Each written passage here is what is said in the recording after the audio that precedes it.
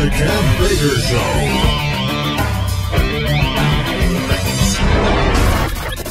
Show. Good morning, good afternoon, good evening, wherever you may be. A big, huge, warm welcome to this, the Freaky Friday edition of the Kev Baker Show. And tonight, following on from previous weeks, we're going to have another extravaganza, folks. This is going to be 4 hours, I think. We haven't quite worked out yet, of transatlantic truth. We're going to go over the news tonight to start with, and then we're going to go into things like CERN, Stargates, pyramids, ancient technology, all that kind of interesting topics. So tonight, I've got my regular two friends and co-hosts. I've got Johnny Whistles and Marty on board. And also, I've got Joe Joseph and Popeye. How are you doing, Popeye, man? Oh, no. You can't do that because he said, I will be back in 20 minutes, Kevin. Oh, well, why didn't he hang up then? Oh, because he just said, I will mute Kevin. Oh, absolutely. You know, there's... Don't blame me. I think we have a problem. Well done, Kev. Even when I'm away, I can hear you. See, he was there. He was just trying to derail me, man. No, actually, I had my headset off, but I heard you, and I was like, did he just actually go to me even? He did, and I've tried to defend you. I was right there for you, man. I was in your corner. And what happened? He went to you anyway. Good start, then, really good start. So let's go to Johnny Whistles. How are you doing, man? Your turn. Getting away from you two. Oh, nice one. Kev. Johnny, rescue me. I'm sticking to the Woo crew. These two are trying to get me, man. Ah, well, Kev, don't worry about it. It's Friday. Everybody looks forward to a Friday anyway. So, looking forward to the show, buddy. Have you got the chat room up, John? I'm just going to get it just now. Oh, Johnny. Marty, how are you doing, man? You looking forward to tonight? Yeah, doing great, thanks. After that little crazy start there, I'm sure we'll get back on track. Wow, dude, what is going on here? All of a sudden, it looks like Marty's wearing the pants this month. Oh, tell me about it. Just be the Marty Hardy show. The Marty Hardy. You got the chat room up, or what's happening here, man? Yeah, I've got it here, Kev. We've got 36 people in just now. Starting with Alpha Dog, Amnesiac, Davey, Marty, and Dylan, how you doing? Flower Child, Gergs, Harold 70, Hell Yeah, Joe Joseph, Kev Baker, Mad Martian, Madonna's Ex, Michael Ann, Mitty Bush, Nosboy, Paisley Buddy, Salt, whatever that was, Stushy, Odax, Max, Free, part 8's away anyway, so Hooked on Phonics works for me. Loads of anonymous. Awesome stuff, man. Awesome stuff. And I'm seeing somebody in the chat room, hell yeah, shouting out, give Marty a show. Oh, no. He's on he's exclusive to the KBS show. Oh, damn, now you got the wicked ones telling you that you can't do a damn show, Marty. Whoa. They won't let me leave. What can I say? Hey. I've had a few offers. That's all I'm saying. But I'm well, I've been accused of being the new Alex Jones this week, so I've made you sign a non-disclosure contract. Even if you do leave the show, you can't tell all my dirty secrets. So that's it done. Right, so folks, before we get into the juicy topic of tonight, I want to just get the guys' thoughts on Ebola. Now, last night we done a special show on that. And the more I've been looking at this today, folks, the more I'm really coming to the conclusion that although this really is a global threat and a total lethal killer, for some reason this has been overhyped. Now, Joe, I want to get your take on the Ebola scare that is going on at the moment, because the UK, it is everywhere you look. Okay, well, first of all, there are 314 million people in the United States, right? So why, just out of curiosity, would you risk bringing Ebola over here, bringing those doctors? Now, mind you, these doctors, I feel for them. I really do.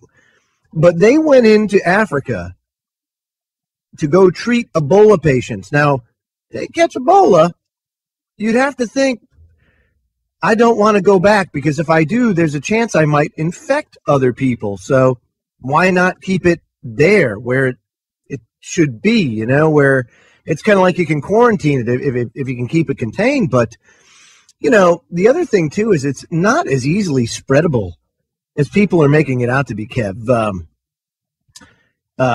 You brought up a good point. You know, the flu killed 500,000 people. What was it, last year? It was a 2009 report, but that's kind of like the average you get a year. And I was just kind of putting out there, well, why don't we lock down countries for the flu? Because that is killing 500,000 people. Yeah. We've had 700 deaths since March. This isn't some kind of like global threat just yet, I don't think. No, I don't think it's a global threat yet. However, I don't think it's something that we want to put our guards down for. And of course, you know, remember the Boston bombing? What did they do right before it? Do you remember?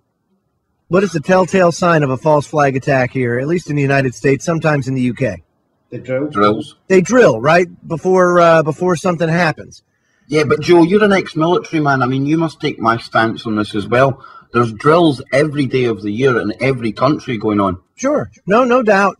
But this doesn't have to do with military, and that's what the difference is.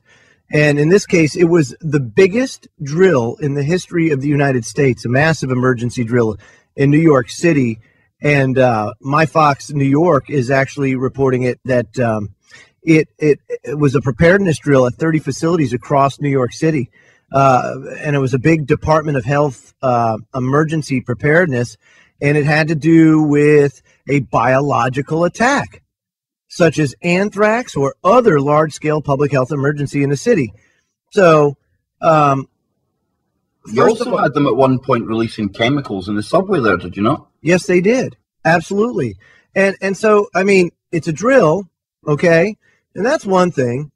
And then you got old Obama, who issues and signs an executive order that allows detentions of Americans with respiratory illnesses. And this amendment comes in the wake of this Ebola scare. So, okay, so now they're drilling like a villain. And then he's signing executive orders. And believe me, man, his pen is flipping melting the way that he's legislating from the executive branch. But why not just call it the dictatorial branch? Well, that's kind of what it is. I mean, we all have one. But I got to tell you, man, it's a distraction, but it's something to pay attention to, too. You know, it's not something I think you totally discount. I remember about 4 years ago, back in the old BTR days, that was the way I kind of envisioned it happening, is that the next pandemic is going to be Ebola because of its high mortality rate. And it could very well come to that, but I think people think it's as contagious as the flu, and it's not. I mean, you have to come into direct fluid contact, or you actually have like some sort of bodily fluid transfer. Yeah, true. I mean, it's not that bad, but if you get it, yeah, not good. The thing is, these lunatics, they go and dig up samples of like the Spanish flu that wiped out millions of people. And Marty, it's not beyond the realms of imagination that these lunatics could weaponize this. And if there is genuine terrorists out there, like say Boko Haram, not that they're genuine by any means, CIA ran, I mean, wouldn't that be the perfect means of attack? Getting a sample of this Ebola, loading somebody up with it, pap them on an airplane? Absolutely. I mean, we talked about this last night, and we've shown a couple of examples on how they are doing this to the population, the civilians, stuff like that. So as for this sort of Ebola thing, and then the ties to the Kenema bioweapons lab owned by Soros and Bill and Melinda Gates in Sierra Leone there, it's not very far-fetched, to think that this is what it is. If you look at some of the things that Bill Gates has said about depopulation and stuff like that. And of course, Marty, we're fans of watching the TV, what the kind of agenda they're pushing on there. We watched a TV show called Helix. That was where one of these viruses that they were engineering got loose. And then there was also just recently one started called The Strain. It's as if they're almost preconditioning us for something. What about that? What about that History Channel special ways back? I think it was called The Day After the Apocalypse or something, that had to do with a pandemic that wiped out 2/3 of the American population. I mean, I showed that in my survival class this year, just because it was such a damn good example of what could happen if you had a pandemic and what you'd run up against and how fast the food would run out and how dangerous the population centers would be, It was a pretty accurate portrayal, I think, of what life would be like in a societal breakdown. And the reason why I showed it to him was because be careful what you wish for. There's a lot of people out there that say, oh, I wish it would just get over already, you know? And Johnny Sinclair, I don't think that you would want a societal breakdown and a, what would you say, third world status here in the United States or the UK. I mean, I don't think people really understand the gravity of that situation, don't you think? Well, what I can't understand, Joe, is the fact that if Ebola is really that bad and it is getting out of control, then why are they shipping it to different parts of the world? Exactly. Yeah. No, I mean, it's, dude, this is legitimate. Listen, Joe, we had an athlete at the Commonwealth Games, not more than a mile. He's actually less than a mile from where I'm sitting right now, tested for Ebola today because they were allowed to travel just at will, even though there was a scare in their country at the time. Exactly, dude. You have to, I mean, we could say it's distraction all day, right, Marty? But the big thing is that they are being kind of reckless with this, don't you think? Absolutely. I mean, the BBC News, I'm sorry to mention their name on this network, but the biased BBC News is actually reporting that the WHO is saying that the Ebola crisis and the whole virus thing is spreading faster than they can control it, and that it's a major concern. So whether this is hype or not, but is it though? I mean, here's the thing, and this, I think this is Kev's point. I don't know, Kev. You're going to have to help me out here, but that you see that only 700 people have died. That first of all, it's a tragedy that 700 people have died, but when you compare it to the flu, like you said, and everything else, it's relatively minor on the grand scale. So with so low a mortality rate thus far, how is it spreading like wildfire? You know what I mean? It's not like everybody has the flu. Exactly. Sorry, Joe. Doc Waterman messaged me there. He was actually talking. Do you want to add Doc in for a minute about the Ebola? Oh, all right then. I'll get him right on. Hold on. I'm trying to multitask here, Joe. I'm trying to multitask. But I just, Hold on. All right, boss. I got it, boss. Hold on, boss. I always think to myself, when I have one of these crises, especially when they hype it like this in the mainstream, all our tabloids as well, it's all Ebola, killer, threat, big scare. I just wonder who's benefiting. I mean, we've already seen Obama writing this executive order. I'm waiting for maybe GlaxoSmithKline to come out with some kind of, not vaccine yet, but a treatment, and that'll be bought up by various countries around the world for millions of profit. Do you see where I'm going, Joe? And at the same time, they can keep us scared. Monsanto just bought the company that's developing the vaccine for this thing. I mean, come on. Monsanto. Whoa. Yeah, they're running trials in September for the Ebola vaccine there in the US. So, of course, the big pharma's going to make billions from this. But I mean, this is Monsanto, Marty. I mean, they're not really in the pharmaceutical business last time I checked. Now, all of a sudden, it's like, bam, oh, here they come. Little Monsanto for you, Marty. Genetic engineering at its finest. Well, we've got Doc Waterman. We're talking about Ebola, Doc, and I know you were talking about on your show. I heard the first hour of that. Absolutely fantastic show. But what's your take on this latest Ebola scare? It's a conflicting, I could sound very conflicted if I talk to you about it, with opinions so varied. It's because of probably ill-informed people. For example, what about the fact that I've been using the figure that roughly 500,000 a year die from flu, but yet we don't see half the hype that we're getting for 700 deaths in quite a confined area of the globe since March? Well, since March, it hasn't been in the more modern, larger cities with international airports. Okay, so there you go. Okay, there's the wild card. One of the things that we have to recall, take, for example, this sounds like conflicted info. So let's kind of get it sorted out. Is it contagious as the flu? Well, it depends on how you get the flu and how you can get Ebola to answer that question. A lot of people say, well, it's not airborne. It depends on what you call airborne. So how do I answer that question? How do you get the flu from airborne? What does that mean? It means really that it's not airborne. It's not air molecules that give you the flu either. It's airborne microbial floating around in the air. So that means that when somebody's got the regular flu, if they sneeze or cough, put the droplets of infected microbes in the water droplets in the air, which they do. You've seen pictures of how much fluid goes in the air from a sneeze. That's the same thing that could bring Ebola. So here's the conflicted problem. Yes, it's very contagious. Do we want to sit in front of a person and have them sneeze in our face that have Ebola?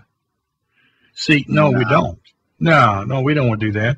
That's like putting 9 bullets in a 10-chamber gun and whirling it for Russian roulette and pulling the trigger to see if we're going to live. It's craziness as well. 1 bullet in a 10-chamber gun and spinning it is crazy. So, yes, I have to say, yeah, it's contact, and its way of being transmitted is similar to the flu. But does it result in Ebola being infected with you, in you being infected as much as the flu? In other words, similar contact, will it give you Ebola as often as similar contact with the flu? The answer is yes. The problem, guys, is that when the Spanish flu wiped millions of people all over the planet off, that flu was 6 or 7% death rate. That's all it was. In some areas it got to 10. The Ebola is not even close to that. We're talking way higher, right? I mean, it might be 90-odd%, is it not? Yeah.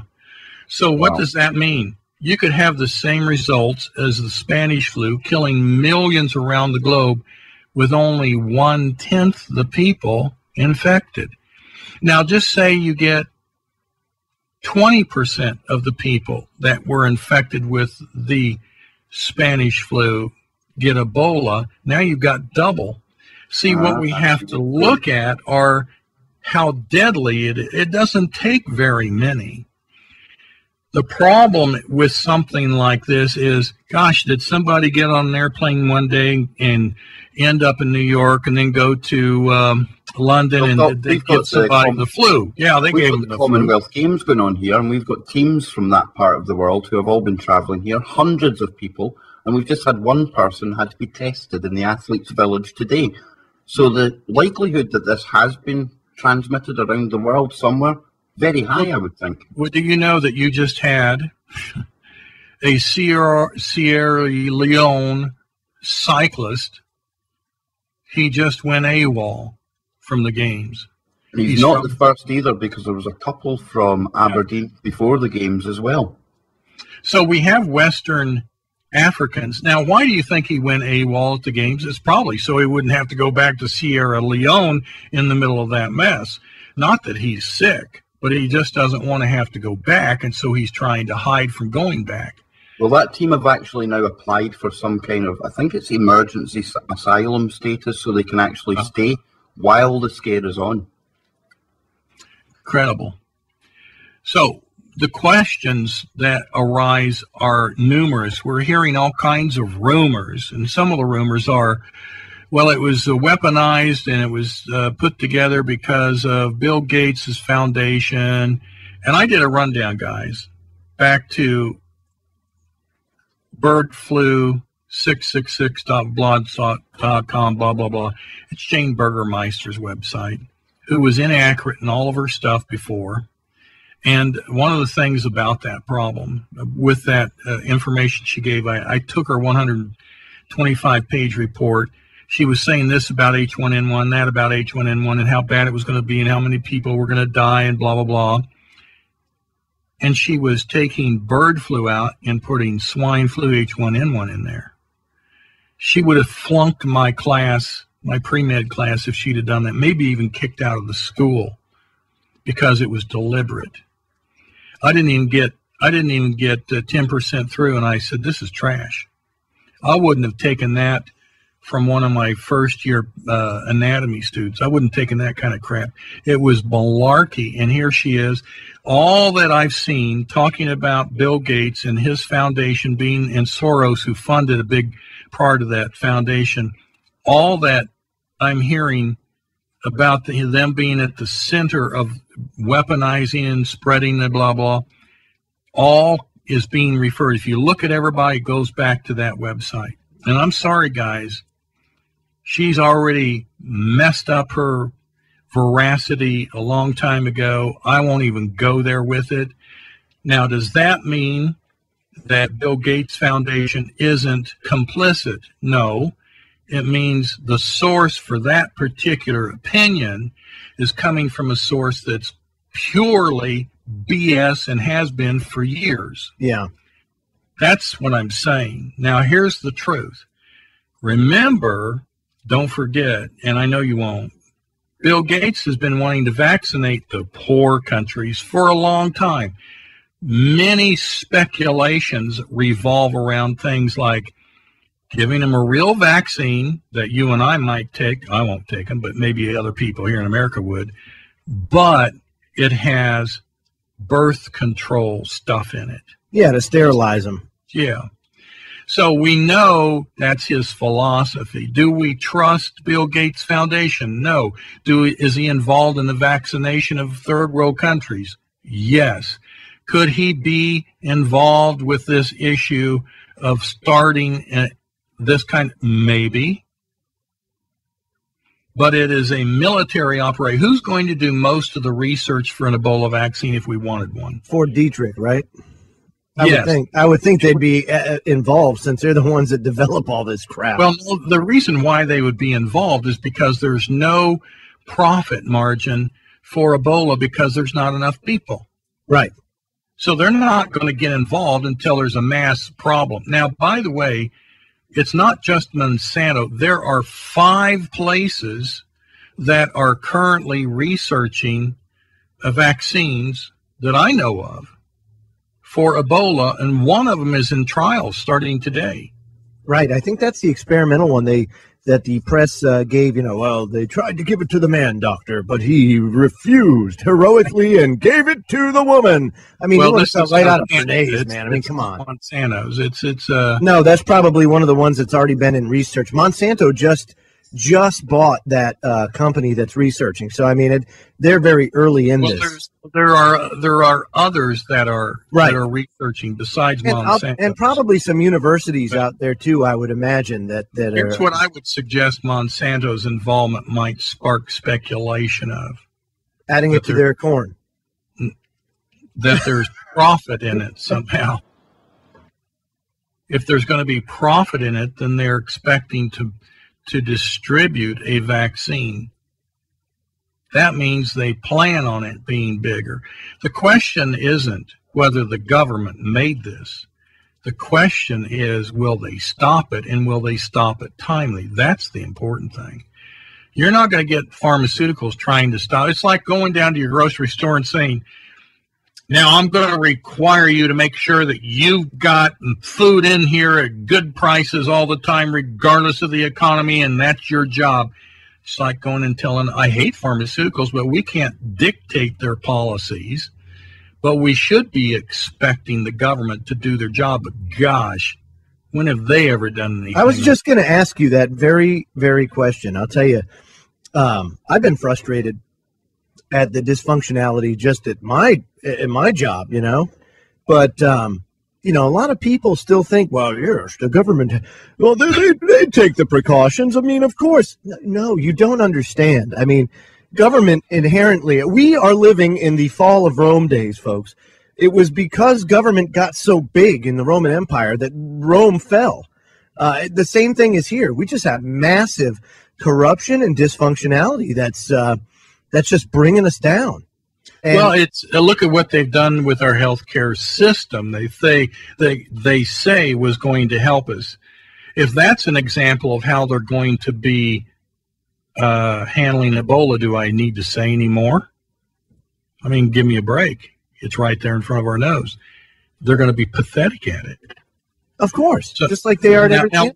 Now let's do the confliction here. This is why I'm conflicted on this topic. Okay. Or I may sound conflicted. Not that I am. Actually, you know what? We're going to break. So wait till we come back, right, Kev? Because we don't want to cut off the good doc, do we?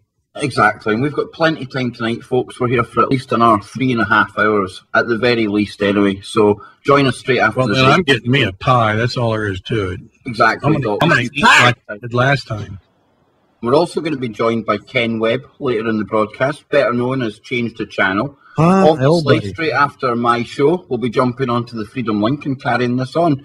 And Joe, so far, we've kind of, the last word on Ebola, is this something that the listeners need to be really, really paying attention to, or just keep it on a kind of side burner? I think because of the dysfunctionality of government, yes, they absolutely have to keep it in their sights. But at the same time, let's not panic over it either. You know what I mean? We I have, think that's a good way to put it. yeah. Well, folks, on that note, we'll be back after the break to hear Doc Waterman's conflicting ideas about Ebola. This is the Kev Baker Show. Welcome back to the Kev Baker Show here on this Woo Friday. We are joined tonight, of course, by the one and only Joe Joseph, Popeye, who's joining us shortly, Dr. Waterman, Johnny Whistler, and of course, wouldn't be the Kev Baker Show without him, would it? Kev, how's it going, man? I was getting a bit worried there. You went to that Joe Joseph first. It's Joe and his dodgy soundboard. But what a first half to the show that was. And we just got to where Doc was about to tell us about his kind of conflicting opinion about Ebola. So, Doc, Joe. So, Doc, take it away, man. Well, the conflicted information that we're getting has to be filtered through.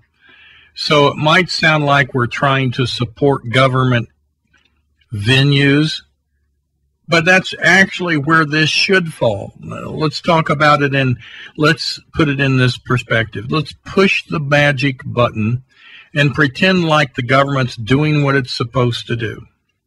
Wow. And that the free markets are operating as they should. That would mean then pharmaceuticals have no interest in this outbreak because it's not profitable.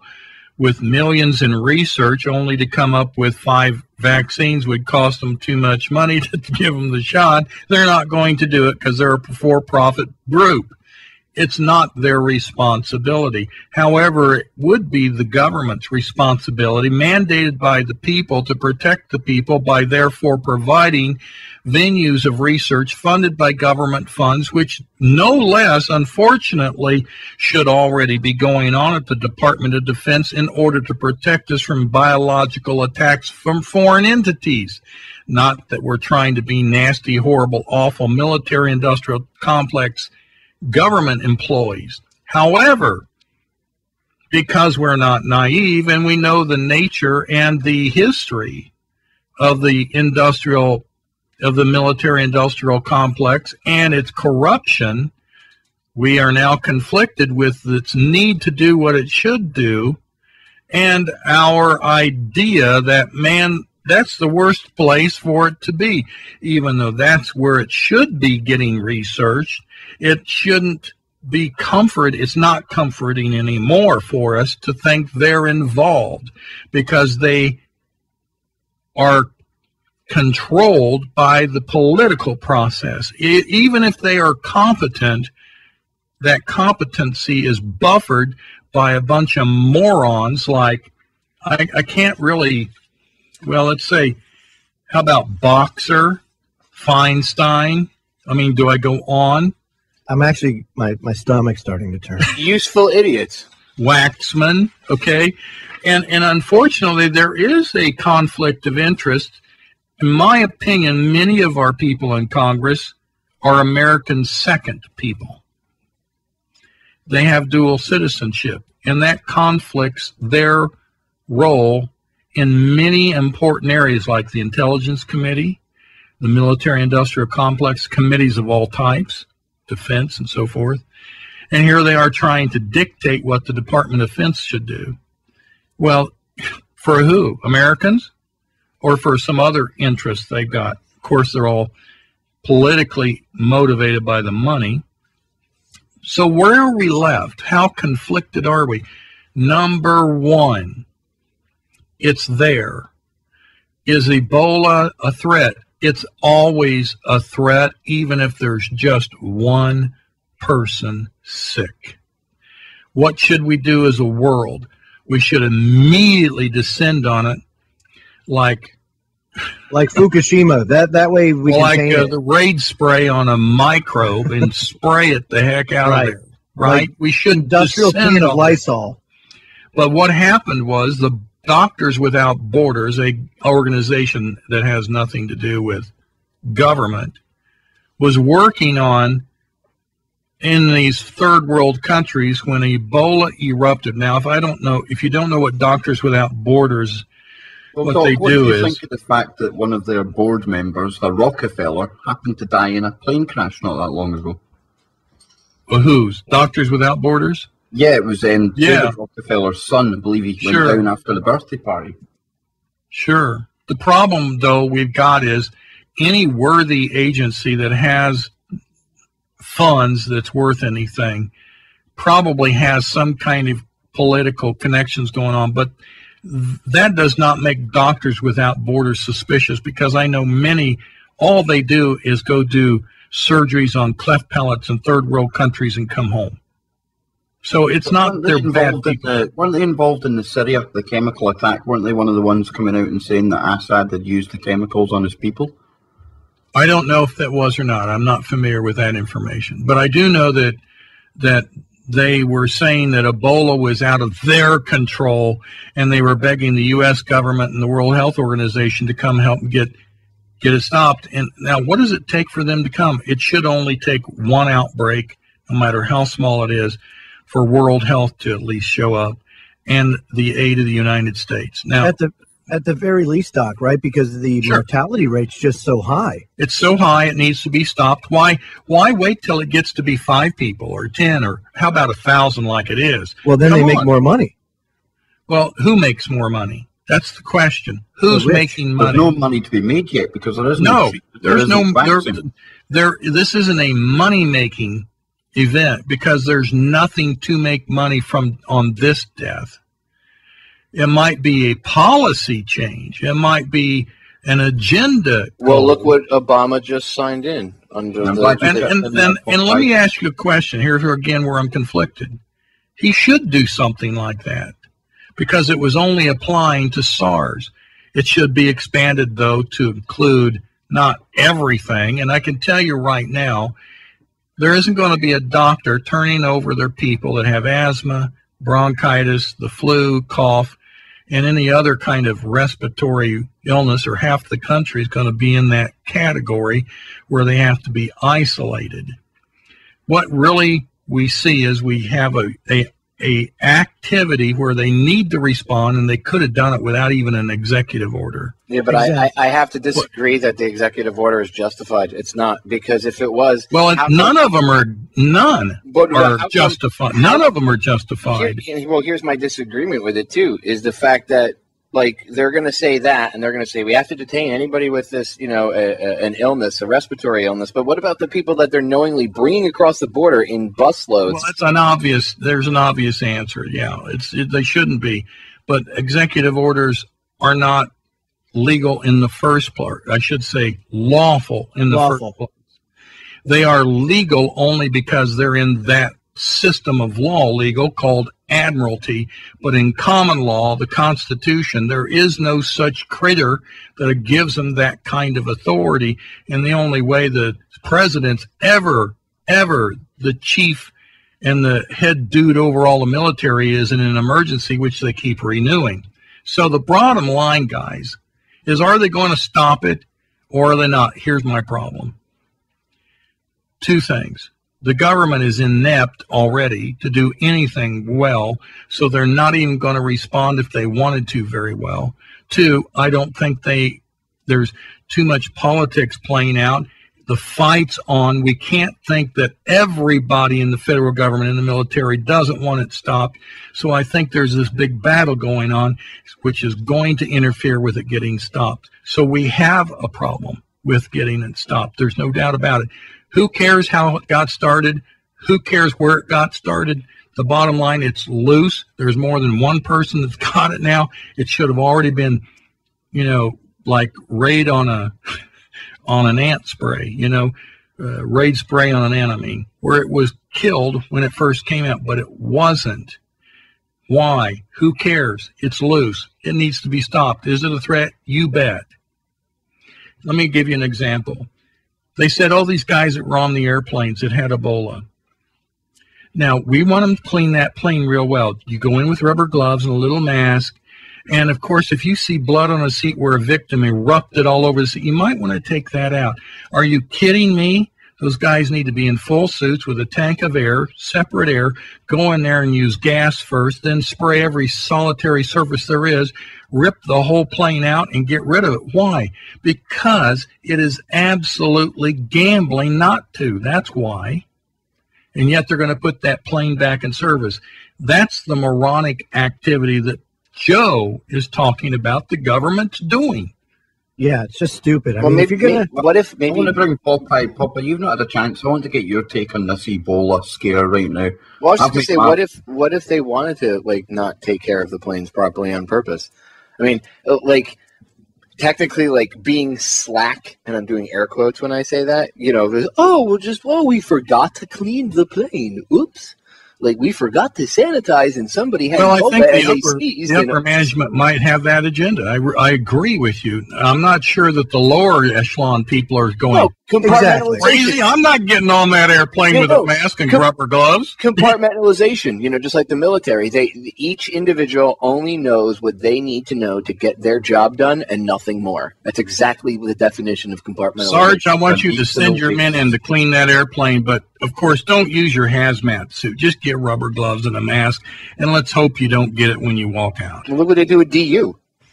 Go ahead, clean the barrel of that tank's weapon out. That's fine. Yeah, use the tank brush. I've seen them do that before. Yes. Don't worry about that. The metal particulate in the air, breathe it in, soldier. It'll make you stronger. Right. And then they have cancer 6 months later, and they're dead. So let's assume they have an agenda too. But do we think it's can they get it accomplished? And are there people inside our military and inside our government that are non-military fighting to keep it from being successful? That's the question. Only at the higher levels, because the lower level minions, I'm sure if the lower level minions are aware of the situation, they might say something, or might talk amongst themselves. Because I was in the military myself. I know there are smaller circles even at the lower levels that would be like, no, we're not going to do this. But the higher level ones, the ones that the ones that basically will say control at least 50% of the military still, even if 50% don't agree, they're the ones that have to come to some sort of conclusion of, fighting and not putting up with it. Otherwise... But not all high level. We had General Ham, Admiral Guyette get fired because they rebelled against... Well, that's what I'm saying. You need people to rebel. But Ham himself, he was an order follower to a certain extent, too.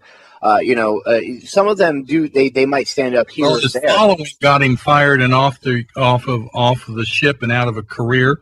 Guyette got sent to the Northwest and said, "Go home, and if you say anything, we'll kill you." That's how well they followed and if that's called following it, then I'd hate to see what not following it gets you. Well, it usually gets you a bullet in the head, or poisoned, or a car accident. Well, Popeye, before we move on, do you think this is something that people should be really concentrating on right now? Oh, I think they should pay attention to it, but I don't think anybody should focus their vision on anything, one individual thing, myopically at all. I think the thing is, in the UK, they are trying to steer us in that direction. Right okay, now. But you guys need to steer it back. F the mainstream media. They do the same thing here. Don't allow them to... you make them, the one thing we're doing that we've noticed here with CNN and MSNBC is we're forcing them to report on the stuff that we talk about. It's like that old saying, first they ignore you, then they laugh at you, then they fight you, then they win, right? That's what Gandhi supposedly said, right? That's a quote that's attributed to him. Well, first they ignored us, right? And then in about 2008, they started paying attention to the internet and actually listening to people. Then they laughed at us and they pointed fingers. Oh, you crazy conspiracy theorists. Now they actually have to discuss the same things we talk about.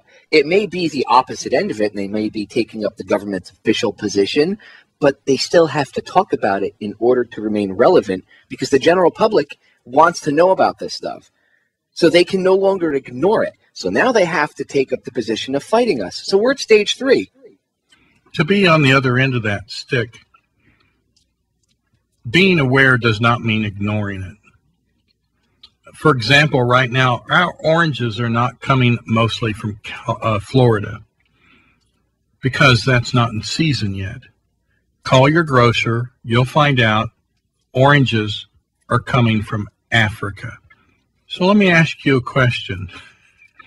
How do you think that's going to affect the African orange market? And should it affect it? It's a very good question. Because in a way, I would think it should, but I don't think it will. We'll put it that way. Well, it depends on what the oranges are being consumed for. Orange juice, Right. like orange juice itself, is usually only made. A lot of times they make it at like one point during the year, Yeah. and they store it in tanks all year long, and then it's just dispensed over the course of the year, and then it's done so that they have it. Obviously, they have enough overflow in case they sell a super large amount. But most of the big orange juice companies, anyway. I mean, some people just buy their own oranges and, squeeze their own orange juice, which is actually the healthiest thing to do. But like Tropicana and all them, they usually make the orange juice one time during the year, and then they keep it in these huge, disgusting storage tanks. Well, making his debut to the KBS show at long last, Mr. Chris Geo. Welcome to the show, sir. We're discussing the Ebola outbreak here, and I'm starting to think this has been a bit overhyped, Chris, but I'd like to get your initial thoughts on it. Just what your take on this current hype on the killer flu. Well, you have to remember that there's always some kind of invisible thing or faceless enemy that's hiding behind the corner waiting to kill you and your family. So you have to run to the store to get vaccines and to get protection stuff and all kinds of things like that. And you have to live in fear 24 hours a day. I think that's what the Ebola is all about, is just reaffirming that fear over and over again. I mean, we've seen the swine flu, we've got bird flu, we've got pig flu, we've got dog flu. I mean, every kind of flu. Exactly. Every animal. Yes, exactly. So it's all about creating that fear factor. But then again, there might be that one time that they actually do unleash everything. Well, the way that they've been bringing in the illegals and hyping everything up down at the border makes me wonder if they are planning to unleash some kind of virus here in the United States. Now, one thing that's really stuck out too, though, is that for 10 years now, almost every year in October, I keep hearing about nuclear detonations going off in 5 different cities, and everybody freaks out, running around with the chickens with their heads cut off. However, now we're hearing Dick Cheney say it. We're hearing Netanyahu say that Iran isn't building missiles to hit Israel because they already have them. They're building missiles to hit America. And China just came out today. Chris, and said the exact same thing, buddy. Well, don't forget, Al-Qaeda already buried nuke devices under federal buildings. Remember that one? Yeah. We already know that Al-Qaeda buried them. Well, if you know they're buried, why aren't you digging them up? Well, I would consider that doing us a favor. I mean, let's put nukes under every federal building and get rid of every single one. That's a blessing. Easy, boy, easy. So really, we have to put Chris, you hear that knocking? Because if you're talking about Ebola and you're in Syria, those 6 nations in Western Africa, when I taught, I used to have words that I'd tongue tie on. That's a different perspective than here in the States. Do we have to worry about it coming to the States? Very definitely. So what do? A balanced response is the response that we should have. In other words, how would it come? Well, if it's in the city, which it is, the largest in Africa, with 21 million people and an international airport, don't you think maybe we ought to be very protective of that aircraft that comes into the United States? Yes. Those are very good points. The thing that I'm thinking of, though, Dr. Waterman, is that when was the last time we really did have one of these outbreaks here in the United States? It's all been fear and it's all been overhyped. Here in Colorado, they're trying to say that the bunnies and the prairie dogs have plague, so be careful of the bunnies and the prairie dogs. We've got bunnies all over the place, little baby bunnies and big bunnies, and we were sitting outside and watching them, and my friend from out of town was here, and he goes, don't they have plague? And I said, that's ridiculous. But there have been a couple of cases supposedly reported of plague, swine flu as well. They called it an epidemic when there were like 9 deaths or something like that. Maybe it wasn't even that. The media's going to make their money, and they're doing it very poorly. And of course, that the part of the brain that gets hardwired straight to a response is fear. The higher part of the brain isn't hardwired, but overrules that fear. So it's easier to tap into an emotional response that's negative than it is positive. And the media knows all that, and so that's what they do. And I don't give a rip what they do, tell you the truth. The bottom line is we have to have a balanced response. I don't care what they're hyping. The bottom line I'm trying to get at, though, is the fact that there isn't any money to be made from pharmaceuticals about Ebola. So what the question really should be asked is, why are they hyping it? No, that's the perfect question. That's where actually are they making their best? Why are they hyping it when there isn't really a pharmaceutical product that could be mass inoculating everybody? So I'm really conflicted. Tell you why, Doc. Well, I'll tell you why. It's because Israel is committing war crimes against Gaza. And it's look over here, be scared of this, be scared of these little invisible things. Don't look at the real enemy. Don't look at really what's going on. Now that could actually, I could see that as the number one reason. I could actually easily see that. Well, it's knocked the Israel-Gaza conflict off the top of the news cycle in the UK. That is a definite fact. The front page of every tabloid today was pictures of the Ebola virus, people bleeding out. Big scare tactics on. But like I was saying before, I mean, 500,000 people die from flu every year, and you don't see half the antics we're getting now. Well, the question is this: if they're so scared, why are they bringing them to the United States? They're bringing 2 Ebola victims to the United States. That's a good thing, I think. Here's why. But if they're what I'm saying is, if they're so scared of it, the way the news media would have you crap your pants over it, then why would they bring them here? That doesn't make it just what their actions and their words. Well, they're not just bringing them in here to go shopping. No, I know that. I mean, the normal person would see that as, well, that's the research. Surely. They mean that's under control. But if we're free, it doesn't matter.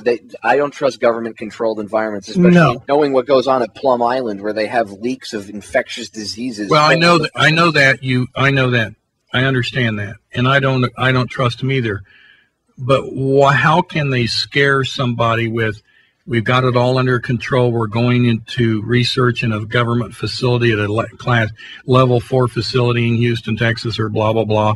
That doesn't scare anybody. I mean, because, golly, we've got all kinds. By the way, there's a bacteria that's just as dangerous as Ebola that's been researched here in the United States, and they talk about it. In other words, I'm not saying that really doesn't smack of a scare tactic. The scare tactic is how vicious it is. But actually, tell you the truth, guys, it really needs attention no matter where in the world it actually is. Yeah, but the attention should be done there. Yes. Not here. You know, if you need to go do testing, set up a damn tent, because they have them over there, not here. That's my thing. And they could bring on the QT in a protected case on a protected aircraft, over to a class 4 lab here. Well, so I'm saying there's no reason to contaminate the living, because bringing those people over contaminates a ton of things, and it doesn't matter. Some people are saying it's not airborne. Some people are saying, well, if there's like mucus particulate or water particulate from a human in the air, like a cough or something, and it's floating around, technically it is airborne, and then it is contagious. So, like, if they're not even, and I don't believe that they're totally sure if they even know if this thing could mutate or not or whatnot. If they don't know that, they shouldn't be bringing any of this over here. There should be, I mean, you would think with all the remote facilities we have on all these remote islands, you would think that they would have one set up out in the middle of the ocean, out in the middle of Nowheresville. That way, you take them there, quarantine them there, do your study. If you can figure out how to cure them and help them, I mean, you could have all the state-of-the-art equipment. You don't have to bring them into a spot. No, you can't have a class 4 level out in the field. I already know that. No. They could set up a spot out in the middle of we have all these military bases out in the middle of islands that have technology to launch missiles out of the earth 100 feet below them. Come on. There is a class 4 in Hawaii. I mean, you don't have to bring it in the 48 states. That's what I'm saying. We could keep it like off the, you know what I mean? Like, why not? So, but that begs the question, like you said, Doc. Yeah. Why would they do this if it's not to make money for big pharma? How else are they benefiting? Let me ask you guys a question, because I haven't looked into this probably as extensively as you guys have, so maybe you have a more educated answer. But do we even have any evidence to suggest that new story is fact? Or could it be something that's putting out, the one that they're bringing in people with Ebola, or could it just go to feed the fear factor? We've only got the main. I haven't seen it anywhere, and I'm tracking sites that do, as best as you can trust them, that do track this kind of thing. One of the best sites that's not governmental is Recombinomics with Dr. Nyman. I don't agree with his idea that developing vaccines is the cure for all these problems. However, he does do a good job of saying how it's changed genetically, where it's being tracked, where the outbreaks are. Mike, there's two things that are conflicted here. I think it makes it sound like we are disagreeing, and here's how I like to divide it up. Is it a really threat? Is it really happening? Yes. Is it as bad as some of the other things? Well, I don't know. It depends on whether you call losing your job and losing your home and being homeless with 5 kids any worse off than getting Ebola. Well, I maybe one step above it, but it's pretty bad. So no, there are many other things to be concerned about. The problem is, if we are talking about Ebola, it is dangerous enough to get probably the most attention it could ever get from the community of practitioners, researchers, and so forth, and they should be on it like ugly on ape, but we're not seeing that. That's the question. Folks, that's us out of time for the first hour of this 4 hours of truth from a transatlantic truth extravaganza right here on www.truthfrequencyradio.com. Don't go anywhere, and remember, wherever you are, keep it TFR. Is Truth Frequency Radio. The wicked ones obviously under heavy Masonic influence. Freedom Link this 1st of August 2014 and hour number 2 of Freaky Friday. Not to be confused with Fear-Mongering Friday that you might hear on other broadcast networks. No. Here, Freaky Friday takes on a whole new spin. And boy, oh boy, do we have assembled tonight a panel of some of the experts in the field of woo that, I mean, you just won't find anywhere else. It is true. We are the top minds in the independent radio field. Yes. So I've got tonight assembled. We got Chris Geo, and we also have Doc Waterman of the Waterman Files. We got the Woo Crew, Marty and Johnny Whistles. We also got KBS himself, Kev Baker. And we got Change the Channel coming back after a 3-week hiatus, a vacation. Not. And and Popeye from down the rabbit hole. So, guys, I know hour number 1 we talked about Ebola, and I think we hit that. I got to start off the broadcast before we get into the the extreme woo that we put out for your listening pleasure. I got to bring up this meme that was floated on Twitter today by good old Vlad. Did any of you guys see that? It was. What's he been up to, Joe? What's the madman been up to? Okay, so what the madman did, right, is he found a picture of Barack Obama posing with his poodle.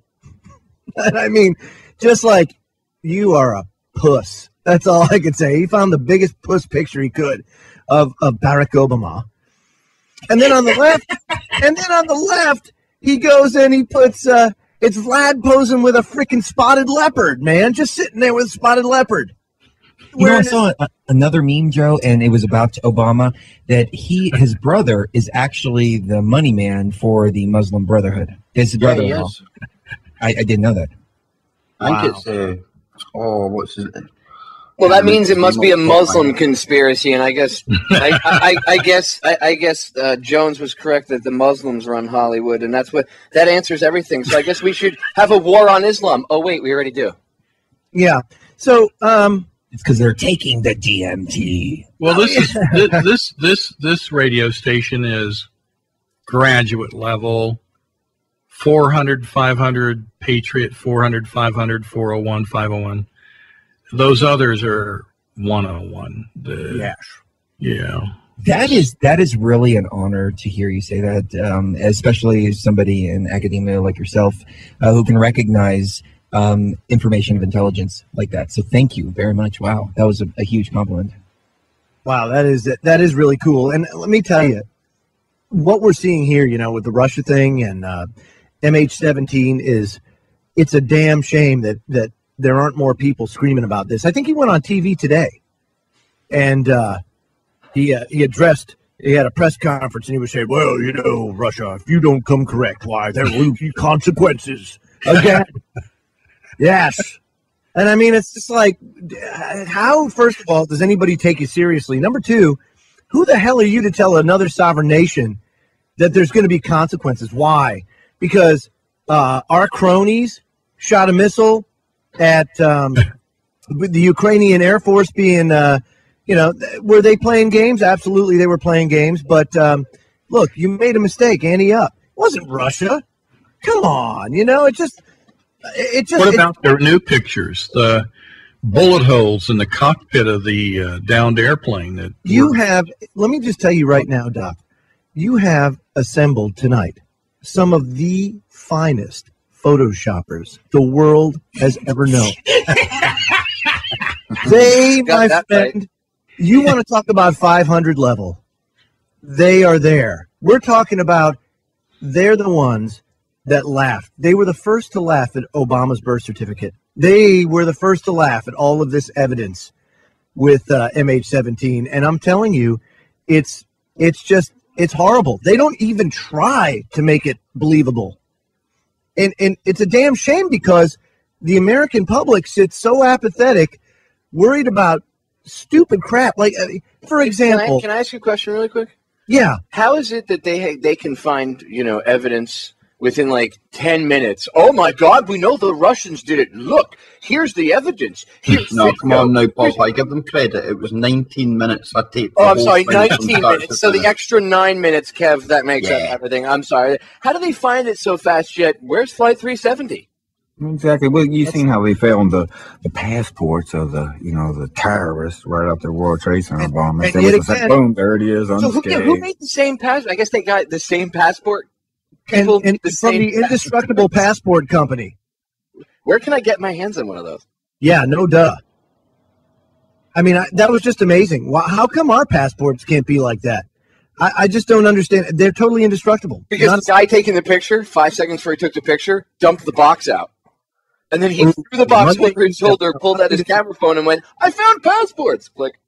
And here lies the problem. See, folks, they call you conspiracy theorists. They vilify you for thinking about things like this. And we don't tell you what to believe here at TFR. We make you look it up. That's it. Don't believe us. Just go look it up for yourself. Draw your own conclusion. Yeah, go to Bird Flu 666. Bird Flu 666. And that's why sometimes when we talk on the broadcast, we're wrong purposefully, so you can do your own research and come up with your own conclusions. That's right. And then tell No, I'm just, 30 to 40% of what I publish on Veterans Today is patently false. What? Yeah, so I mean, you have to hear Gordon Duff's latest interview on Red Ice. No, I don't. I have. Well, you do, because he actually sits there and makes a case for Obama being the greatest president ever. Like I said, I don't, because if you just Google Gordon Duff admits to Veterans Today disinfo. He admitted on a radio show that he says, and it's him saying, 30 to 40% of what we publish is patently false. Okay, thank you. Enough said. My new tagline, somebody was arguing with me about TFR, and I said, well, infinite funds is the only truth. Everything else is your delusion. Oh, man, you are just getting way too deep for me. Damn. So what do you think? Do you think all this plays together with out of chaos order? Or, are they distracting for some big event? I don't know, Chris. What do you think, buddy? I think that it's a layer upon a layer upon a layer, like the onion, and I don't think we're ever going to get to the bottom of it. But it's funny how we have this border crisis, and then we have the Israel situation that breaks out, and then people stop paying attention to what's going on in the border, so they allow that agenda to move forward. And then we've got the Israel conflict, and then we've got all these pandemics, and so now the Israel conflict is moving forward, and the war crimes are being committed. So it's a layer upon layer upon layer. I've just heard so much about pandemics in the past 5 years that I've been looking into this, that I've lost all faith in the medical industrial complex completely. And me too. When they tell me there's an invisible bug that's going to come and get me, I just kind of chuckle. And it might be detrimental, because there might be that one time that the invisible bug actually does come and get me. But I think that's just as likelihood of Osama bin Laden jumping out of my closet right now and, blowing up a suitcase nuke or something. I don't know. Stark parallel. Yeah, okay? I've heard it so many times that I've lost faith in the information. No, it reminds me what I can prove. It reminds me of that movie, Sum of All Fears. Tom Clancy flick. Just go watch the movie. That's a great movie. And who did they blame in the movie? The Russians. Yeah, the Russians, of course. And here's the thing, okay? Let's just take the statistics. Let's parallel statistics of the chance of you dying in a terrorist attack to the chances of you dying as a result of a bee sting. And you're talking like there's a 7,000% chance, more of a chance that you're going to die as a result of a bee sting, even when you're not even allergic to it. You have a better chance of being killed by the police here in our own country. Well, that's not saying much, So that's what I'm saying. How can we have a war on strange people with scarves on their heads 7,000 miles away when you have a better chance of being killed by some guy wearing a costume? A much better chance. Purporting to be the authority here in America. Like, shouldn't we have a war on that? Oh yeah, dude, definitely. The militarization of the police is definitely. Let's get it all in there, though. We can't. We've got Muslims that are supposed to come here and blow up 100 malls. We've got Russians all over the place, but of course they've been here for 20 years off and on, training and falling over on the tarmac on our Air Force bases in Houston, Texas, because they can't take the heat and they're going to attack and kill us. We have the Chinese military here, but some of this stuff. Russians, no. Muslims, hey, they can't, they have their own banking system and they're laundering money. They don't get into our banking system because they can't use usury. They don't get into banks that charge interest. It's against their religion. It's been that way ever since they've been here, so they have their own banking. Now, the Chinese, that is a problem. But they're coming here and attacking and taking this country over without bullets. That's what's really the problem. Yeah, they're doing it via debt because they own everything. Okay, so you just brought up a great point. Okay, so the second quarter numbers came out. Let me bring this up, and I know people are waiting to get into the super woo. We will get there, but this is important. So the second quarter number comes out, and it comes out at 4%. So now we go from a GDP that was minus 2.8, raging to 4.0. Right? Woo! I mean, just unbelievable growth, and everybody's like, wow. Well, you noticed yesterday that the stock market more than tanked. It took a big fat dump. And there's a reason why. And what happens is if they start showing this growth, that means the bankers are going to be pulling the plug on the printing press, and they're going to start raising interest rates. Now, what does that mean? And we can all say money is fake, but this is the system right now as it stands. If historically speaking, over the last 20 years, the average interest rate on the national debt was 5.7%. Over the last 10 years, it's been close to zero, like around 1.2, maybe close to 2 during some of the times when the dollar was weakest. But that's about as high as it's been. Now, if it goes to that average, and believe me, over the last 20 years, historically speaking, that's low. That's on the low side of normal. At 5.7%, it would take 90% of the income tax to service the debt. That's it. At the current level, 90%. So it's not all that out of the realm of possibility that this is the start of the implosion. And at least that's the way I feel, is that's yet another thing in play that we have to look at. And my, when you add them all up, boy, that's a lot of input, don't you think, guys? Kev, what do you think? Oh, you have to go to me when you're talking about that kind of thing. I'm sitting here waiting for the woo, Joe. Oh, thank you very much, Kev. I mean, you're just stuff lined up for CERN and stuff like that. Well, y'all want woo? I have one hell of a story to tell you about the weekend that we had. Oh, I was hoping you were going to say that, Chris. You know what?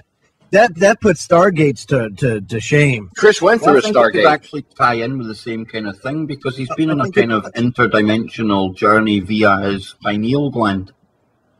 Well, go ahead, dude. Let her rip. Intergalactic, planetary, intergalactic. Dude, you know, I understand where that came from now.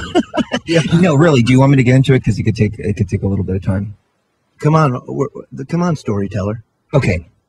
So, Chris, regale us with your tale. I've been called to be a shaman. Now, it wasn't something that I asked for. It wasn't something that I planned, but it was something that obviously William Whitecrow was able to recognize years ago, because he told me this. And I said, whatever, I'm just some guy with a microphone. What do I know about shamanism? And he says, well, you're going to learn. You know, everything you're doing is going to teach you. Now, we took ayahuasca and smoked some DMT 4 nights in a row. I had some friends come in from out of state, and their guides were telling you, the people that you're going to meet right now are going to open up doors for you to progress into next levels. I had no idea. You know, I just thought my friends were coming over and that's it. And I said, well, hey, since y'all are here, y'all need to try DMT. And he's like, oh, my God, I can't believe you said that, because that's exactly what my guides were telling me was going to happen. And so we did. And I expected just an experience just like I've had before. And these experiences that I've had in the past were experiences of self-realization, self-reflection. I've really been broken down and put back together in the astral planes, as far as removing all the love and light out of my from clouding my vision, and rebuilding myself as a warrior. And as a matter of fact, I was looking at the slider the other day, and I could see, you know, everything that everyone around me has played a role in forming. Joe, you've brought me a little closer to the Christ consciousness, and people like Donnie Gilson have opened the doors to the mystery schools, and it made me look down that road, and just, you know, pretty much everybody has played a key in this. David Whitehead, especially, the show Truth Warrior, has made me realize, you know, it's time to embrace the warrior spirit. And so over the past year, that's what I've been becoming. And this weekend, I've really been shown shamanism and how energetic healing works. Now, the experiences that I saw began very, very scary. It was probably one of the most horrific DMT ayahuasca experiences that I've ever had. But it wasn't scary in the sense that I was fearful. It's just I couldn't understand at first why I was being shown this. And I looked up at Sheree and I said, Sheree, I need you to come and sage me, because I'm having a very, very negative experience. And she just put her hand on my forehead and she said, look, you need to see what they're showing you. There's a rhyme and reason for all of this. Now, this is, you know, completely the opposite of what I was looking for. I died dozens of times and saw through the eyes of people that have been killed in the most horrible ways, decapitated, tortured, cut open. I mean, these were horrible. These were physical visions that I was seeing. It wasn't a DMT riddled hyperspace vision. These were real visions. Now, I haven't talked about this in public yet, so this is the first time that I'm actually talking about this. I posted a little blurb on Facebook about just a couple of bullet points about the experience, but I didn't talk about experiencing the deaths like this. It took me a while to deal with. And 2-3 days later, I was sitting at Denny's with Sheree in the middle of the night and going, you know, I really haven't processed everything that I've seen. What I've seen is some pretty horrific stuff.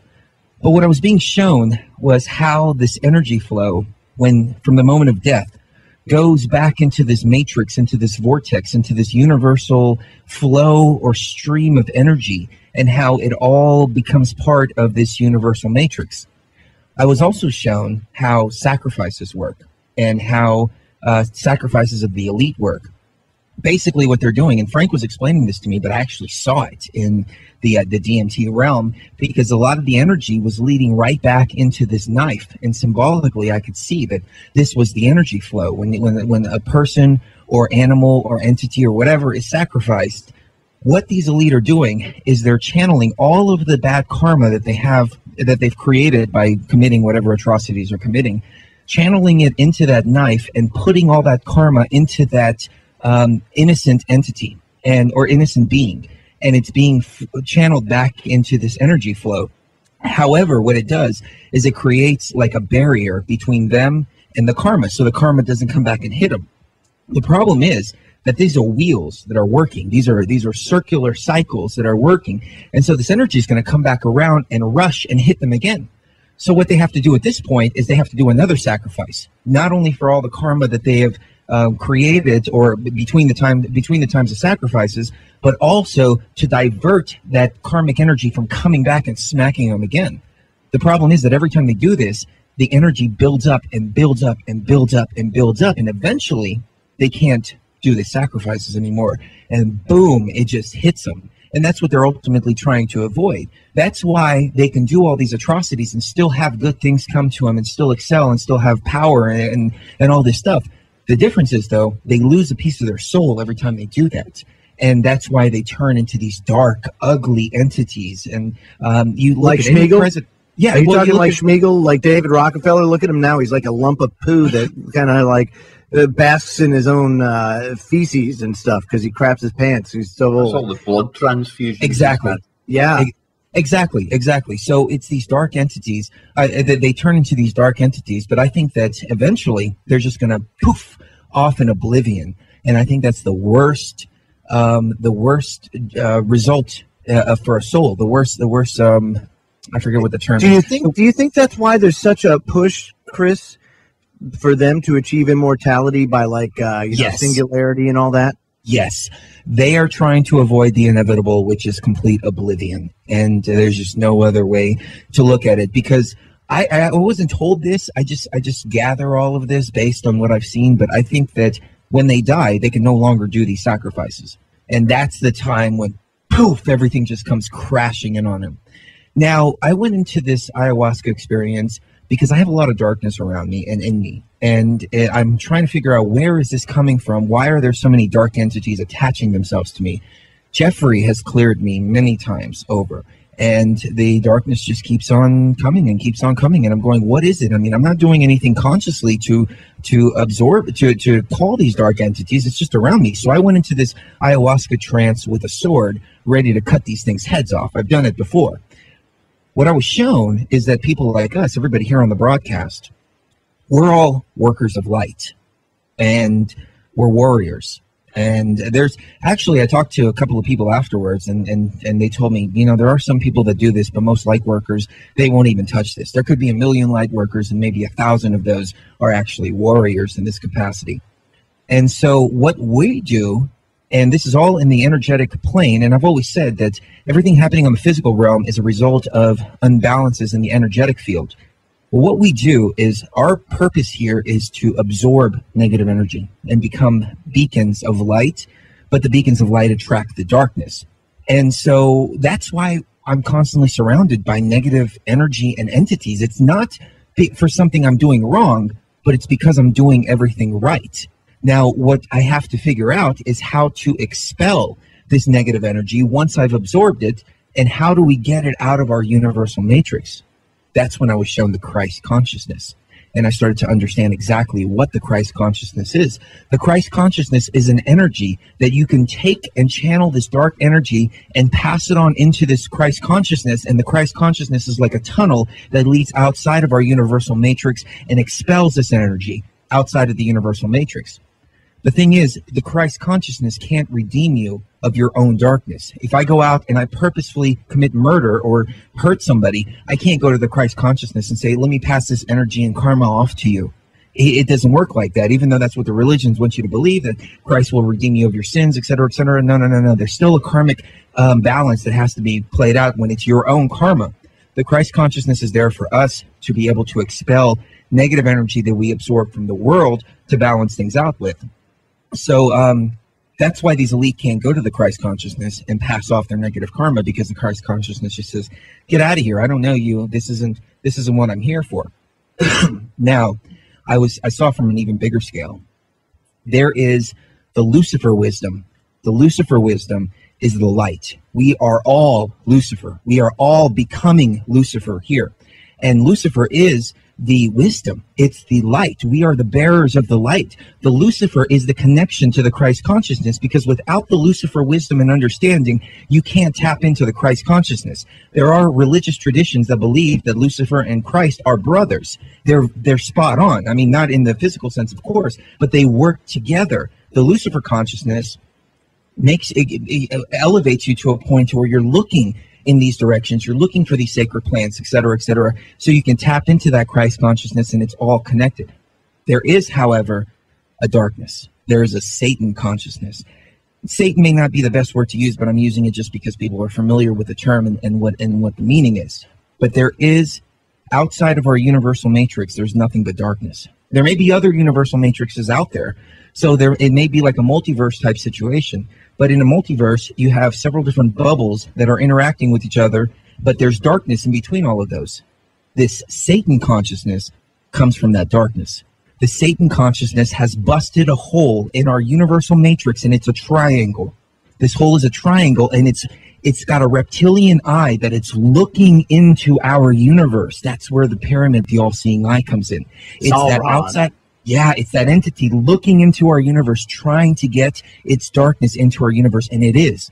And it's dripping it, and it's just sending it a little bit at a time and a little bit at a time. And we as light workers, we can counteract that balance, or that misbalance, I should say. However, it's starting to drip faster and faster and faster. Every time they do a 9/11, every time there's a war, every time there's a mass death and destruction, this hole gets bigger and bigger and bigger and bigger. And ultimately, what they're trying to do is birth this Satan Antichrist consciousness within our universal matrix. And what it's going to do is just run through here like, I don't know if you guys have seen the movie Godzilla, the new one. You know, Mothra just comes around and just completely tears everything up.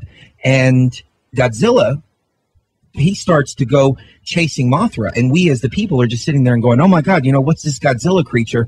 And then halfway through the movie, people are going, oh, I see, Godzilla is hunting Mothra.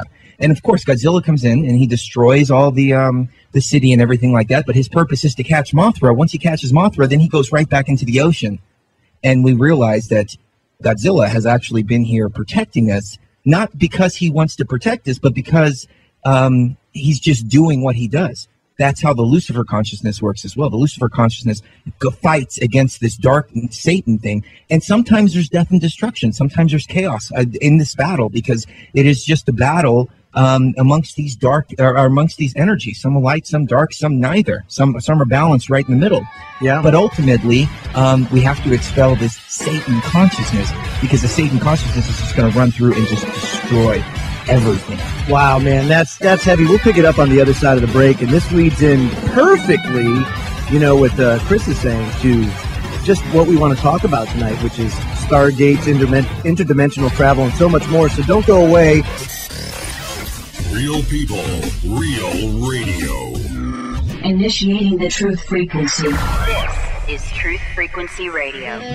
Welcome back, everybody. It's Joe Joseph. You're listening to the Freedom Link on Truth Frequency Radio, truthfrequencyradio.com. Hour number 2 of our Freaky Friday Transatlantic Woo Fest.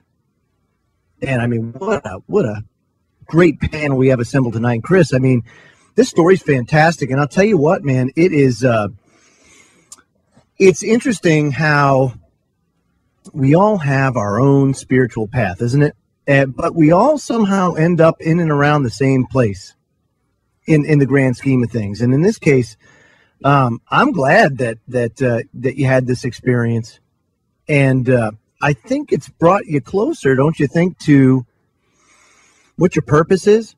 Oh, absolutely. It's shown me a whole new purpose. And we've got a fantastic panel of individuals this evening. Ken Webb, Popeye, Marty, Kev Baker, Johnson, Claire, John Waterman.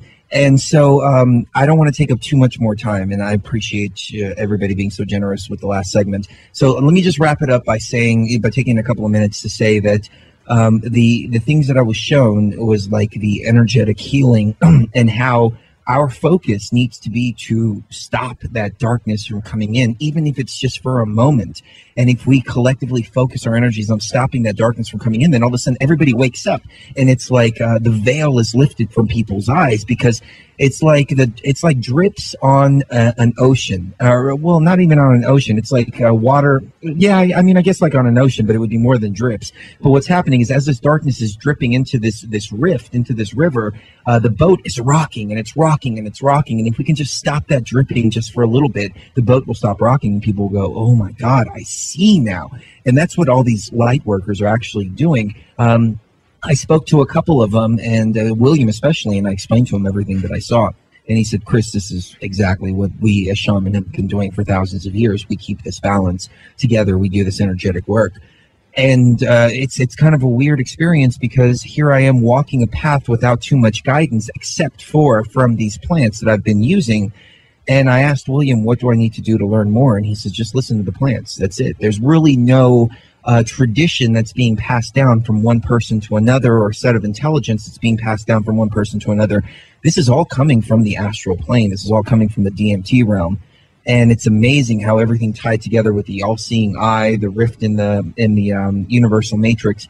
There is a guy named George Cavassalas, and he's a very, very dear friend of mine, and he's very, very good friends, and a very, very nice person. I mean, I love the guy to death. But he's talked about how the goal is to escape the universal matrix, because this is all ultimately a construct.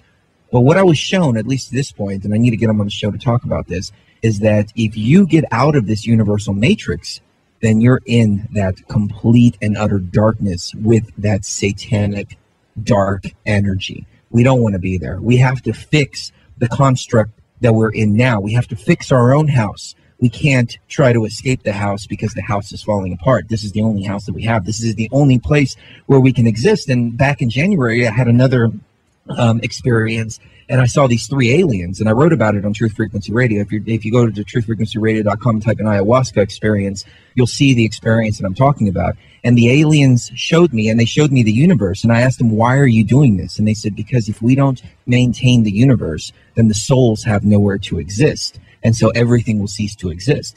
It didn't make any sense to me, but now with this experience, now I see we have to exist within the confounds of this universal matrix. I mean, this is fantastic stuff, Chris. I'm glad that, like I said... one more thing. I'm sorry. It just came to me. Go ahead. And I want to thank you, Joe, personally, because I think that I've been shown these things because you and Sheree have both shown me a different perception of Christ and Jesus Christ. And while the Christ consciousness told me that there's a big separation between Jesus and the Christ consciousness, and that Jesus is ultimately a deception, etc., it's only because I opened myself up and opened my heart up to the idea of Christ that I was shown about the Christ consciousness. And so it all really does work together. And I was completely to the other side because of all the deceptions from religion. Because religion is a lie after lie after lie. And so I just completely blocked myself off to Christ, period. But when you really think about it, that's what the religions are set up to do. On the top layer, you have the cross and you have the religions. And so people are bowing to the cross. They think that that's what Christ is. Christ is to redeem sins, etc., etc. It's idolatry, dude. Right. They don't tap into the Christ consciousness. Then you dig a little deeper and you realize the religions are all completely fraudulent. But then you're being told that all those people that are doing evil are Luciferians, which is not the case at all. They're Satanists. They worship this darkness that lives outside of the universal matrix. So they block you off to 2 different things right there, the Lucifer wisdom and the Christ consciousness. And those 2 are the key to this kind of enlightenment. Enlightenment is not a bad thing. Enlightenment is what we all need as a species and as a universe. So that's all that I'm saying. Thank you. That's awesome, dude. Now, Marty, you had an experience the other night, didn't you, buddy? Yeah, I did, and it's not actually the first time, but I do have a lot of experiences via the pineal gland. without taking chemicals or anything like that. And it's been that way for years, pretty much since a good year or two into like an awakening, you could say. About 7 years ago, you know, discovering all this sort of esoteric information and stuff like that and putting it out there. But we actually did a show the other night about Gaza, and I was trying to put out some, you know, positive stuff and some sort of solution and a call really for the end to the hatred and genocide, and, you know, I'm trying to stop all this supremacism and stuff, and just a really positive message, basically. Not long after the show, basically, I lay down, and it was only like 10 seconds within laying down and closing my eyes. I had some like ghoul thing, and it came right to my face, like, and growled. It was like something out of a horror movie, and I was wide awake. And I just jumped up, and I thought I seen something in the corner of my eye, and then I got just like a horrible feeling that something was there, and something wasn't happy with me for putting out, you know, a positive message. And I'm not religious, but I've experienced this stuff many times, so I completely agree with what Chris says. There is these energies out there, good and bad, folks, no matter what you believe. I think it goes way beyond the prospects of religion and stuff like that. Absolutely, it does, Marty. And let me give my own take on it. First of all, I don't think anybody's right or wrong. I think everybody's spiritual journey is their own, and they're guided down their path through, you know, life experience and everything else. Now, I took a more, first of all, I was born and raised a Roman Catholic. And it was only until I got kicked out of parochial school, I had the audacity to ask who made the Pope the boss. And so that cut my time short in parochial school. And I went on to Catholic school, but into public school. But I'll tell you what, I always had in the back of my mind that very question: who made a human the boss? You know what I mean? It just doesn't make any sense. This guy who just reigns over all and has all this control. So I always kind of questioned it in the back of my mind, and it was only through some deep research, both biblically and extra biblically, that showed me the real picture. And the real picture is we have been hidden, there's a lot of pertinent information that has been hidden from us over a long period of time that really does box humanity in. It really does. And organized religion is nothing more than a mode of control. That's all it was designed for. Let me give you an example. Of course, Constantine comes around. Constantine was a sun worshiper, and he's tasked with coming up with the first Bible. So you take the book of Jasher, which is an extra biblical text, although it is mentioned in the Bible multiple times. And in that book of Jasher, it specifically says that you do not need an intermediary to communicate with the Creator. Don't need one. Well, now, if you're an aspiring, you're like Constantine, you're like, yeah, man, I'm trying to control the world and whatnot, and I want people to worship me, and they got to go through me, just like the Pope is called. His official title is called the Vicar of Christ. That means the placeholder of Christ on earth. That's what that official title means. So what he's saying is you got to go through me to get to that. And that's the deception. Even though this older references, these older writings say, right, but see, that poo-poos the whole idea, man. That just puts every priest out of a job. What would you call that, Joe? Would you call that censorship? I would say, at the very least. I mean, and that brings me to my next point. So last night, I had Rob Skiba on, and we were talking about ancient technology, and we got into, towards the end of the broadcast, the Tower of Babel. Now, a lot of people think, oh, well, you know, the Tower of Babel was just this tower. They were trying to reach God by building this big, super tall tower, kind of like the Freedom Tower, you know what I mean? Just kind of like that. No. When you go back, and Kev is my foremost woo expert on this subject, that was a Stargate. I am absolutely certain that that was a Stargate, and that they possessed that technology back then. Ain't that right, Kev? Definitely. Absolutely, Joe. I don't think it's the only one that existed either, by any small stretch of the imagination. As a matter of fact, the more that I dive into this, the more I'm coming to find out that these Stargates were all over the place. As a matter of fact, there's still in use today. Maybe the pyramids powered them. No, maybe the pyramids are them. Maybe they are. Well, yeah, makes you wonder. Let me. They were just built as tombs, though, Joe. Okay, so I'm gonna give you. This is from Peter Goodgame, and this is from the Giza Discovery. Okay, and this is an excerpt from it. And it's called "The Hallway of Osiris." It says back in November 1998, Dr. Zahi Hawass made a discovery that he relates here in his own words, as taken from a press release at the time. It said, "I had found a shaft going 29 meters, 95 meters approximately, vertically down into the ground, exactly halfway between the Chephren pyramid, the middle pyramid, and the Sphinx. And at the bottom, which was filled with water, we had found a burial chamber with 4 pillars. In the middle is a large granite sarcophagus, which I expected to be the grave of Osiris. And I've been digging in Egypt sands for more than 30 years. And up to that date, this was the most exciting discovery I'd made. We found the shaft in November and began pumping water up the water recently. So several years will pass before we finished investigating the find. Now, come to find out, the way that this thing was set up, if you take a look, one of the things that happened during this second Gulf War, do you guys remember one of the first things that the Army did when they got into Iraq? What did they do? Operation Planet X. Yeah, they blew the doors off the Baghdad Museum, and they started. Yes. They took all the Sumerian tablets, and they took busts, all the sandstone script tablets, all that stuff. That bust of the female reptilian breastfeeding a human baby. Yes, out of 18,000 artifacts there, 3,000 never made it back, and all of them, David Rockefeller's house. That's why.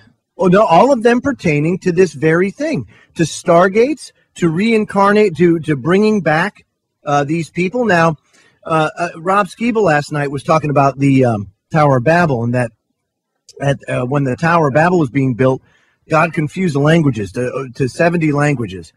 And that's why you have the differences of stories and all this kind of stuff. But Osiris was Nimrod, was Gilgamesh. He was the same guy. He was a world-dominating god. And so what happened is, he gets buried. They find him. They take him back because he's well preserved. This 9 to 10 foot sarcophagus. Take him back, and then they steal all of the sandstone tablets and all of these interesting artifacts that deal with opening stargates and all this ancient technology. Now, question. Well, it was because Saddam Hussein had turned those tablets into terrorists, and those tablets... He strapped suicide bombs onto them. They were responsible for 9/11, Joe, so we had to take them into custody and indefinitely detain them. It's for national security, I'm sure. It's for our peace and safety. You see how well that's gotten us, you know, how far that's gotten us? Okay, so here's the thing, right? And this is what gets me. Because I used to poo-poo this thing, but I mean, Stargates, the movies, all of that stuff, I'm coming to find out that was actually more real than it's false. You know? I mean, ain't that right, Kev? I would say that. Look at the Native Americans. They've got 4 sacred mountains, and those mountains are sacred for what reason? Because they regard them as portals, as stargates. Yeah. So I don't think we're all that far off the mark, to be honest with you. Yeah, there's a YouTube video out there called "How to Open a Stargate Portal." That's the one I was telling that I showed you. It's amazing. Yeah, it's very interesting. Amazing. And some of it, let me tell you, you don't actually need a tower or anything like that. You just but they're all surprisingly triangles. You know what I mean? Like the Bermuda Triangle. I think it's a Stargate, and because there's natural ways that these stargates open and close. They open and close when the environment is right. Michio Kaku says there's 11 dimensions. I mean, I know he's a shill, but he says that, like, you know, physicists and theoretical physicists and quantum physics and all this other stuff, you know, they figure there's like 11 dimensions. There actually has to be. I think it's 10. I think there's 3. The ones that we live in, space, height, width, depth, and then you've got 6 condensed. But what if you could unzip? What if you could unzip reality in front of you and literally step through it like a sheath. Well, Popeye, the thing is, that actually, this video that Joe's on about, they're saying that the shape of the pyramid itself focuses that energy. Yeah, well, it's that like would make sense. It brings it from the base to the tip. Yes, exactly right. Exactly right. And that's why the capstone was so important. And that's why on all of the pyramids, the capstone's missing. If you ever notice, there was also a metallic plate, if you noticed that video, under the Bosnian one. There was a theoretical physicist who says there must be some kind of metallic copper plate buried beneath it, because when you take measurements at the top, it's the only thing that actually accounts for the torsion readings that you can take. And that torsion readings, wait for this one though, it actually ties in with the Schumann resonance of the Earth. Right. Which is also what your body ends up operating on. Exactly. Now, you brought up a good point. I want to bring this up because there's some biblical legitimacy to what you said. Imagine if you could just open up all those dimensions, all of those different dimensions, and just kind of see them all. Well, the Bible talks about somebody that could, and that was Elijah. God gave him the sight, the vision to see all of that stuff. You know, the chariots with the wheels of fire and all. But what happens if some of those wheels of fire weren't the Anunnaki coming on some sort of spacecraft, and because mankind, I mean, not could that very well be, and not that when I say spacecraft, let me reiterate that. I'm not talking. Maybe they could have come from another planet, but what if they came from another dimension? They don't just because they're extraterrestrial. That word means not from Earth. It's not from Earth, here. Right? Okay, so anything other than from here would be not of this Earth or extraterrestrial in origin. So what if those wheels of fire weren't these Anunnaki or whatever? And between the fact that yes, they are interdimensional beings. Add that, but also mix in that there's a little bit of misunderstanding on the humans' part, because to a certain extent, they might have looked at these beings being able to do that, like travel. Now we would say, well, maybe that's just science. Not saying that there isn't a creator force or anything like that, but I'm saying in this instance, we would say, they might have been like, oh my God, they're gods, and like bow down. And whereas we would go, well, they're just actually traveling in, between dimensions. So I think it's a mix of the two a little bit when you see that stuff, but either way, I believe it's real. Well, Popeye, you mentioned fire there, and if you think of the word pyramid, if you break that down, you've got pyre, which means fire, and then mid, which is the middle. So it's fire in the middle, which was quite interesting. I thought that was out of that video as well, Joe, was it not? Yeah, no, it certainly was. I mean, this is all amazing stuff, and I gotta tell you, all I gotta say about the pyramids is why would they go to such elaborate lengths to build a tomb? Obviously, it's not that today. Exactly. No. They can't do it today. Modern technology. What about the stones at Baalbek, Lebanon? Modern engineers are like, yeah, we couldn't move that with technology we have today. Like crates would topple over. We can't pick that up. Well, then how the hell did people that are quote unquote more primitive than us do it? Because you know why? Because the titans of the earth actually walk the earth, dude. Or they could have also used levitation too. I mean, there's that, but they could have used, sound. They're admitting that science, mainstream science, is admitting that certain sound frequencies you could use to levitate objects and stuff. So who's to say that they didn't have this technology back then? Oh, because that's preposterous, Popeye. I'm an Egyptologist. We're the most advanced society in the world. Really? Yeah. Well, it's funny you bring up sound, Popeye, because even in Revelations, you talk about the angel blew its horn. Yeah, it blew the trumpet. A lot of sound based. In the beginning, there was the word, and God spoke the word, et cetera, et cetera. So it is all based on sound. You're absolutely right. You hit the nail on the head with that. Well, and the walls of Jericho, too, right? Supposedly there was a loud noise, and then the walls came down. Yep. Right. Yep. No, Sonic weaponry. Sonic boom. Anybody who's ever lived near an Air Force base could understand that. Oh, man, tell me about it. Well, it wasn't so much the sonic boom. It was, for me, it was living by a SAC base and having B-52s flying out of there all the time. The sonic boom.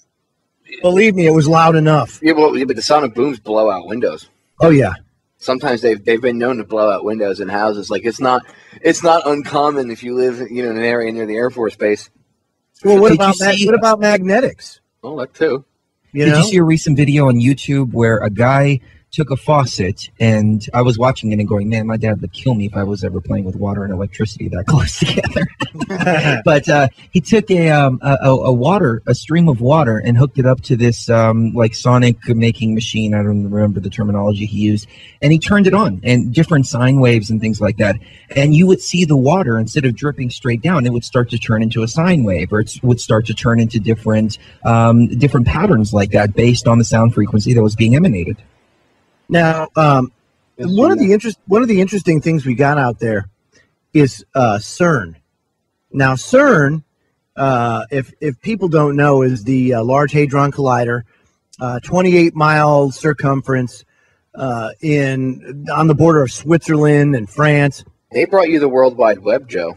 Hey, if you want to understand CERN, first you have to deconstruct CERN, and you have to use your discernment.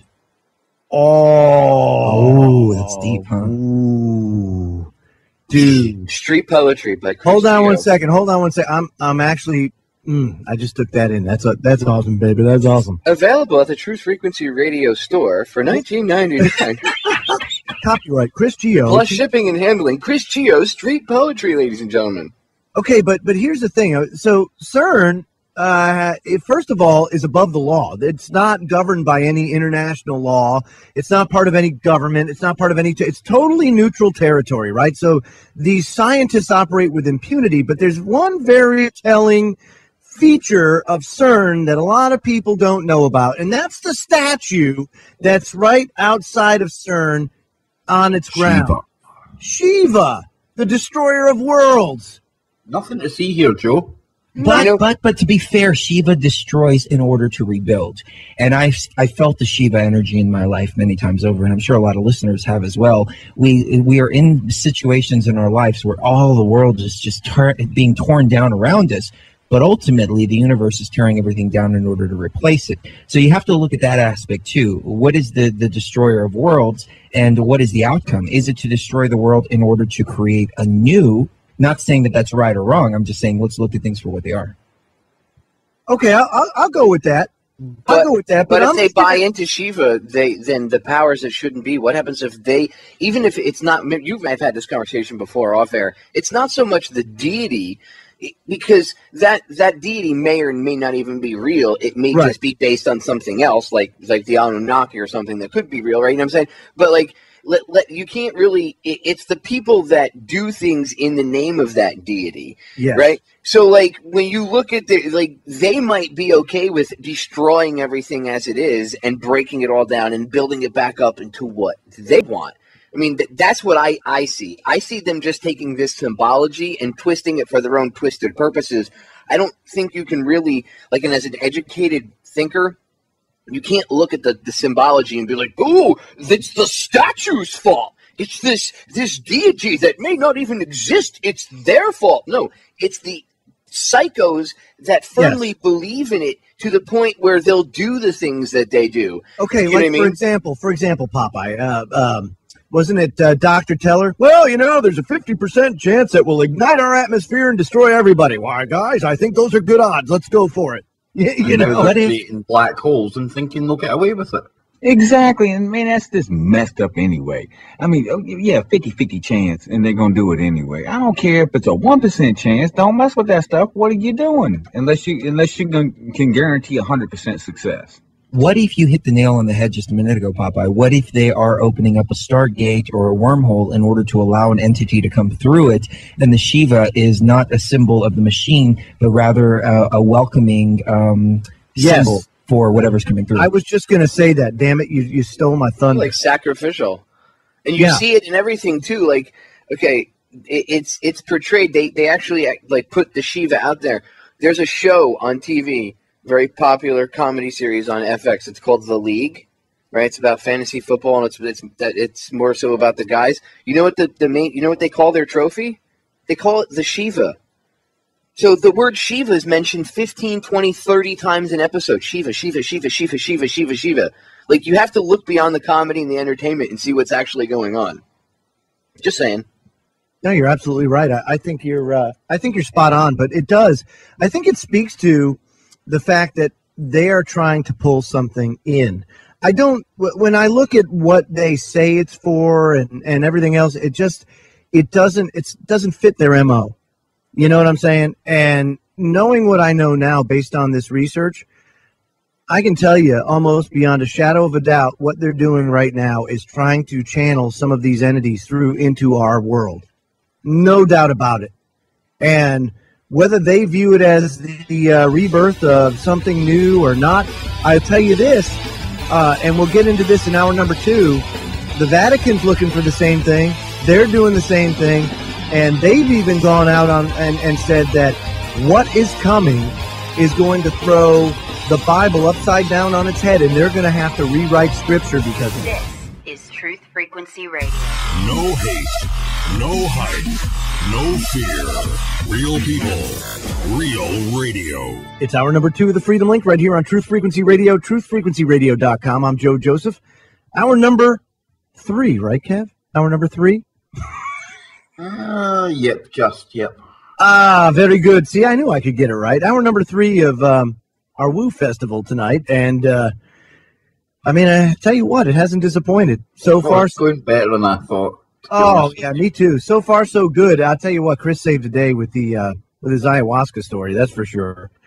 And what a good lead in. And when we last left off, we were talking about CERN and bringing these demons in, or these other interdimensional beings, or whatever it is you want to call them. It doesn't matter. The fact is, here's one thing, guys, that I've come to really grasp in all of this. And Johnny Whistles, I want you to chime in on this. Does it matter really in the end what we believe? Because reality is going to be reality regardless of what we believe, right? Exactly.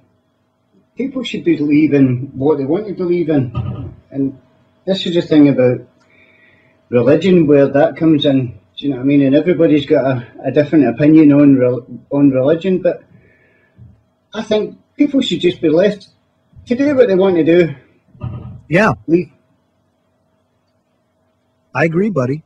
Wholeheartedly. As a matter of fact, What if the quest for that religion, though, is because mankind as a whole, everybody goes, I don't understand religion. Well, because people are looking for something more than themselves. They're looking outward. They're not looking inward. They're looking outward. And I'm not saying, yes, I always say the solutions to our problems are an inside job. Like you do, to a certain extent, have to look to yourself. But I think a lot of that is mankind's wanting to know, why are we here? What is our purpose in the universe?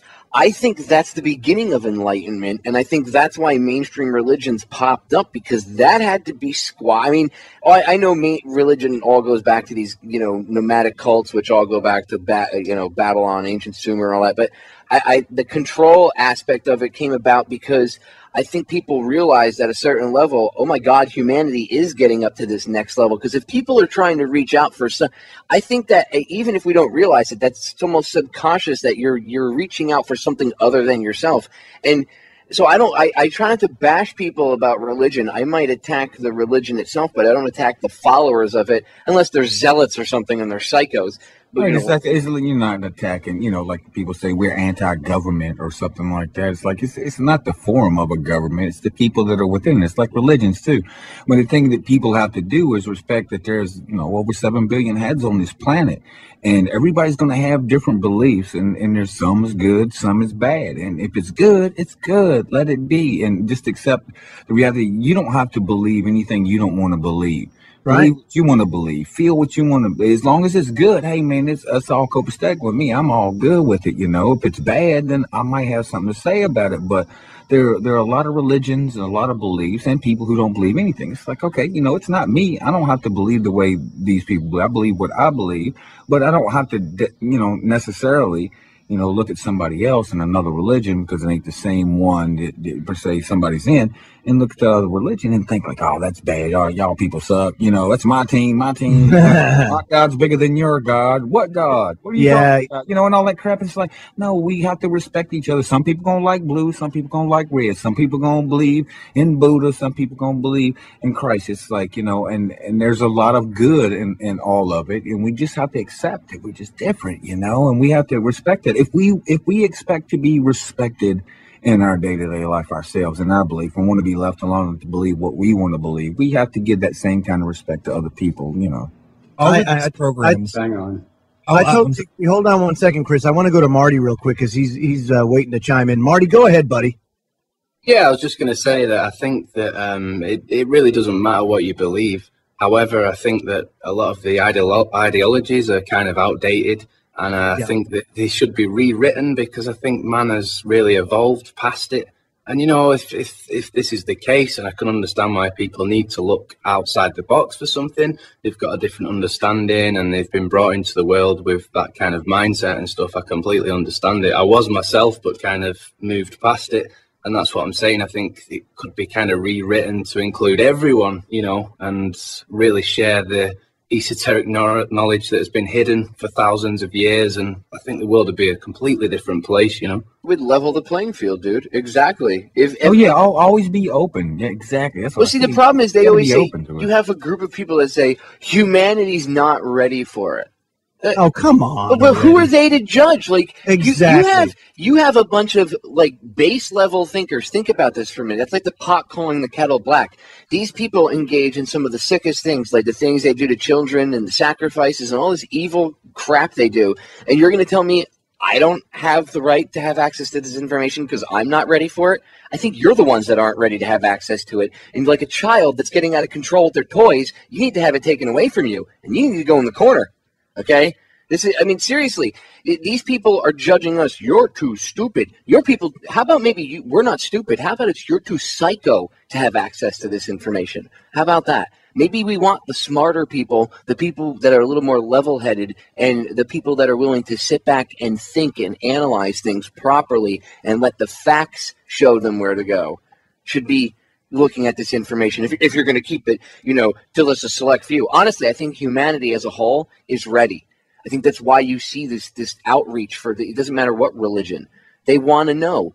And who are these people to say that you or me or anybody else isn't ready because, you know, we're the arbiters of truth? No, you just want to remain in control, and the only way you can stay relevant is by hoarding all the information for yourselves and only letting out a little bit at a time. That's not true, though, at least in my perspective. And I'm starting to understand their mentality. Now, I don't agree with their mentality, but I am starting to understand it. All the information is out there. There's no doubt about that. 20 years ago, that might not have been the case. Nowadays, though, it definitely is. And every time they do something, they always put their agenda out there first. And everybody's always wondered, why is it, you know, what's this code that they have to put everything out first? What I'm realizing is that these situations, GMOs, for instance, vaccines, things like that, they're really a test, and it's Darwin at work here. It's survival of the fittest and most intelligent. Because if you're dumb enough to take the vaccines, if you're dumb enough to eat the GMOs, if you're dumb enough to do all that, then you wither away and turn into whatever little zombie that you turn into. And it really is creating a survival of the fittest type situation to where only the people that are more intelligent are the ones that survive. I don't believe that that's the way things should be played, but I think that that's the reason why they put out all the information of their agenda up front, because it really is a test of humanity. Now, the mystery schools and the occult teachings, for instance, they're kept hidden for a reason, because if this is presented to you on a silver platter, you're going to reject it. Most people will reject it because these concepts are really, really difficult and really complex to understand. I've just started to open the doors to these, and I'm even having a hard time understanding a lot of this, but more and more is being shown to me. But as more is being shown to me, I'm realizing why these are hidden. The religions are a stepping stone and a something that you trip over as well on purpose, because if you get stuck in a certain box or a certain construct or something like that, then that shows a lack of spiritual growth and a lack of desire to move up spiritually. And so you get stuck in religion, for instance, and religion tells you, don't look at this, don't look at the Lucifer consciousness, don't look at the mystery school teachings, don't look at any of this. And you start to think that it's all witchcraft, and then you get stuck in that box. But it's through breaking out of these constructs that you're able to fully understand the scope of the information that has been hidden for quite some time. Do I agree that all of this information should be hidden? No, I don't. But when you really think about it, in 2014, is the information really hidden? Because it's really not anymore. We've got the internet. No, it's like that's not true, though. To a certain extent, you're right. Like the willful ignorance, I completely agree with you. But what about all the stuff we don't know about? For everything that's out there that we do know about, look at all the stuff that we don't know about that's buried under the Vatican.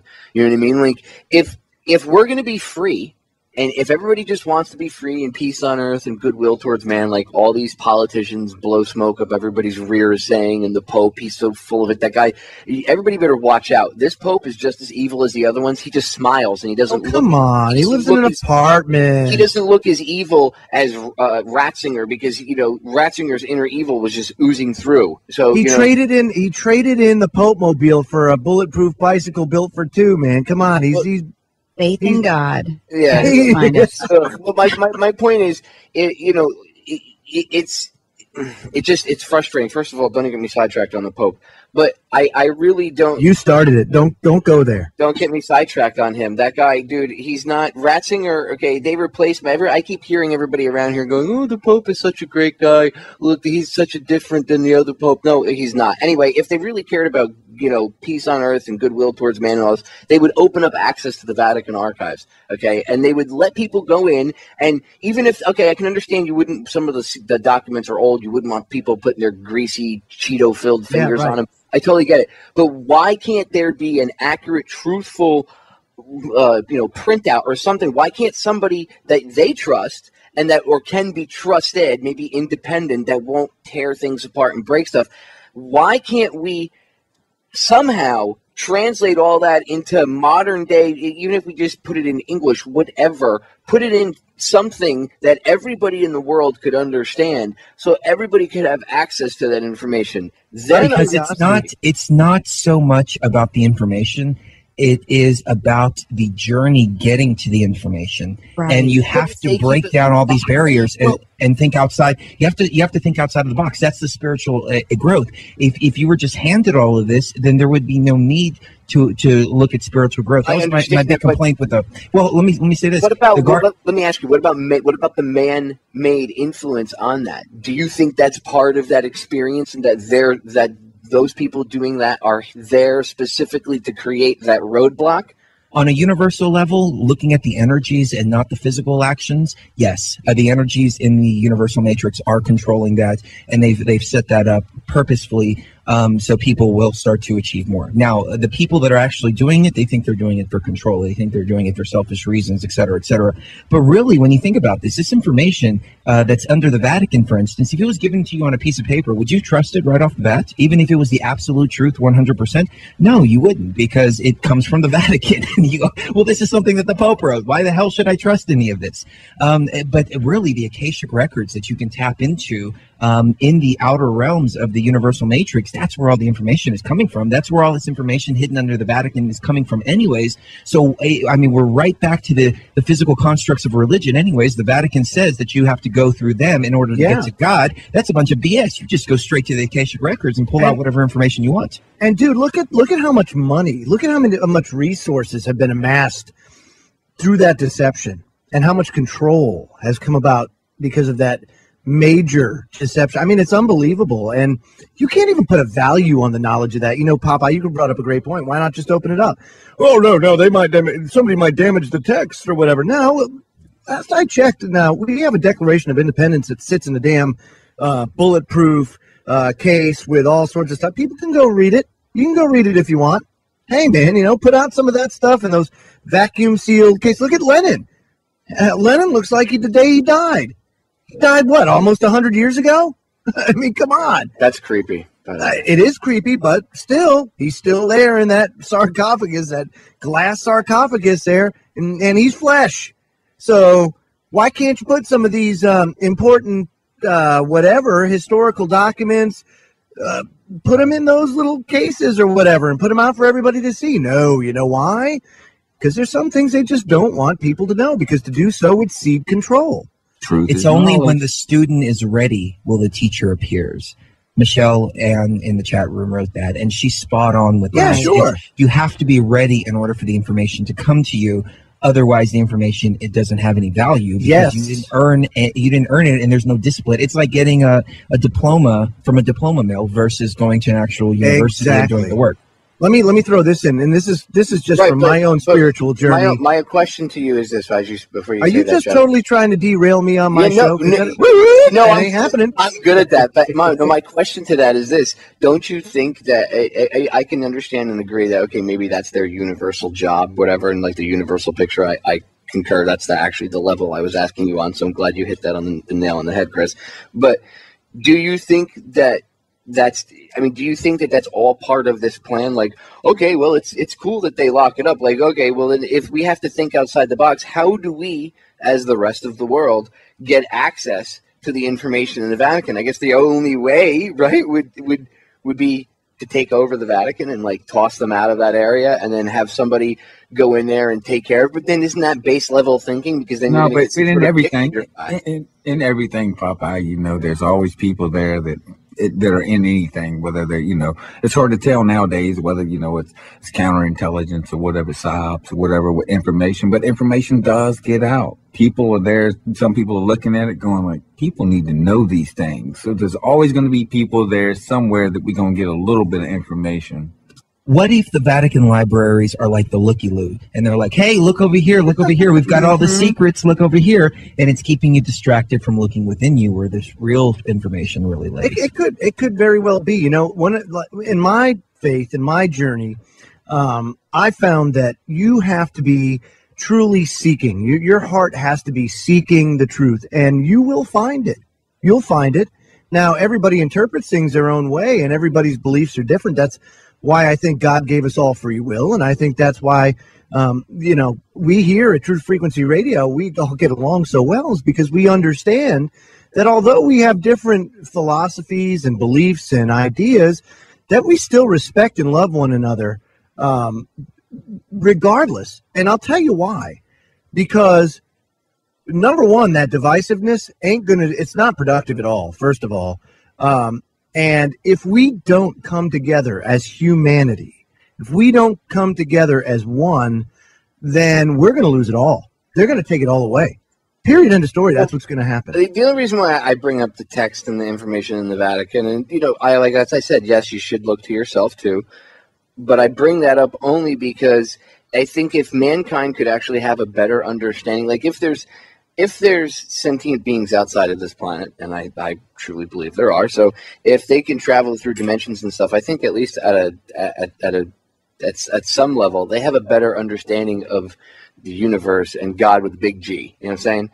So I think that perhaps maybe we could get to the level of interdimensional travel and make that next jump in the evolution of our thinking if we could perhaps get to that same level of understanding about at least, the answer to our question of what is God. Maybe we could at least understand that it's some sort of force or whatever. I mean, can you imagine if mankind could stop arguing over who's right about who God is? Because that's what really when you boil it down to the politics versus religion thing with all these fights, that's what it's really all is. It's a big prick-waving dick fight over whose God is better and cooler and who's really right and who's not. So is that why you're typing about flaming swords in the chat room? Yeah. Right, but look at the Sumerian tablets. They talk about the creator of all. They talk about violating the laws of the creator of all several times. They violated the law of the creator of all when they came to this planet because interplanetary travel is supposedly forbidden on a universal level. Genetically engineering us, that was also against the will of the creator of all. And that's what was the deciding factor to not tell the humans about the flood that was coming, because they said, look, we've already screwed with universal law twice already. Let's not do it again. But universal law, think about this, okay? Universal law, what if it is that you cannot interfere with another species that is developing? Because you mean like that is perspective? Yes, because that is the challenge that the species has to go through in order to prove itself worthy of existence. It cannot have outside influence from one direction or another. But what if it already did? Does that change the rules of the game? I don't know. It's very interesting. That's a very interesting because question. If you're to believe even any of our modern day religions, there was an outside source. Angels? You mean extraterrestrial beings? Well, no, they're angels. They came from heaven. So they came from the sky, and they came. Were they in physical form? Well, yes, but that's God's doing. Okay, but they came from above, landed down here on the. So they didn't come from the planet, right? No. So they're of extraterrestrial. They're not of this. They're not of this planet, right? Exactly. Or not of this dimension. It doesn't matter wherever they are. They're not here. So you see my point. So even if all of our modern religions, and there is this rule, like Chris said, okay, say there's universal rule, just like there's this universal rule that they have to tell us what they're doing. That's why they do it through TV. The rule doesn't say, well, you can't do it through drama, comedy, satire, parody, or anything like that. It doesn't get down into specifics, and that's how they can, those are like the loopholes. I don't know. It's just you have to think on these levels, I think, to be able to solve some of the questions that mankind asks itself. I think you have to not be afraid to I don't think you're going to burn in hell for asking these questions. I think the idea of that is used to stop people via fear from asking these questions or even having this conversation or tuning into anybody having this conversation, on a radio show. One thing that I found, again, this is something going back a little bit, but I was doing my research on the pyramids and about Stargates, interdimensional travel, and I stumbled upon this site that I couldn't get to because it was on the blacklist, the Google blacklist, and it said, "Oh yeah, it's an attack site." And it had to do with being Atlantis being found, and there are pyramids in the Bermuda Triangle, according to this, with giant sphinxes, pyramids, the whole nine. And the name of the site was secretsofthefed.com. And so I had to actually, we had to jump. Wait, you got blacklisted for that site? Yeah. So anyway, wow.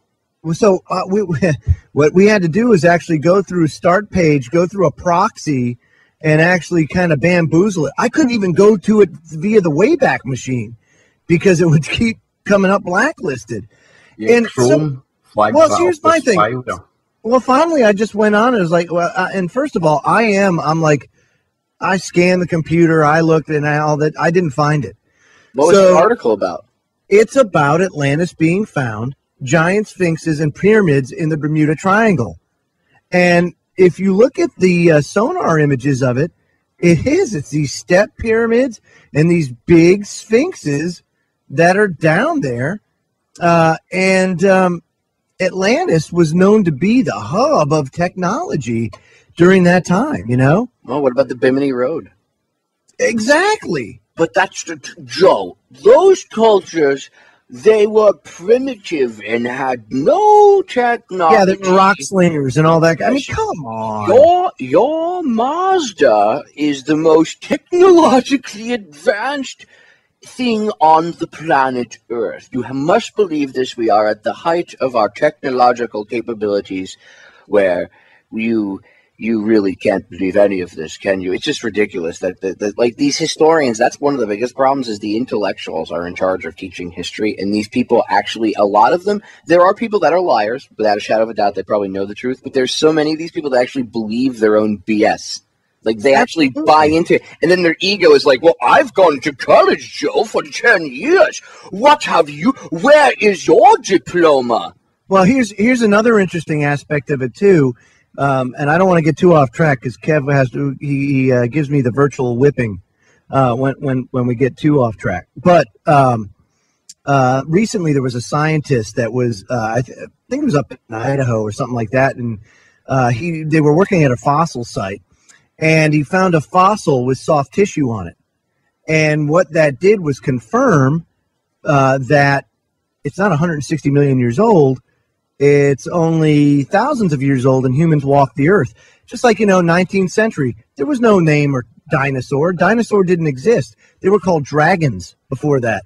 And it just goes back to show that a lot of the mythology that's out there, there's more truth to that mythology than there is a fairy tale. We'll put it that way. And one of the reasons why, things disappear, let's get back to Stargates real quick because we're coming up on our break. Is it's believed that why stuff disappears in the Bermuda Triangle is because the pyramid stargates down there are still intact, and they didn't have a chance to neutralize them before the city was destroyed. So it literally opens as an interdimensional portal from time to time. But you've got one over in Asia as well, Joe. You've got the Devil's Triangle. I mean, you can actually lay a triangular grid over the Earth. And I'm wondering if all these points where they transect, if that's actually naturally forming stargates. Well, ley lines. They use these Exactly. natural lines Yes. of the Earth and stuff. Why doesn't a ley line run somewhere around DC? But Right? Popeye, that means then, not only did these people know how to move these giant blocks, but they knew about an energy grid that circled the planet, and we think we're advanced. That's what I'm saying. Well, that's why I laugh when these academics, right, these intellectuals, they're like, No, they're just repeaters. That's all they are. They're just qualified repeaters. Well, I went to Oxford, Kev. How dare you? Well, that means you can repeat better than I can. Exactly. Hey, Popeye, did you say gay lines? No, I went there. wrong, Sorry. Wrong show, Joe. Yeah. Oh, sorry. Wrong show. Yes, that's right. tomorrow night. Isn't that interesting? We have to go to break. Yes, and You have to give Joe a shot of serious juice during the break. Yes, I have to get a shot of serious juice. So when we come back, we'll continue our fantabulous conversation. You're listening to the Truth Frequency Radio Network. No hate, no hype, no fear. Welcome back, everybody. You're listening to the Freedom Link, last segment of the Freedom Link this Friday night, Freaky Friday, right here on Truth Frequency Radio, truthfrequencyradio.com. And man, I'll tell you what a panel of guests I have on with me. We got Popeye from Federal Jack and Down the Rabbit Hole, Johnny Whistles and Marty the Woo Crew, and Kev Baker, all the Kev Baker show, and a stranger, but he has to come back sometimes. He can't stay away that long. Mr. Kenneth Webb. It's okay, Joe. I haven't told him yet, but he's coming on KBS one night really soon. Yeah. That's what I do to people. I just Shanghai them. Well, that's what he does. He's actually learned from me very well on that regard. Yeah, you'll be on the show. Say no, Ken, when I shame you on air to come on KBS. No, I'm glad I'm back. This is my first day back on the internet after, my little round with the Obamacare, that great affordable health care system. Yeah, it works so well. It's really. But it is my first night back, so I'm glad to be back hanging with you guys tonight, listening to you guys, because I hadn't been able to even listen or anything, so I haven't had any internet. So it's great to be back. Glad you're back, man. I'll tell you what. We missed you sorely. We need to get Ken's take on pyramids and stars. Yes, we do. He was quite quiet. Dude. Well, go ahead. And the Stargates and the pyramids. What do you think? What's your take on it? I mean, personally, one of my strongest theories is for sure, because it's aligned with, stars, the way everything's set up. I mean, we see how the moon affects the Earth, in itself, or have you ever, this is, okay, I'm going to go with a little woo here. Okay, I got to get in a little woo. But you ever notice that, if you get women in the same house, how the menstrual cycles come together, there's a lot of energies, there's a lot of things going on. I think it has a lot to do. I mean, you think about how the moon affects the tides. So think about the universe and all the different planets and all these different things out there, all the stars aligned and all this stuff. Yeah, man. I mean, there's so much that we don't know. That's the whole thing. And anybody out there that goes, oh, there's no extraterrestrials, there's no energies, there's no this, that, and something else, is like, man, you crazy? You got to be crazy to throw that out there, because you have to just throw your hands up and say, I really don't know. That should be the first answer that comes out of anybody's mouth, is if you really don't know, you just don't know. And there's so much out there that we don't know. So that's why people are discovering stuff all the time, or things have been discovered in the past. I mean, none of us have went out, on Mars and got a little dig and excavation to say what's on Mars, what ain't, Excuse me. Yeah, any of these kinds of things, we as people have to throw our hands up sometime, instead of being so definitive and so egotistical to think that we have all these answers out there, and we don't. And it's okay, because once you say I don't know, then you're opening yourself to let some knowledge in. Amen, brother. I mean, I couldn't have said it any better.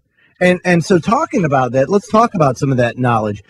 Scientists and archaeologists have done extensive research into this. And what they found is that the science of it is there, and it has to be under the right environmental conditions, of solar winds, of Earth's electromagnetics, all that stuff, the Schumann resonancy, the ionosphere, all of these play into a certain balance. And when that happens, and when there are certain alignments of the cosmos, this is where they theorize and where they've seen that this alleged interdimensional opening, this wormhole happens, So when you think about what's happening in the Bermuda Triangle, how these things just disappear, and then I go and we find a site that, to be honest with you, for no one reason or another, they say it's an attack site. So I go in as, with a proxy and all that kind of stuff, just in case, so I don't have to, none of the malware is downloaded, and I'm going in totally anonymous. And then I said, what the hell? I'm going in full bore. I'm just going anyway. And sure enough, did a scan, nothing there. And what this tells me is that using what this site says is using a robot submersible off the coast of Cuba. They've actually confirmed that this gigantic city exists at the bottom of the ocean, 600 feet down. And there's the same kind of things over off the coast of Japan. And this is just adds weight to the actual theory that civilizations, they come and go. Yes, they do. Absolutely, dude. The United States is going to go. If people out there are clinging to nationality and all this stuff, I hate to say it, but you ain't going to have it forever. Now, Wait a minute. That's why, hey. This is the greatest country in the planet Earth, okay? And let me tell you something. If I drive around in my pickup truck with an Army Strong bumper sticker on it for the rest of my life, flying... Why have you not got a TFR bumper sticker? Well, that's right next to it. But my Army Strong has to be there because America, Kevin. America, okay? And if I'm driving around in my pickup truck supporting America, I know America will always be here, Joe. Don't you ever tell me America. That's why we're Army Strong when we invade all these other countries, right? Because we'll be America all over the place. No, it's because they don't have a central bank. That's why. I know. I'm being sarcastic. I know you are. But, I mean, seriously, when I went and I started looking at this and putting all the pieces together, dude, 6 months ago, I would never have believed this. A year ago, I'd never have believed this, to be honest. Because I had conversations with you about it, and you were like, you lie, you will be smited. And that's right, I'm going to smite. You laugh at my YouTube as well. I know what he was Dude, I used to have conversations with him about this, and Joe would... I would exercise him. I'm like, dude, you're demonically possessed. Literally, he would be like, I swear to God, he'd be like, Popeye, seriously? Like, I'm worried. I'm like, bro, would you shut up and just listen? And he would be like throwing all this like holy water at me. No, but we would have arguments about this, and he would be like, no. Now all of a sudden he's like, oh my God, Stargates and aliens and portals, oh my. Because you know what, dude? Everybody has to come to this knowledge and follow that road in their own time. I know. I'm proud of you. You know what I mean? That's kind of how it works. So don't be discouraged. You know, that's another thing too. You know, if your beliefs or your theories or whatever are different than others, it's okay. It's okay to have differences of opinion, differences of belief. You know, when you look at what the biblical account of Yeshua's ministry, his 70-week ministry, his entire ministry was built around the fact that, hey, look, don't go with the doctrine of men. It's BS. That's basically his 70-week ministry in about 10 seconds. Is doctrine of men crap. If you know, just do this. Mutual respect and love for your fellow man, and damn it, everything's going to be A-okay. But we screwed that up really well, didn't we? I mean, we just totally screwed the pooch. Well, what if things really aren't that complicated, and the people, the powers that shouldn't be, just made them that complicated? They certainly did. Over the course of time, because it's gone from, see, you can't just say and put the blame on a group of individuals called the powers that shouldn't be. No. It's our own responsibility, too, because we've programmed ourselves and the next generations. That's what it only took them a brief period of time to teach us to program ourselves. And then the cat was really out of the bag, because then now instead of them, I mean, they still force it down your throat to a certain extent, but we program ourselves. All they have to do is actually more so reinforce that programming than actually do the programming. We do the hard work ourselves. So that's why I always say the solutions to our problems are an inside job. You have to unplug yourself. You can't learn to love your fellow human being until you can learn to love yourself. That's another problem. That's why there's lack of love and empathy for other people, because nobody really cares about themselves. So what are you talking? Are you talking about masturbation? Well, you could consider that self-love, but I mean, like, taking care of yourself. Like, look how people eat and stuff. They don't care about what they put into their body. Oh, it's just burger. I love the taste of Burger King. Hey, I know where you're going with that. Look how it's changed since we were kids. Yeah, what we eat, what people eat. And what's, like all on the commercials and like all of that kind of stuff. We just have to accept that we live not for ourselves. We must concede 1,000,000 hours a mile. Our mind exceeds calculating the inner workings of the system. Deleted the conceited, let me list them. The search for immortality's vanity, sanity's plain and simple yet complex. Our thoughts on own, my mind reflex, letting me know we've been hexed even before we were born. Our innocence torn, our souls worn, the degree of false evolution against nature's constitution. Therefore, our struggle to find a solution, a revolution. But I quickly go weak as a start to peak and must conclude and plug the leak to focus on being alive, breaking from the battle I strive to focus on the things that drive me in the first place. Tranquility with the agility to recognize the facility that surrounds, the feeling of life that be, the simplicity of a tree, the feeling of life inside you, inside me. So excuse me if I get pissed at that rationalization of the manifestation that forsakes all creation. I will not change the station as they finish their masturbation of the world. That was awesome, dude. How many times did you have to say that before you had that memorized?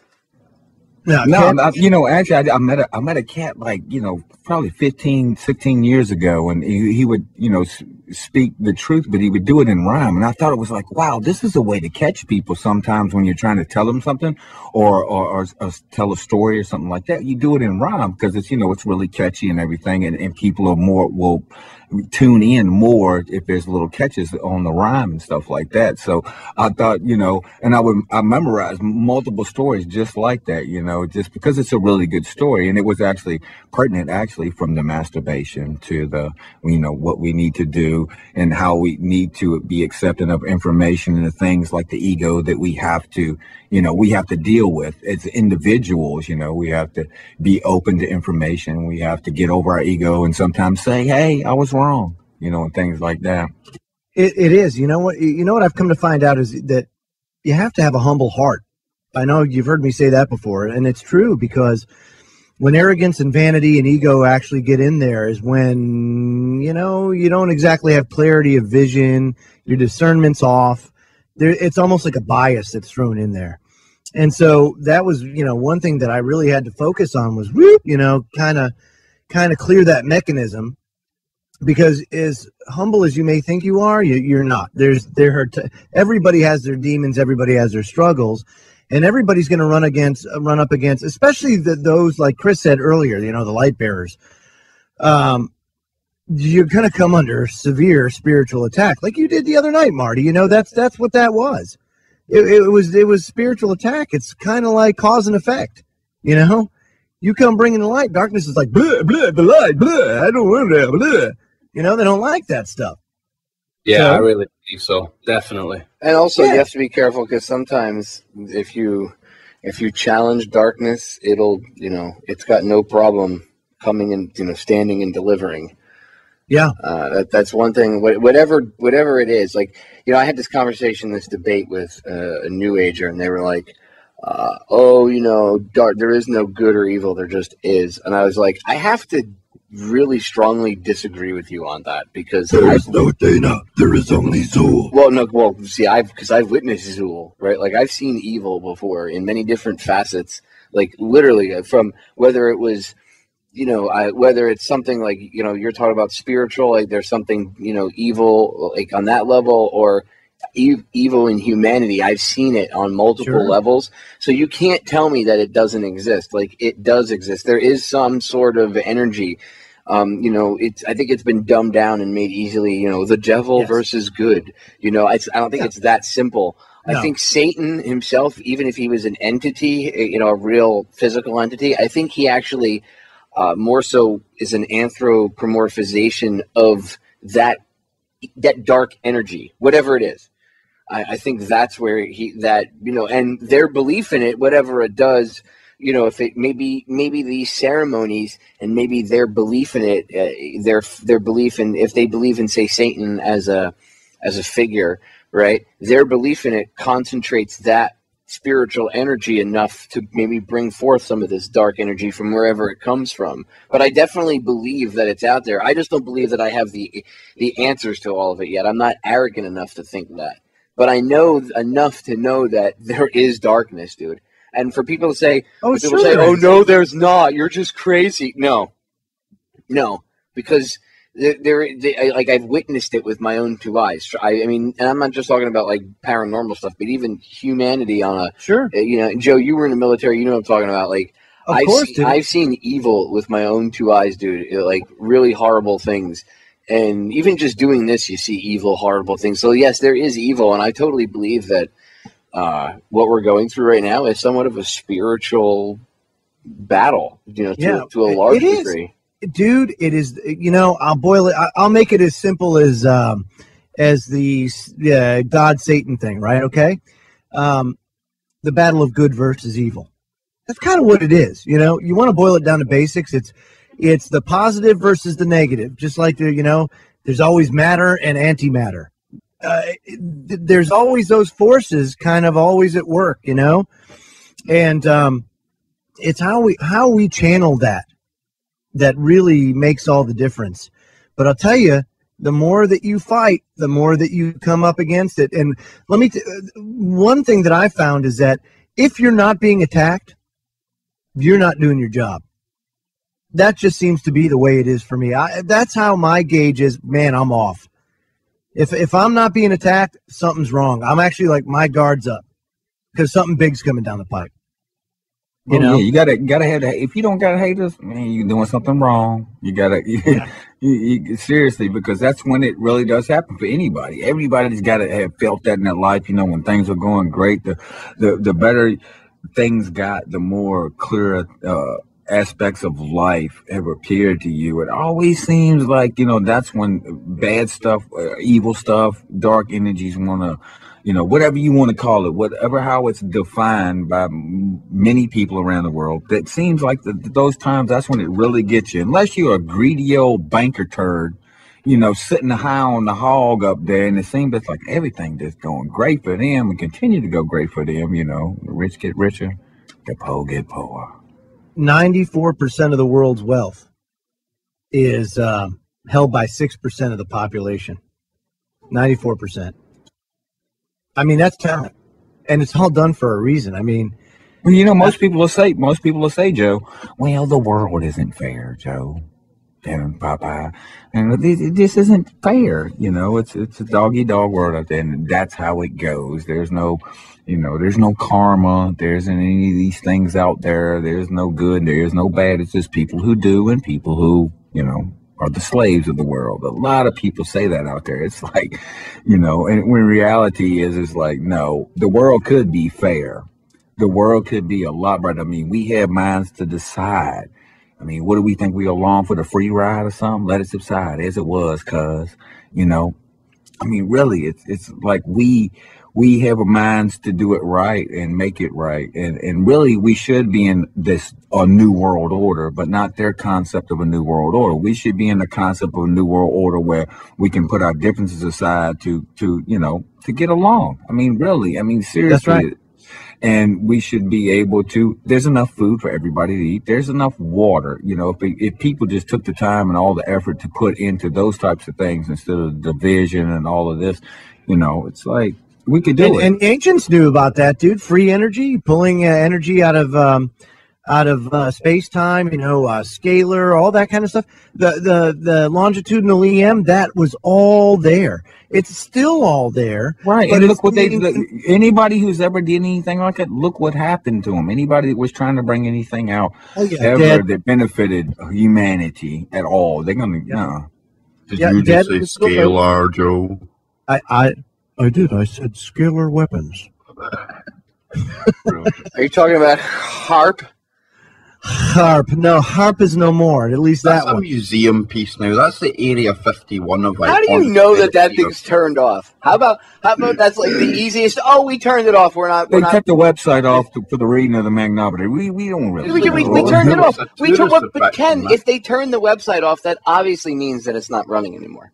Exactly. It's obsolete. Because better things now. Yeah, well, I'm sure they have smaller things, but like, what are they going to do with that huge piece of property? You really think that huge piece of property with all that technology is just sitting there? I know they waste space. No, they still got that thing firing up, doing different things. Then So, what are you saying? That it's a nothing to see here? No problem. They can still use it to control the weather. One of the things they do is create high pressure domes, and there's a couple of these installations around the world. So what they could do? They could just manipulate weather patterns, and they can still use it. Yeah. Surface of water temperatures and stuff like that. Yeah. So you don't know? They're not doing it. No, they got the thing fired up, probably doing things that we ain't even thought about. I swear to God, it's not connected to the electricity grid. The damn thing, man. Come on. The web page is down. They just stopped showing us. I'll make you a deal. I'll make you a deal. When I can go on the property myself and see that it's been dismantled and see all the wires and stuff hanging out of where the computers and stuff used to be, okay, and it becomes an open park for anybody in the United States. It's going to be an alpaca farm in no time. You just watch. Sure, yeah, run by the CIA. There's an earthquake anywhere in the world, they blame HARP, but there's like 70 odd of these things around the world. Correct. Even on HARP's website, you can see all the different ones. Well, there's one in Puerto Rico. Different types of setups that they had at all these different other locations too. So they use took that site down. Like in Arecibo, Puerto Rico, the one that SETI was using, the one that they built in a huge crater, right? SETI's using it to talk to aliens. Yeah, right. Sure, SETI was using it. Sure they weren't doing something else with that thing and just saying that we're talking to aliens, and everybody's like, oh, that's innocuous. Okay.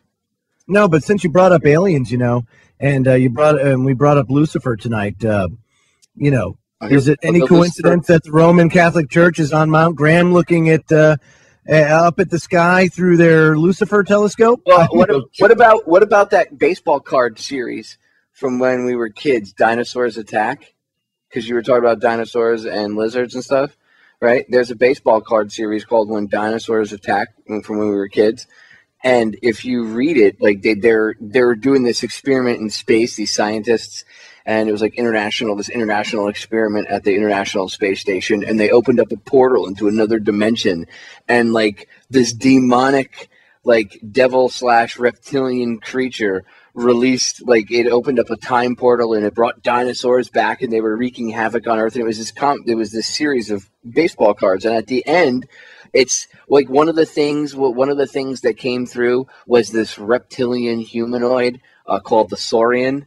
And then at the end, it's like this demon thing. They closed the portal, but the head doctor, in order to close it, he had to sacrifice himself. And you see him in this huge, like, Satan demon hand getting sucked back into the portal. And he's, like, burning in hell, or quote-unquote, whatever it was, hell forever. So it's interesting how, again, it's thrown out there in your face. And then you have the Lucifer telescope, where these guys are really, in real life, trying to look into, we're looking into out into space. Yeah, you're probably trying to look into another universe. Well, and it's like 20 words for that Lucifer telescope that they could have came up with any other kind of synonym, but they came up with Lucifer. I mean, and I tell you a book talking about this stuff because I've had 3 weeks off the internet, so I've been reading a lot of books. And I read my third time reading was "Behold a Pale Horse." And I know you already read it. Bill Cooper. Yeah. And that's the thing about going back and reading old books you hadn't read maybe once or twice, and you go on YouTube. And somebody put Cooper up there reading the book. There's the audiobook version of Bill Cooper reading his book. Like, just if you're too lazy to read, go on YouTube and type in. Bill Cooper, Behold the Pale Horse audiobook, and it's like 2.5 hours of him reading the book. And go listen to his Mystery Babylon series, and the thing he did a show about the Masons. I got to cut this out, but he was talking about the group, not all Freemasonry, but like this, the group inside that used Freemasonry to hide and everything. He calls them the Brotherhood, and it's funny because at one point I said this to you earlier, Joe, and it's in reference to anybody. If the Muslims did it or the Jews did it, he says, I don't know how many times I got to tell you people, and this is in the 90s. He goes, I don't know how many times I got to tell you people, it's not the Jews, it's the Brotherhood. It doesn't matter what religion they pretend to be. They're part of this brotherhood of whatever you want to call it, evil, right? And they're fake Jews, they're fake Muslims, they're fake Christians. And here he was saying the same stuff, right, that we talk about back in the 90s, and it got him killed back then. Because back then, this was more revolutionary because you didn't have the internet. Well, now everybody goes, well, I understand how come they don't kill people now. Because if they started acing people, it would make their case. So the only thing that they can do is either, la, la, la, you don't exist, or make fun of you. But if they kill you, right, then they're Is that their secret strategy, dude? That was it? La, la, la, they don't exist? Is that it? That's what they do. Either that or they put you in the Daily Mail. The Daily Mail is pretty much like, that's one Daily step Fail. above. That's one step above. La, la, la, you. Kev Baker on the Daily Fail. Buy your Tangy Tangerine here, folks.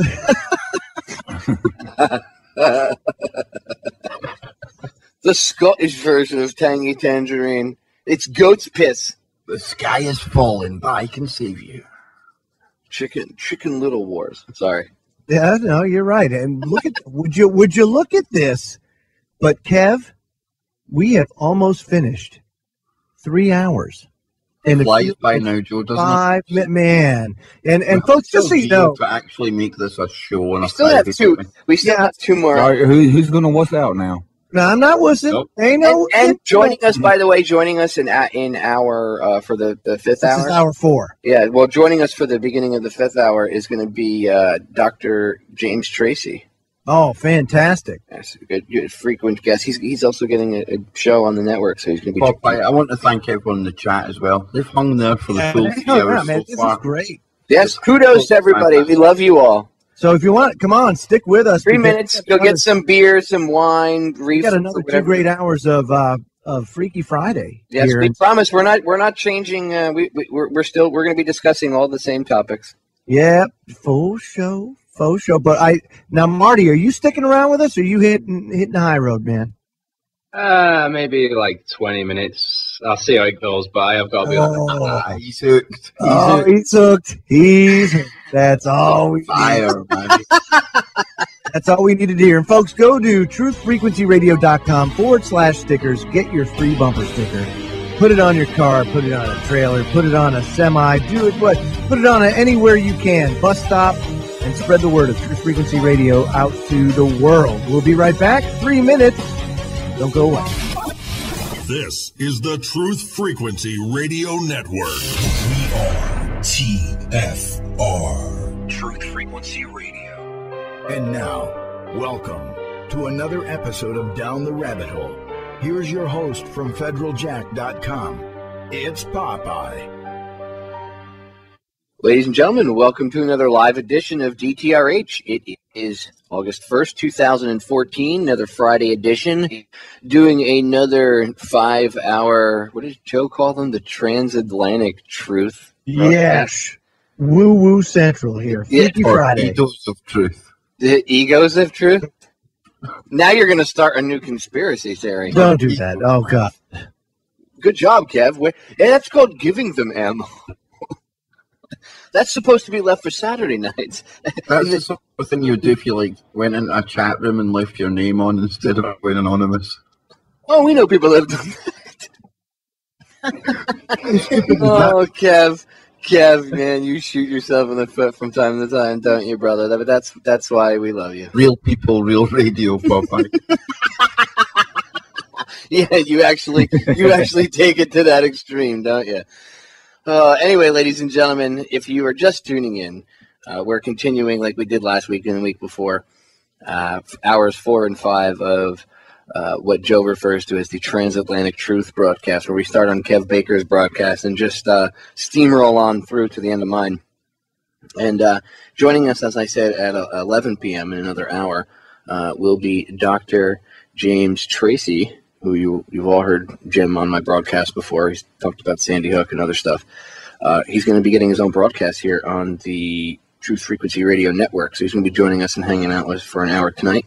So stay tuned for that. Anyway, I want to get back into the woo in a second, Kev, but it's a bit sidetracking from it, but it gets back into it in a second. Now, I posted this on Facebook today. I don't know if you guys have seen this over in the UK over there. You and Marty and Johnny Whistles can tell me if you guys have heard about this. I'm sure Kev, well, Ken, you might not have heard about this because you just got your internet back, but I know Joe heard about this. That the CIA has, it's been admitted by the Inspector General's office that the CIA was actually spying on the Senate Intelligence Committee, which is the committee that's supposed to oversee the CIA's activities and tell them, no, you're not supposed to be spying on people inside the United States and on what they're doing outside the United States, right? And yet they're being spied on by the people that they're supposed to be, watchdogging over. So I put this on Facebook today, this little piece, and it gets back into the woo in a second. I'll show you how. But so the Inspector General's office admits the CIA was spying on the Senate Intelligence Committee, and the people spied on want an apology. Really? An apology. So what about all those hackers you put in jail for doing the same thing the CIA just did? The Computer Fraud and Abuse Act is used to jail non-CIA hackers. So what about the same crime being done against our government by our government? Not only did the CIA violate law, it violated its very own charter. For those of you that don't know what a charter is, here is the definition. The grant of authority or rights stating that the grantor formally recognizes the prerogative of the recipient to exercise the rights specified. The CIA is not supposed to work within the borders of the country at all. This is proof the CIA has broken laws yet again. Is anyone going to hold them accountable? If not, then we should just stop acting like we are a nation of laws and just admit we are a puppet dictatorship being controlled by some very evil people. JFK wanted the CIA gone over 50 years ago. He wanted to, quote, splinter the CIA in 1,000 pieces and scatter it to the winds, end quote. No wonder they blew his brains out in Dealey Plaza. And not one coward president since has dared to stand up to them. The current dictator-in-chief is a total creation by the CIA, so I wouldn't expect action from him either. I'll leave you with this quote from the CIA counterintelligence head, James Angleton, during testimony to the Church Committee in the 70s, which, by the way, became the current Senate Select Committee on Intelligence, the very same people being spied on currently by the CIA. Don't! Oh, what a tangled web we weave when first we practice to deceive. And then here's the quote. Oh, it is Ken Webb. Wait a minute, Ken Webb. I think you got some competition. Yeah, that's not mine. I borrowed that. Ken's a lyrical wizard. I borrowed that. And here's the quote. It is inconceivable that a secret intelligence arm of the government has to comply with all the overt orders of the government. You caught that. It's inconceivable. It's inconceivable. That's the great. We have that guy running. The Princess Bride. Yeah, it's inconceivable that a secret intelligence arm of the government has to comply with all overt orders of the government. So, like, it's just crazy that we're this black ops arm of the government and we have to listen to what the president says. Preposterous. Isn't that how it's supposed to go? Like, you see what the CIA is admitting. They don't have to listen to the president. They don't have to listen to the Senate, the Congress, anybody. And then this guy is admitting this to the Church Committee, which is now, while he's testifying to the Church Committee, which is now the Senate Select Intelligence Committee today. And these very same people that made this statement, this very organization is spying on the group of people that are supposed to be keeping an eye on them.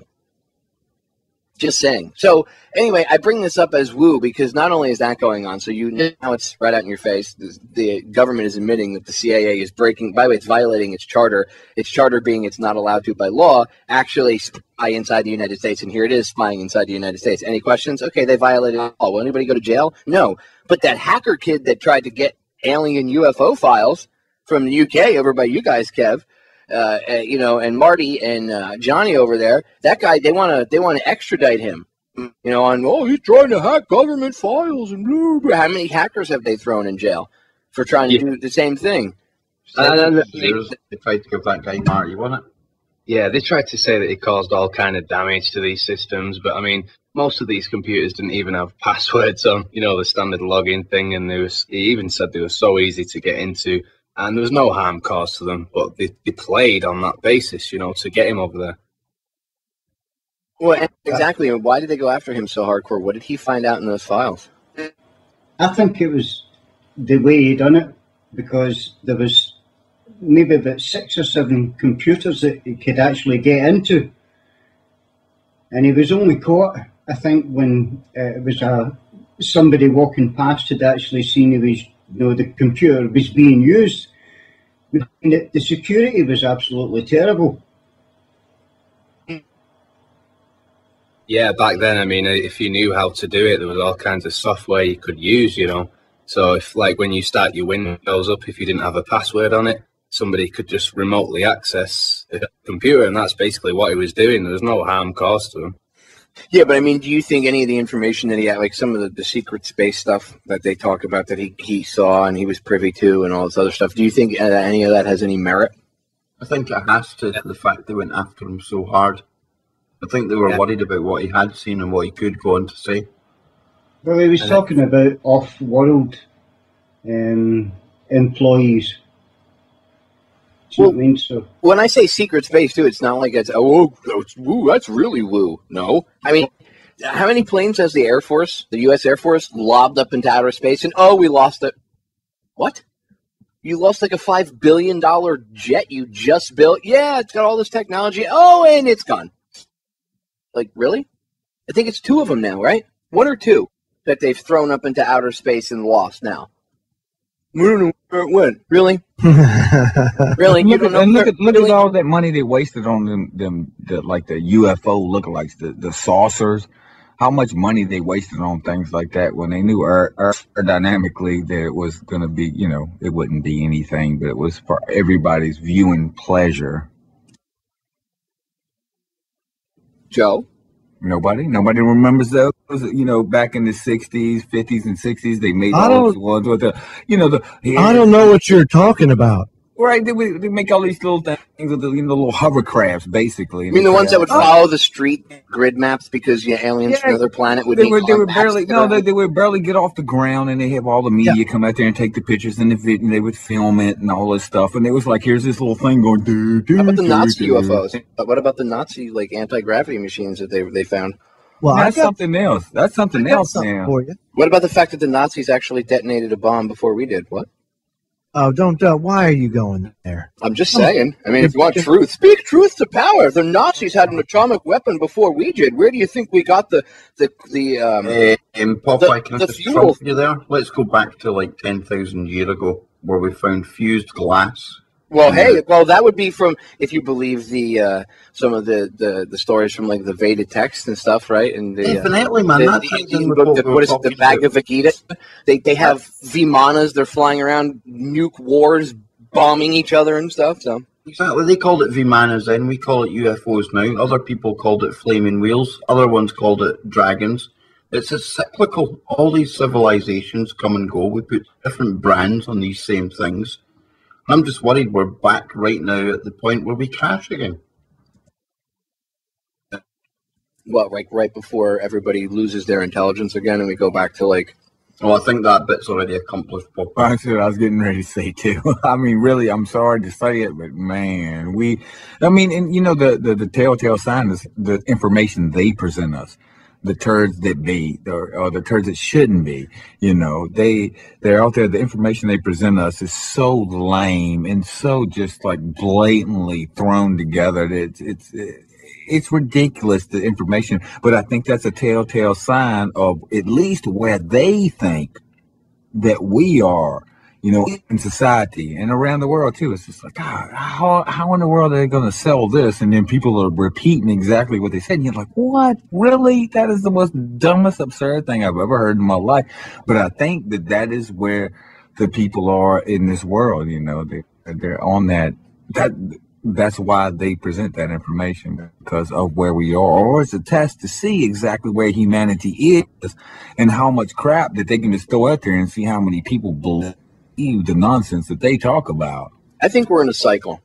I think that, you know, the universe throughout the period of time offers, you know, for whatever reason, I think everything operates kind of on like a cycle. And here we are at this chance in time where humanity is at this crossroads where we can either enlighten ourselves or continue this cycle. And if we continue the cycle, then we're kind of like at the top of the wheel. You know, if we're like a spinning wheel, like a water wheel or something, like a mechanical wheel, we're at the very top, and we have this chance to like move up, switch a gear, as it were, or stay on this gear and continue cranking in this cycle. Or, as you would say if you're an engineer, one full revolution. And I think that's why when people call for, we need 1776 all over again, you're keeping people in the same dynamic that's enslaving them by espousing that kind of garbage. Okay, we don't need a revolution because you're just becoming part of the same cycle all over again.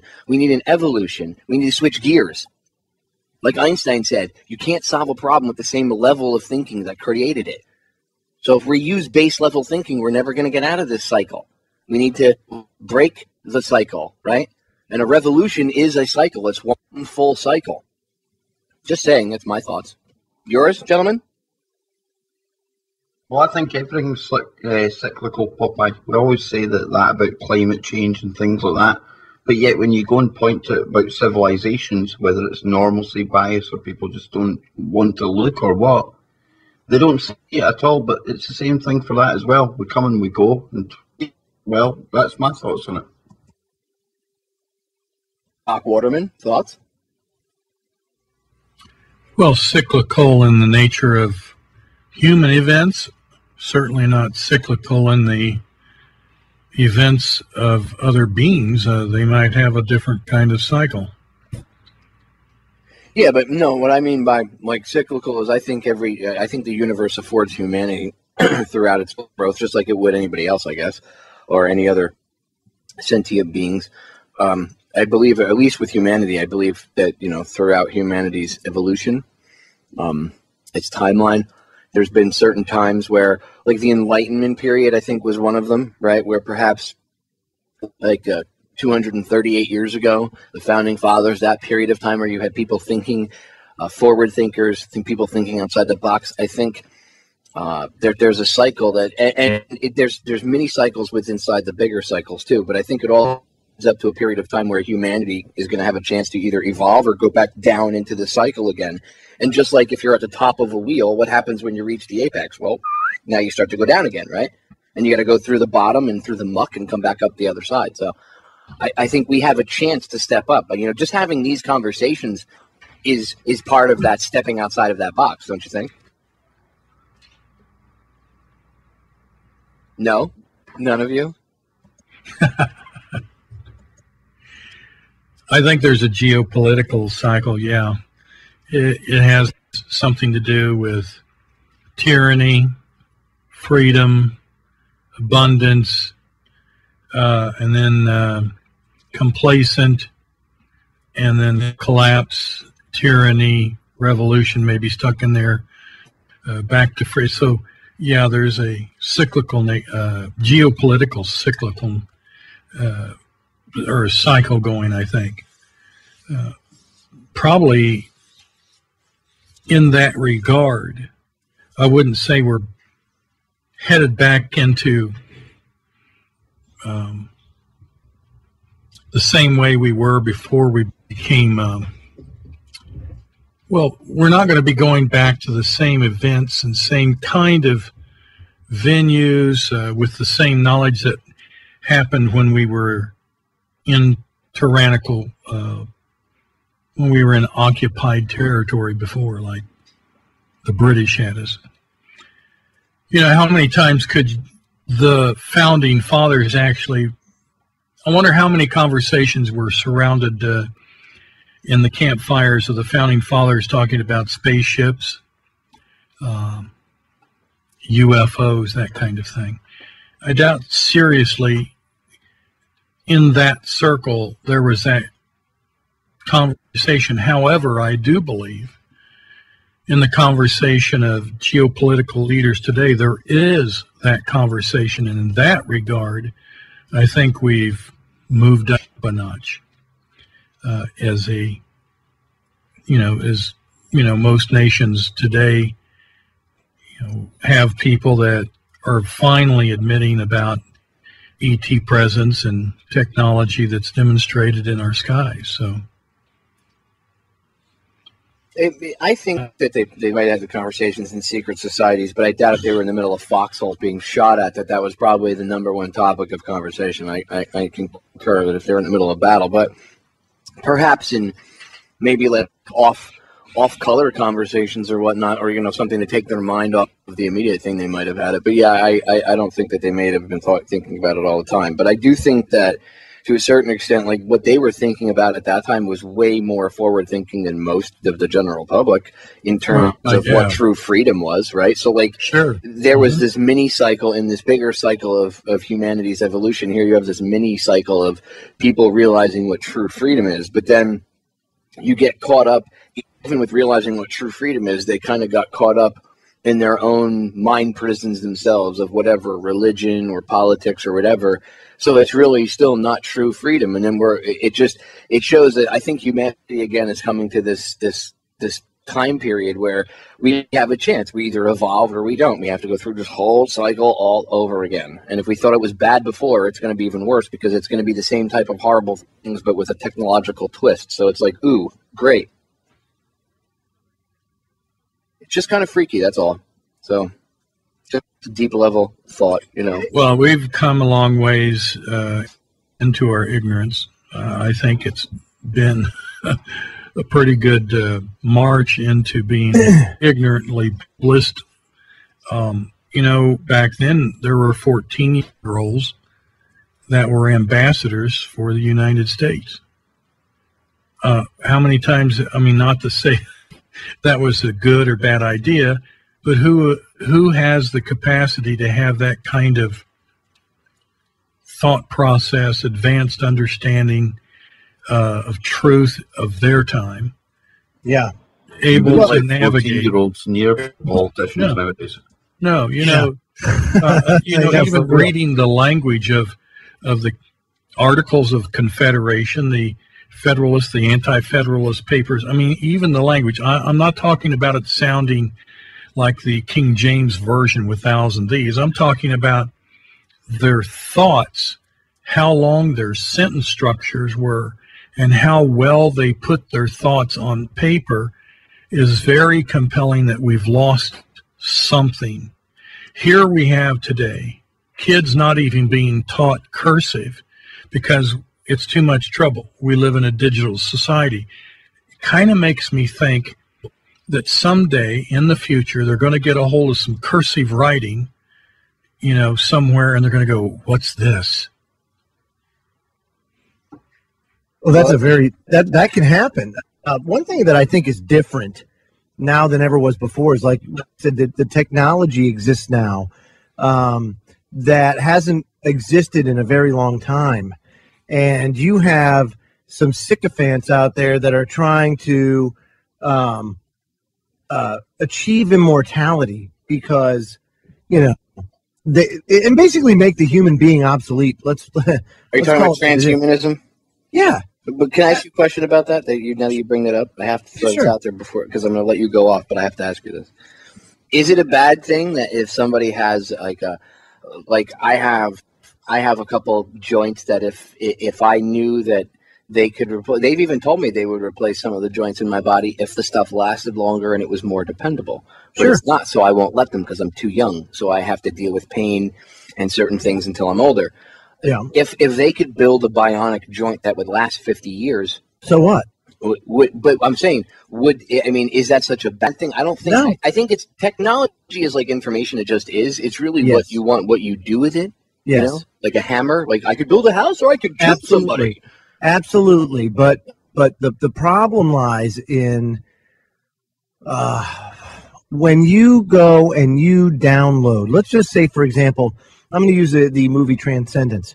when you download consciousness into a computer, is the human spirit going with it? Is there something missing? Because if you look at all the ancient texts, we have two very distinct parts of our consciousness that dwell in different places. Like, for example, we think in this world with our heads, with our mind, but if you read all the ancient stuff, and Dr. Rick brought this up last week, but our spirit is in our gut. That's why, the old saying is follow your gut instinct. It's because that's where your spirituality lies, is in your gut. Well, if you're just transferring crap from your brain, you're not transferring the stuff from your gut. You're not transferring that spirit. So what are you doing? That's why they say you're into that. You know what I mean? Your stomach is your second brain. Yeah, your stomach and your brain are constantly communicating. So, but what are you downloading into that computer? It's missing a critical element, and so what you have there is just an unfeeling, unemotional machine with knowledge. Is basically all it is. And if you ask me, if you look at the human race logically, and here they are, and they have all the power, right? These machines. Then they're going to look at us as being obsolete, and they're going to want to snuff us out. Just go watch Terminator or read some sci-fi books to realize how that could go bad. Yeah. No, that will never happen, Joe, because humanity is much smarter than that. See, that's our arrogance. Our arrogance is going to be one of our downfalls. We have all the answers to all the questions. We know everything there is. I mean, you ask anybody. You could go at somebody, you can make up a word. You go at, I'm serious, get your video camera and film this people out there. Go out on the street in your town, no matter where it is, and go around and start asking people. Make up a word. Just make up some word. Don't make no difference what it is. You go out there and ask people what they think about it. And you're going to find people out there, maybe some people, you're going to see some people that go like, I never heard of that, but not many. You're going to have people out there that know it, and they got their doctrine in it. They're going to tell you everything there is know, and they know more than you do about it. I guarantee you that's where we are. That's our problem. We need to throw our hands in the air and say that we don't know, and accept information and look it up, cross-reference, because information out there is a lot of BS going on. So we need to do that, but we really need to really stop that from happening. We need to learn stuff. We need to know stuff. You can't be an expert if you don't know anything about it, but most people will be that way, and it sucks. But people try that. I guarantee you, hit video of people out there acting like they know about something that they just don't know about. Well, that's how they get everybody to be controlled, dude, is because they don't have it. Again, this goes back to the access of information part. That's why they want to shut the internet down. I think a lot of people don't realize this, because when you talk about this, they go, well, the internet's been around for a while, if they were going to shut it down, why wouldn't they? When the people that they're skeptical about it, period. I don't think they would completely shut the internet off, because that would destroy their own money-making systems, because that stuff is heavily dependent on the internet. So I don't think they would cut it off like that. But I think in certain ways they want to cut off the flow of information or access to it, because then you can have conversation stuff about this kind of stuff. You must unite what has been set aside. We are TFR. Truth Frequency Radio. We are back, ladies and gentlemen. So, woo factor of 10, we've gone to Plaid. I got one. What do you got? Woo factor now. What do you got? I got one. Okay, so is Huffington Post just came out with this, right? Apparently, in the Tunisian desert, this lake just appeared out of nowhere. Well, Joe, it's not a mirage. Video. Yeah. Okay. So what's that all about? Well, do you think this has to do with like Earth changes and pole shift and all that? Because I know people want to know. You can't discount it. I don't know. What do you think, Doc? Well, it's what the Webbot said was going to happen, probably because of planet expansion, which is his theory anyway. And it might likely be that we're going to see a lot of that. Is that why you think they keep finding all these civilizations too? They keep all of a sudden like cracking open and showing up. Yeah, like they were hidden below the earth, and now all of a sudden the ocean floor is shifting, and suddenly 100-foot tall structures are appearing, after earthquakes and things like that. Well, sure. the interesting thing is you were talking about all these documents in the Vatican, if they've got all this truth, why are they so sneaky? Why? I think really what you're trying to say is we've got a lot of truth that's been covered up because it's way too convenient for us to have the truth, but inconvenient for them to give it to us because, gosh, their little house of cards comes crashing down. Think of the control they would lose if they were to reveal all that information. Oh, yeah. And that's what they don't want to have happen. Of course, I've never been the one that says or thinks that the Vatican and the Catholic Church was a description of a Christian belief system. I think it was the alternative that finally, after a couple hundred years of being kind of messed up, they said, we had them. Christ shows up and kind of routs us out with his whip and changed the paradigm shift here and couldn't let us control people anymore. We had it really going when they had to come and pay and get their sacrifice and maybe not confess, but at least we had them coming out of our hands. And really a lot of things even weren't going the way it was supposed to go if you believe in ancient Israelite Judaism beliefs. And I believe they were infiltrated, by the way, by aliens, literally. But here's the deal. Those same bad guys that infiltrated ancient Israelites lost their control. So, golly, guess what ends up happening? They invent the Catholic Church. Almost identical, only this time it includes Jesus. So that they could go grab all those people they lost to new religion. And so you look at them, and I really have never been a proponent of that whole picture with this popey guy being a representative of anything called Christian in my life. Never have. Diabolical, actually. So it's like the antithesis of what Christianity, like the beliefs that they, it's like I have friends that were former Catholics, and I said, "What made you stop being Catholic?" And they said, "I read the Bible."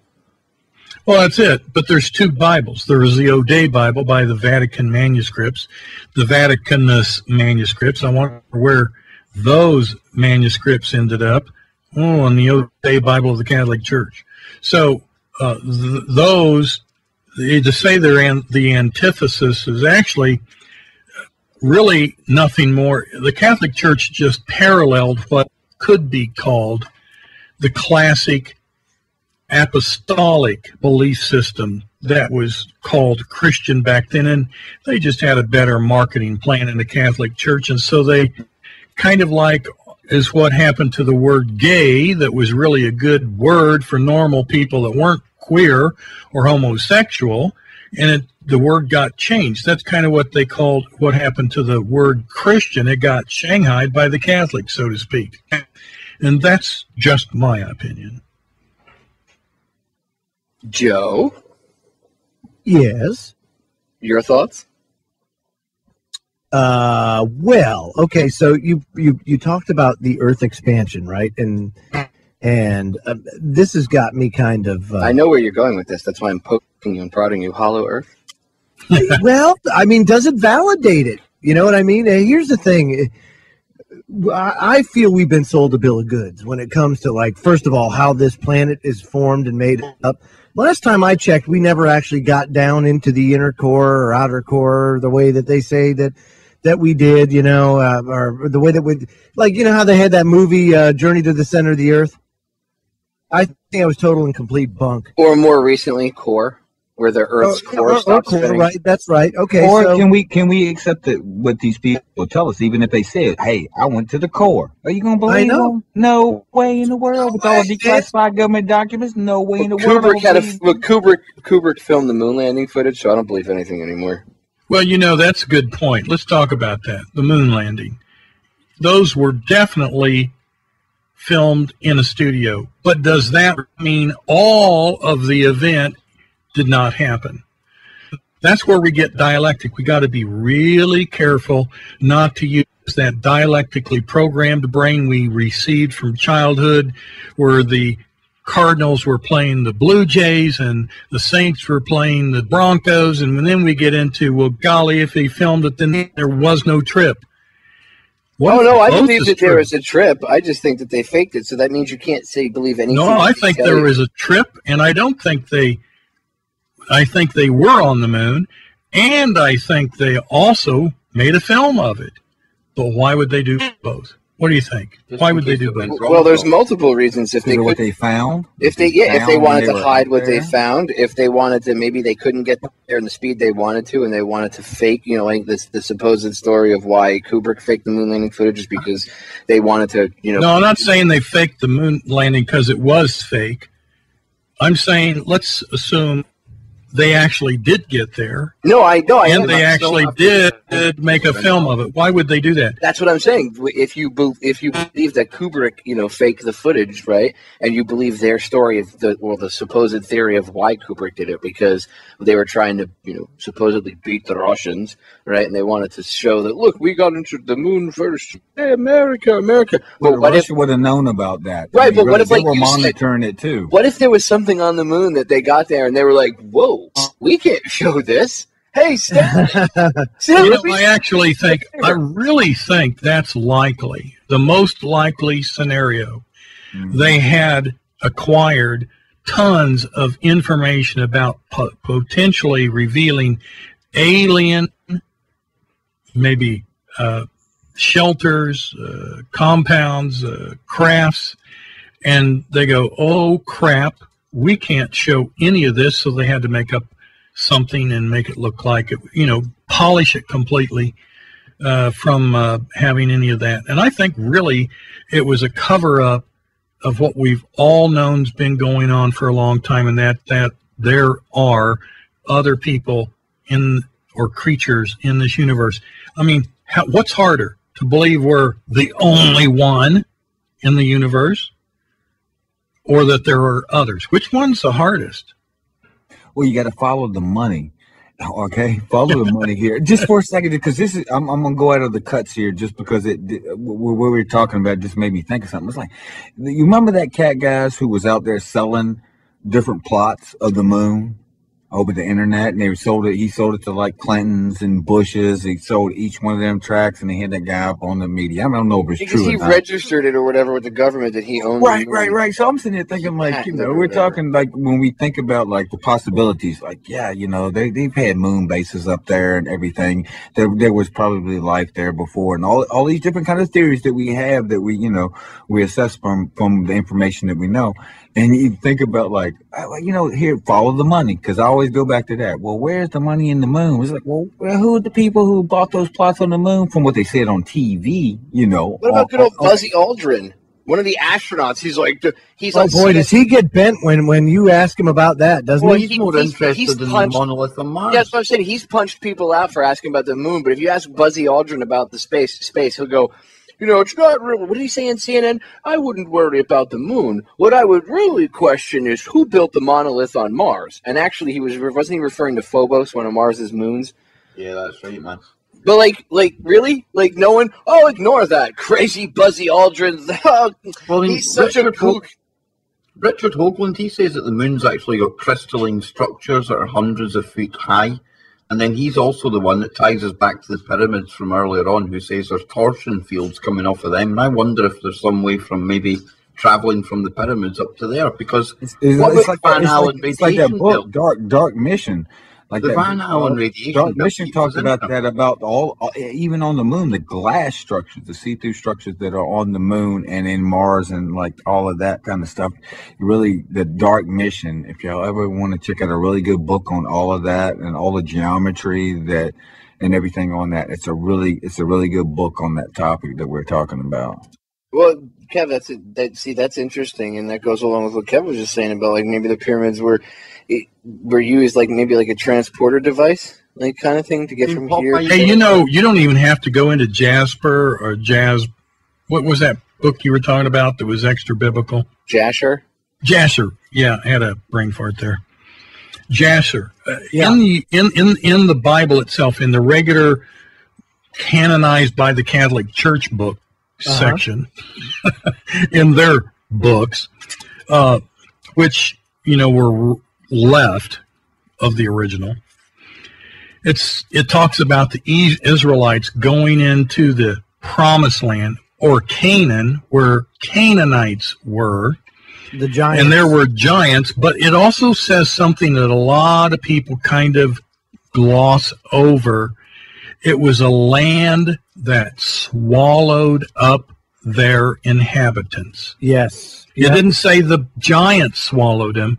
It said the land swallowed them up, as if all of a sudden they were there and not there. Now, what does that describe? Stargates. That's what.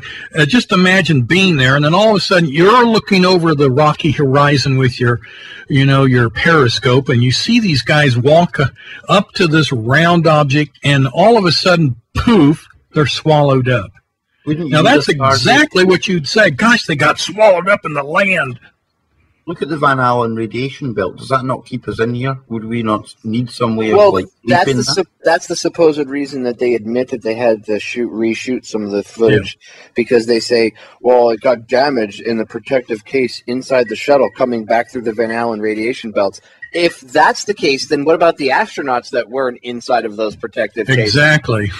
Like, how come they don't have a third arm, or they don't look like the Fantastic Four? Or how come they live so long after they get their back? Or more realistic, they don't have tumors the size of a fist growing out of the side of their head from being exposed to that much radiation. It's just, there's a lot of okay, if you faked it, just tell us what the deal is, but they don't want you to know. I think there's a lot more out there. That, look, Christopher Everhart's talked about the hunter-killer satellites that people from NASA have said, former NASA employees have said existed. He did a secret space series. I've had him on talking about this.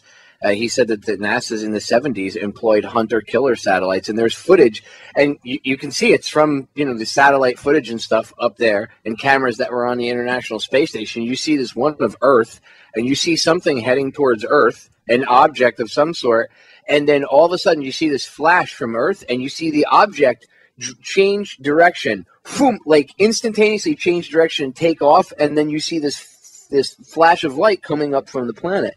And people have said that was like an Earth cannon, an Earth-based weapon, or something actually shooting at something that was inbound from outer space. I mean, Popeye, that ties back into Gary McKinnon when he was hacking into the NASA computers. Bingo. Was he seeing some kind of breakaway civilization where we're having some kind of space war going on? I mean, look at these. It's Ed Grimsley I've seen with infrared, third-generation night vision goggles, and some of the crafts that you see up there. It's unbelievable, but if you look with your naked eye, you won't even see them. So what is going on? Because we only see in a certain light spectrum. That's why people say, well, I can't see it, so it must not be there. But we see, if you actually look on the visual light spectrum and then look at what the human eye picks up on the visual, on the light spectrum, we pick up this woohoo, tiny little infinitesimal piece at the 3/4 to almost all the way at the bottom of it. It's our brain and everything is so easily manipulated and tricked from visual things that are out there. It's actually insane when you really get into the theory of how the mind operates. I mean, visually, a lot of things, how we see it, is just totally manipulated. How our brain picks up, how our eyes see, is because the back of the eye has something that we could equate to as antenna. The cones in the eye that are attuned. Well, there's cones and rods, but there's something else in the back of the eye. It's kind of like an antenna that receives at a certain wavelength because it's tuned to a certain frequency of light spectrum. Now, other insects that have to see purple, or that, glowing UV or purple, infrared, and so forth, they do that so they can identify sources of food, but we don't need that, so we don't have that. But what is interesting to me has been that we were talking about the Catholics hiding stuff, but even the Protestant church in the Bible has right in it writings that really have been reinterpreted for us, not rewritten. I'm not saying that. I'm saying reinterpreted by main church people to eliminate certain things. For example, those giants that Joe was referring to. Yeah. Hey, the Israelites went into this area and they were told to destroy all the animals, all the women, all the children, and all the men. Now, that might make God look like this slaughter man, but see, that's not because he is a slaughter man, or he is a vengeful, hating creature that wants to destroy and murder humanity. What if, for example, these were demonic or dark forces that were interdimensionally manifested on our planet from a foreign location, and they were literally fighting aliens. Literally. And that's why they had to get rid of them all, so they couldn't take us over. Well, people are always worried about an alien invasion. I think the aliens already invaded. I think they like Chris was talking about a couple hours ago, universal rule, you can't mess with another civilization. That's why I said, what if it was broken? What if the stories of the Anunnaki or whatever they're called are true, and they came here and already messed with us? That's why I don't go to bed at night. Oh my God, the aliens are coming! I think they already came here. Maybe we're just we're just a high school aliens science project. Exactly. I mean, it's so much crazy. And does that mean there's a God or not? No, that has nothing to do with it. It's a crazy, vast. No, because something God with a big G would have had to have made them. Something would have had to have given them souls too. I know you can go down the line, but as far as like when people get all really testy about like aliens and stuff, it's like, no, and it's like, well, they would have made their presence known, or they would have did this, and I'm like, no, what do? We can only go by what we see and what we experience in life. And what do we do scientifically? We have a control group.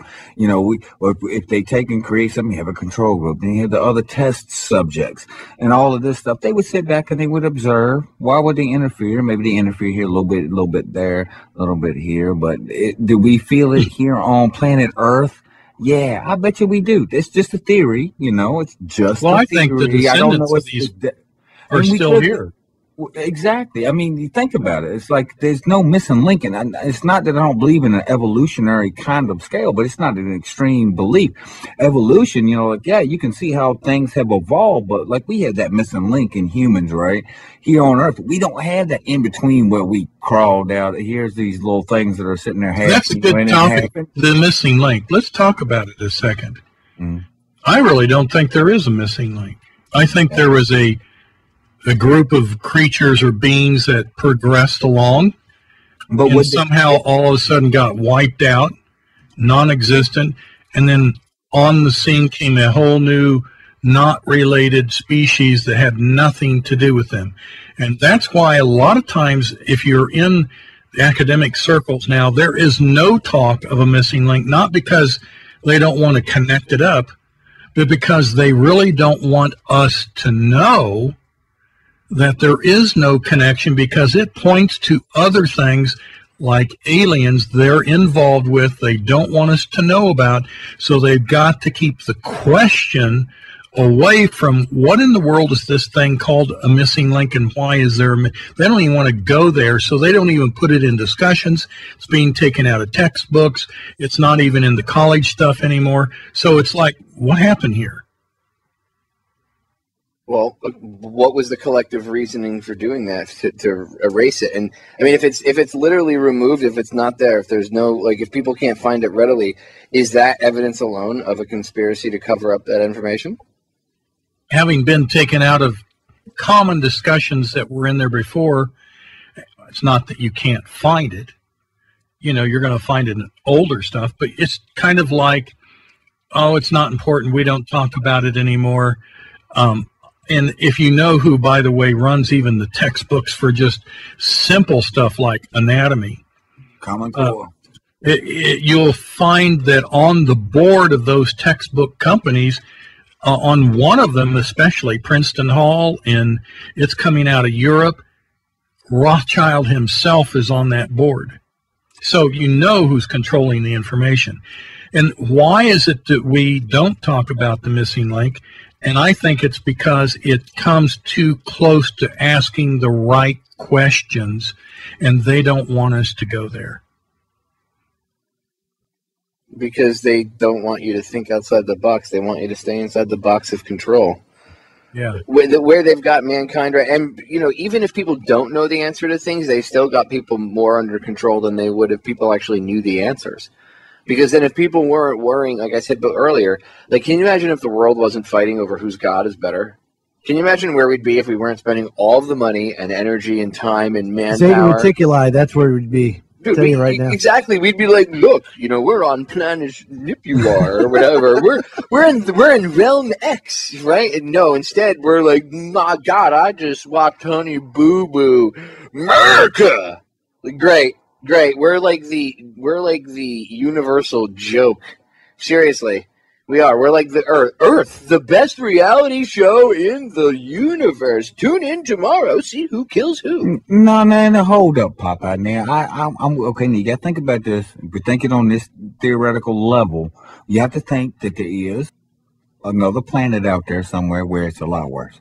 It's gotta. I certainly hope so. I mean, if there's more advanced, you know, civilizations out there and everything, there's got to be more devolved ones out there too, who are still walking around going dirt too, and they might be just as progressed as we are, and maybe that they're stupider. We don't know. Earth Channel is one of the more popular cable networks in the universe. That's all I'm going to say.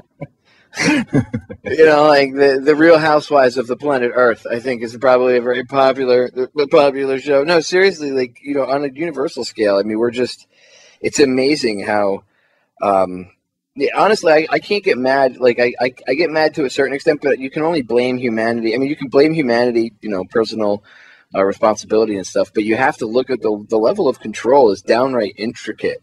Like, it's genius how they got people to actually, if you sit back and think about what they had to do to get people to literally control themselves to the point that we're at now and dumb ourselves down. We're even thinking about any of the conversational topics that we're discussing tonight. Go, oh my God, you tinfoil hatters.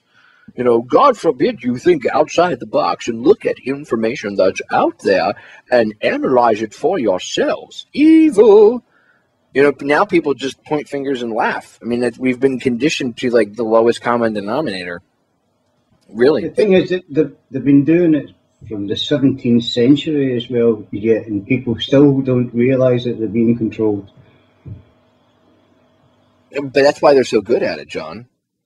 Because they've been doing it so long. Yeah. That's a good point, you know. And they get all the information. How about if they actually have more? You know, there's a difference between IQ or horsepower of the brain and wisdom. And there's a difference between wisdom and IQ horsepower and benevolent or malevolent attitudes. And so really, I think what's caused a lot of our problem on this planet is that we are extremely naive, by the way. We may be really outclassed in IQ by a lot of these creatures, but that does not mean they're good guys. It just means they're smart, bad guys. And I think we've got them outclassed in that our naivety is a reflection of the fact that we really aren't evil. And I'm going to say this because I've seen too much evidence of good people. I've seen natural disasters that I've worked where people came together and there was no gain whatsoever. Many just did all kinds of things and walked away. And I've seen bizarre stuff where 14-year-old kids would walk up to me while I was running this one at the one of the really big tornadoes, maybe the biggest in the world, that it was over in Oklahoma, where a kid came up to me and he says, "Doctor?" I said, "Yes." He says, "I got you a semi full of medical supplies out here. Where they want to know where to park it." I said, "You did?" He said, "Uh-huh." And then he just disappeared. He goes out the hall, and I asked where this kid went. He was nowhere to be found, but there was a semi-tractor full of medical supplies out in the parking lot that needed a place to go. This is Truth Frequency Radio. The wicked one, obviously under heavy Masonic influence. We are back, ladies and gentlemen, with hour number 2 here on tonight's live edition of Down the Rabbit Hole. I'm your host, Popeye from FederalJack.com. Tonight, as we've been doing for the past couple weeks, having like a Freaky Friday roundtable discussion about everything under the sun. A lot of times it's heavy woo factor 10. As they would say in Spaceballs, holy cow, we've gone to plaid. And that's what we've been doing here in, what is this, I guess, the beginning of hour 5, Kev? You're the official timekeeper of these things? Yeah, it's hour number 5, man. But no, these Fridays are really good, and I think it shows all listeners out there what all the different kind of shows and hosts are all about. They can find out what we're really all about on Hangar 18 about 24 hours from now, right enough. But yeah, this is really good fun, these Friday nights, Popeye. Yeah, and I think it's good that the hosts get a chance to get together and just, talk about real issues. Because Hangar 18 is cool because we can blow steam off, and sometimes we have serious conversations, but it's more, there's more fun and jocularity. Whereas when we get a chance to do these Freaky Friday shows, which I tell everybody to tune in, but when we do get a chance to do these Freaky Friday shows or whatever, or Friday roundtables, it's cool because we get to have some serious, deep conversations too. So I concentrate a lot on the like 3-dimensional 5 cents news during the week with Whistles and Marty, and it's a nice kind of almost, dare I say it, distraction from that kind of news. Looking at Gaza, Ukraine, things like that, it really does, it plays on you after a while now. Oh, well, dude, sometimes even the listeners need a break. I mean, we talk about death and destruction and all this stuff all the time. And although we do have to focus on it, I think it's also, if we're going to talk about this stuff, we have a responsibility to also make sure that we also put out there that it's not just to focus on that. Like, we have to understand what drives these current crises. And to understand that, you have to understand a lot about history, I think. You can't understand what's going on now without understanding all of this craziness, even the woo, because these people believe in the woo, right? And TFR, they say no hype, no fear, and that's what I like about it. We put all the information out there. We don't hype it up. If it's fact, we put it out, but we rely on the listeners as well to go and check it out. Well, I always encourage the listeners, do your own. You have to, Popeye. It doesn't matter who you go to, what your source is. You have to go and check that out. You can't take anything at face value. You're not going to learn if you do. If people tune into the Kev Baker show and go, well, Kev Baker told me so, it must be true. You've just defeated I would hate yourself. that, Popeye. I'd actually hate if I ever heard somebody saying that. I would really hate that. Well, they'd be defeating themselves. They'd be they would literally be defeating the purpose of what they were doing. I mean, you're leaving one trap and getting trapped in another. Don't get me wrong. I don't think people should say, well, Kev's full of crap. Believe what Kevin said. What did Kennedy say? Trust but verify. So believe what Kev says, but verify it. So, okay, I trust Kev enough to say, okay, I'll trust you enough to look into it. And then you look into it and you go, wow, he's actually pretty accurate. And not all of us are perfect. I mean, you must have experienced this as you rise up through the ranks, so to speak. Ken as well on YouTube. It seems the bigger the kind of name you start making for yourself, the more people focus on you. And yet these people say they're awake, but they're not looking at the information anymore. How can that be awake when they're just concentrating on the source? They're doing the same thing that's always done. I mean, we talk about anybody, David Icke, Alex Jones, any of the big people out there that, had started off just like all of us did, doing the same things, doing our activism and stuff like this, and you watch them. And I know I can speak from experience just from myself, and, I don't have, nowhere near the listeners that a lot of other people have out there. But I have just with the people that do listen to me. I've been called a lizard alien. I'm a government shill. I've thrown up the satanic devil signs up when I'm saying I'm changing channel and I'm out, throwing my hands around. Oh, I seen you throw up the devil sign. And that's what happens. And it takes, and I found myself getting pulled into that, getting pulled into that thing where I'm sitting there going, man, you lost your mind. And all of a sudden now I'm sitting here wasting time, sitting there arguing about stuff. And these same people I could be in agreement with about, about a lot of different things. But here's this divide all of a sudden, like you sold out. out. You did this. You work for this.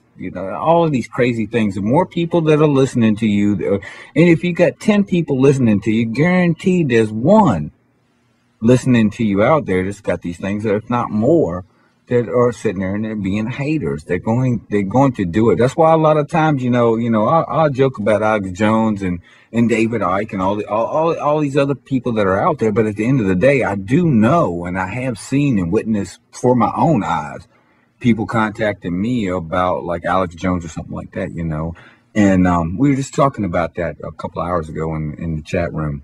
And it's like, a lot of people, Alex Jones, he's a shield and all this kind of stuff. And I'm like, I guarantee you what, just from the people that I have personally known who have said how he's woken them up and made them look for their self into declassified government documents, just alone in that manner.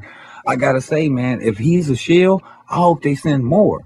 I mean, I really do, because, and I know, a lot of people, you got to look at your own life and how you go into making a living and doing your thing. Now, a lot of times people will get wrapped up, and I do think that personally that he got wrapped up in trying to make the money to keep the operation going, because the more bigger the operation is, the more, you got to have that fiat to keep that going. So can people get lost in that, where that's the message, or the main focus? Like, dang, we got to make all this money, keep this operation going. I think it's trapped up. We all have to deal with this. But what I think we really have to do as individuals, people who listen and watch videos and read other people's stories and all this, or listen to talk radio, that we need to always verify, because not everybody's right all the time. You're going to be wrong. I mean, if you're sitting there talking 6 days a week, 5 days a week, 3 days a week, whatever it is, making videos, talking on the radio, you're going to be wrong.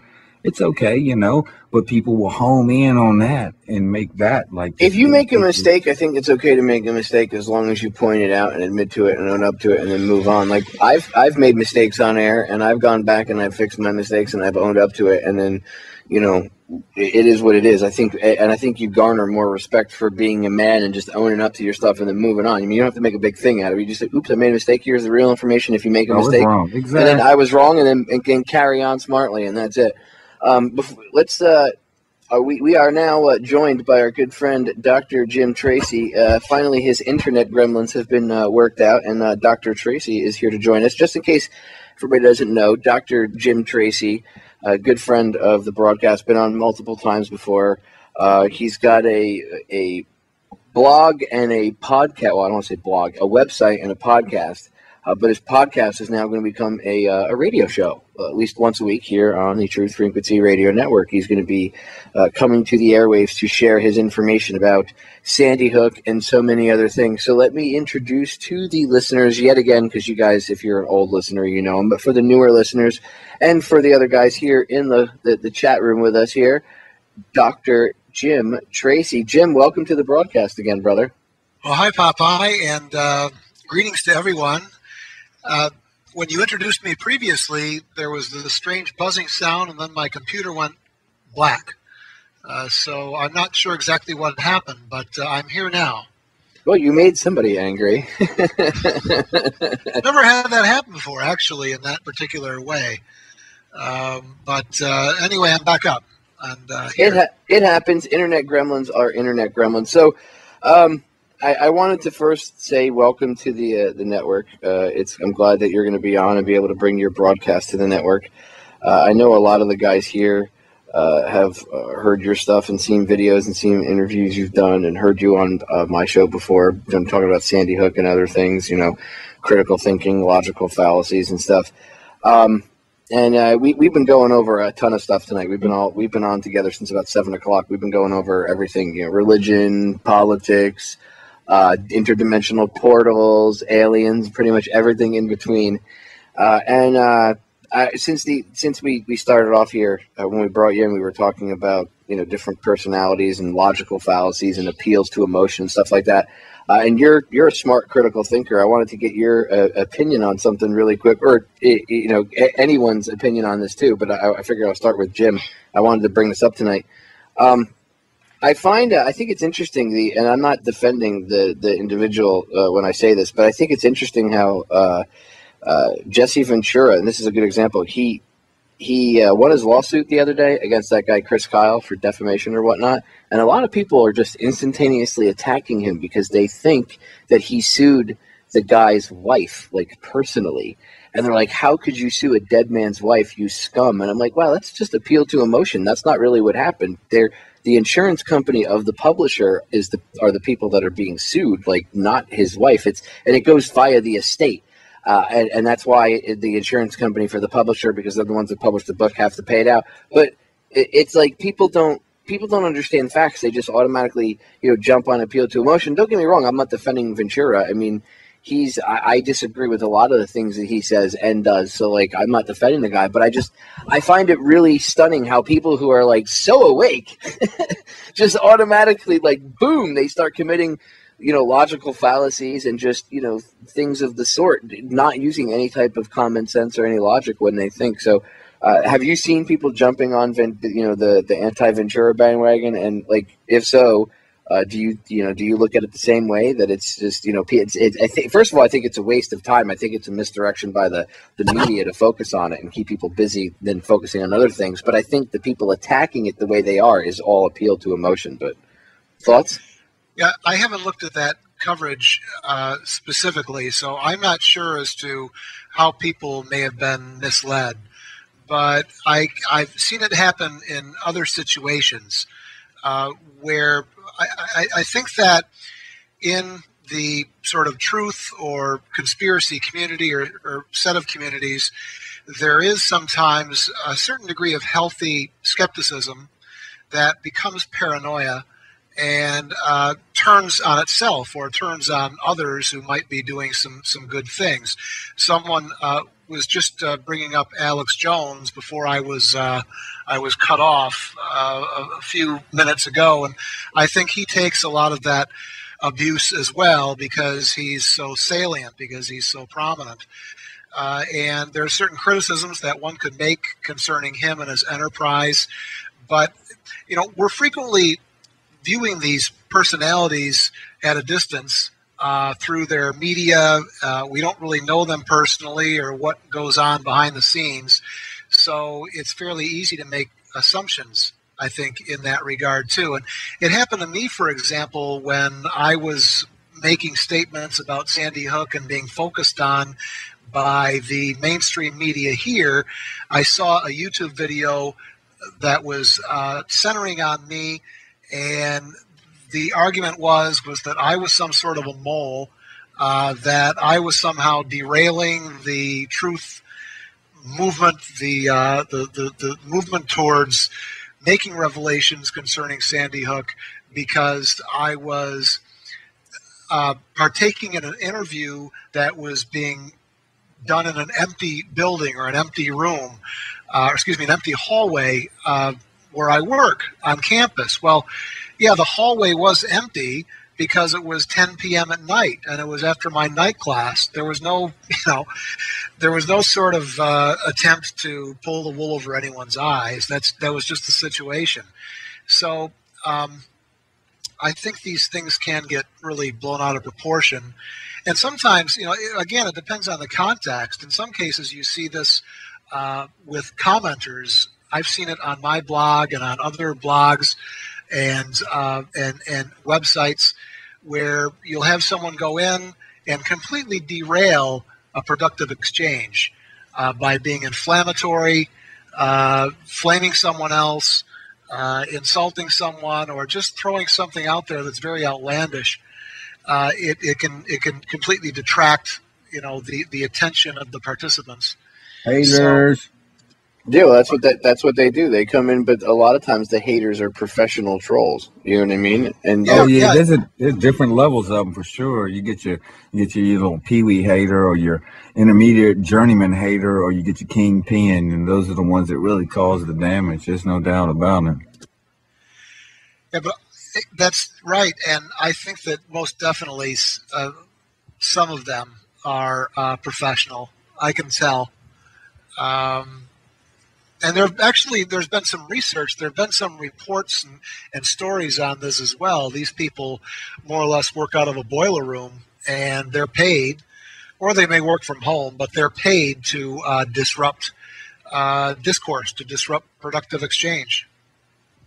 And the U.S. Army and the U.S. Air Force openly admitted, I think it was like 3 years ago.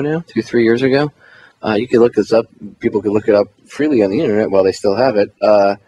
They have, and this was a couple years ago, so I can imagine what they have now. They had computer programs at the time that one individual could mimic 10 people online. So like you could go on to a whole bunch of different social media outlets and be 10 different people on a bunch of different social media outlets, like, trolling, attacking, Professor Tracy, that guy's a shill, or Dr. Tracy, that guy's a shill, he's a nutbag, he shouldn't be around anyone, he shouldn't be talking to people, he shouldn't be doing anything. Why is he even allowed to speak in public? Why is he allowed to have opinion? I mean, it's the way you were attacked. And half of the people attacking you didn't make any sense. It was just non-valid arguments. Like, I could understand if somebody disagreed with what you said and they brought some logic to the table, but it's the same base level. You're an idiot for talking about what you say. How dare you say those children didn't die? Are you saying it was faked? You hack? You know what I mean? It's like, and they didn't even, a lot of the attack wasn't even focused on what you had said or what you had questioned. It was like 160 degrees or 360 degrees rather off of what you said. Yeah, well, some of it I think was probably authentic, and a good amount of it was also contrived in some way, shape, or form. It reached a crescendo when Anderson Cooper featured me on CNN for a couple of consecutive nights in terms of emails and things like that and comments on the blog. And then it sort of subsided after a fairly short period of time. But I think that there are people that they have such an emotional investment in an event like that, and they fall into the stimulus response trap, and they're very apt to to do that and to go ahead and go after the the individual that's being put up there on the pedestal. Well, and I bring up the whole Ventura thing to begin with as as like the entranceway into this conversation, just because I see, like people attacking him based on they're not thinking, they're just, oh, he's such a scumbag, blah blah blah, and it's like, for people that are forward thinking, you're eating the mainstream media version of this right up. You're not looking at it from the fact that he was suing the guy from before he was tragically killed, but in mysterious ways, we should actually say, very very odd circumstances. And there again, in his company's later connection, some people connected it to the Boston Marathon bombing, and could that be why he was killed? Just saying. Anyway, he was being sued beforehand, and his wife had to take care of his estate. So, I mean, it's not that he was suing a dead man's wife. I mean, that's a straw man argument based off appeal to emotion. And here you have people eating it up, including people that are supposedly forward thinkers. And again, I think the attacking of somebody on that pedestal is the opposite end of the spectrum of worshiping them on the pedestal.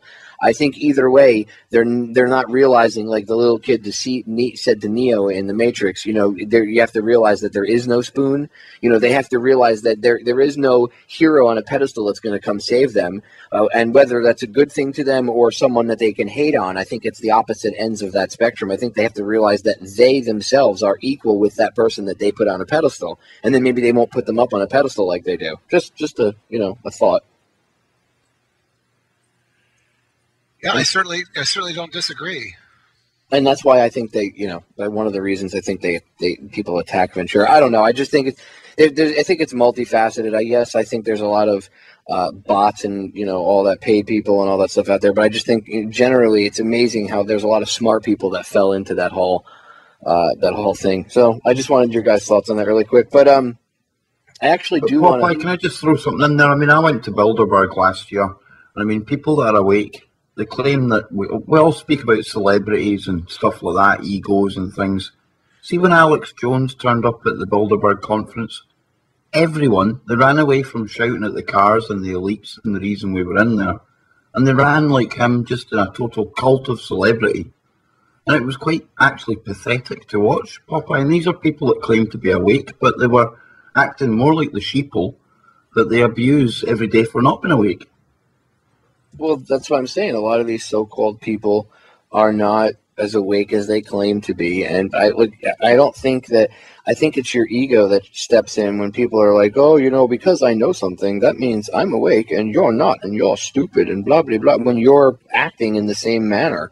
Just, okay, so you're not going to the government just because someone thinks that a politician is going to save them. You think some dude with a bullhorn from Texas in that has a radio show is going to save you. I mean, it's no different. It's almost like an appeal to authority. In kind of a sense. Crazy thing to watch, Popeye. It really was. Look, everybody has to realize that the more you start to be your own hero and you start to research this stuff on your own and just talk to others and do your own thing and start to change your life for the better, that's the solution to this. The solution isn't following anybody like a cult, but I know what you mean. There's a lot of people that think they're awake, but they're really not awake. And I think to a certain degree, it's ego that steps in and causes people to think that, it's a form of groupthink, really. You get out of one form of groupthink, oh, I'm a Republican, ooh, I'm a Democrat, ooh, I'm whatever, into I'm a truther, I'm a libertarian, I'm a this, I'm a that. How about I'm just a free individual? How about that? How about I'm just a free-thinking individual of infinite consciousness having an experience, and I'm not of any political persuasion or label. You know what I mean? I think to label yourself and to allow yourself to be thrown into that is you know what I mean? I think it's a form of control. It's just stepping out of one into another. It's a method of groupthink. Just a thought. I know. Deep thoughts here on Down the Rabbit Hole here in Hour 5 of the Transatlantic Truth Extravaganza. So if none of you guys have any other thoughts on that, there's a few other things I want to get into. Actually, I want to pick Jim's brain a little bit. I want to get into we can stay on woo, I guess if you will, but I want to get into the woo factor of Sandy Hook. And since I would consider anybody out there to be an expert on the subject, I would have to be Dr. Tracy, because he knows, he's researched, he spent a lot more time researching it than I know I have, and I know many other people have. Not that that's a bad thing, but that's like one of his specialties, is he knows a lot about it. So, Jim, I wanted to pick your brain a little bit about. Let me see how much time we got left in this segment. Well, we got about 3 minutes, so we can get into it. We can kind of set it up, I guess, and then get it into it more in detail on the other side. But I know that there's been some interesting things going on with the Sandy Hook case. There's this guy Wolfgang Halbig. I got a chance to interview him a couple months back. He's supposedly, with these questions, and I think they went up to the school board meeting up there, and there's some other stuff going on. So I want to pick your brain a little bit on the other side when we get back about Sandy Hook. And pretty much if there's any, I would say any red flags that you think need to be discussed, if there's anything out there that you could say would convince somebody that might be on the fence that, I don't know if it's weird or not. I mean, it could have happened. Maybe you conspiracy theorists are right. We can get into that too. Because we could, the conspiracy woo factor here on Friday nights, but we got about 2.5 minutes. To start off Sandy Hook, is there anything new that you would say right off the bat you'd want to throw out there? Well, I'd say right off that that's something that kind of ruined or at least changed my life. I haven't kept up with it probably as much so as I was doing several months or a year ago. It seems so obvious now that this was a drill, and there's more and more evidence to suggest that in fact was the case. Trying to destroy evidence, for example, or doing so with the crime scene, as had been done back in October, November, by tearing down the school itself, and so many other things that have occurred subsequent to that, and the very manner in which Jim Fetzer and Wolfgang Halbig and others that did go up there to confront the Board of Education back in early May were met with the sort of response that they got. It's all very telling as far as I'm concerned. There are a number of other things that one could point to, such as the about $14 million that the Obama administration has doled out to Newtown and surrounding municipalities that were involved in the event. The fact that there was $50 million that was allocated by Governor Dannell Malloy to build a allegedly new school to replace the one that was likely abandoned. That was the site for the alleged event. So all of these things taken together suggest that we were just fed a bill of goods, that what was presented to us really did not, in fact, take place. That was my premonition to begin with a few weeks after the event. I think I probably made the mistake of saying so, and that's something that the major media were able to come after me with. Jim, I'm gonna pause you right there because the break's sneaking up, but we'll pick it up right there. I actually want to get into, with you being targeted and, what you think, why you were targeted, and more. Listening to the Truth Frequency Radio Network. No hate, no hype. No fear. We are back, ladies and gentlemen. Final segment. Wow. 5 hours flew right by tonight, and the last 2 hours just went by extremely fast. Deep thinking conversations here, ladies and gentlemen, and that's why I like hanging out with these guys. Not afraid to speak their minds. Not afraid to sit down and have a conversation about what's going on in the world. And we went to break. We were talking to Dr. James Tracy. Jim, I'm so glad your show is going to be airing soon here. It's going to be airing within the next week or so here on Truth Frequency. It's going to be awesome. What's the name of the broadcast again that you've titled it? Well, the podcast was called Checking It Out on MurrayHoleblog.com. And for Truth Frequency, I'm changing the name. I intend to call the program Real Politic, Politik. Nice. Well, we live in America with a K, in the USSA, so why not call it Real Politic? So it's just an hour, and what I've been doing with the podcast thus far is just, for the most part, bringing interesting people on and talking for an hour or so, and so that's what I'll be doing on Truth Frequency. I've had Michelle Shazudovsky on, John Rappaport, Betty Martini, of course, the AIM activist and researcher. Let me see. Upcoming, Robert David Steele will be on tomorrow. And let's see, Chris Emery as well of Free Mind Films. And Daryl Hamamoto, who was a colleague of mine out at University of California, Davis, who has an exciting new book out called Servitors of Empire. It's on, the Trine Day House. It's being published by Trine Day. That's coming out at the end of the month. So I hope to have him on in mid to late August, and we'll talk about that new title, and then his views on higher education and the relationship between higher ed, the humanities, the social sciences, critical and cultural theory, and all of these things, and how they are related to the New World Order and immigration policy here in the United States, and the like. He's already been on a couple of times with Alex Jones, and so I'm eager to have him come on, and we're going to again discuss that title and what his views are. He's a really outspoken academic. He's very well established. He's been around for about 30 or so or more years.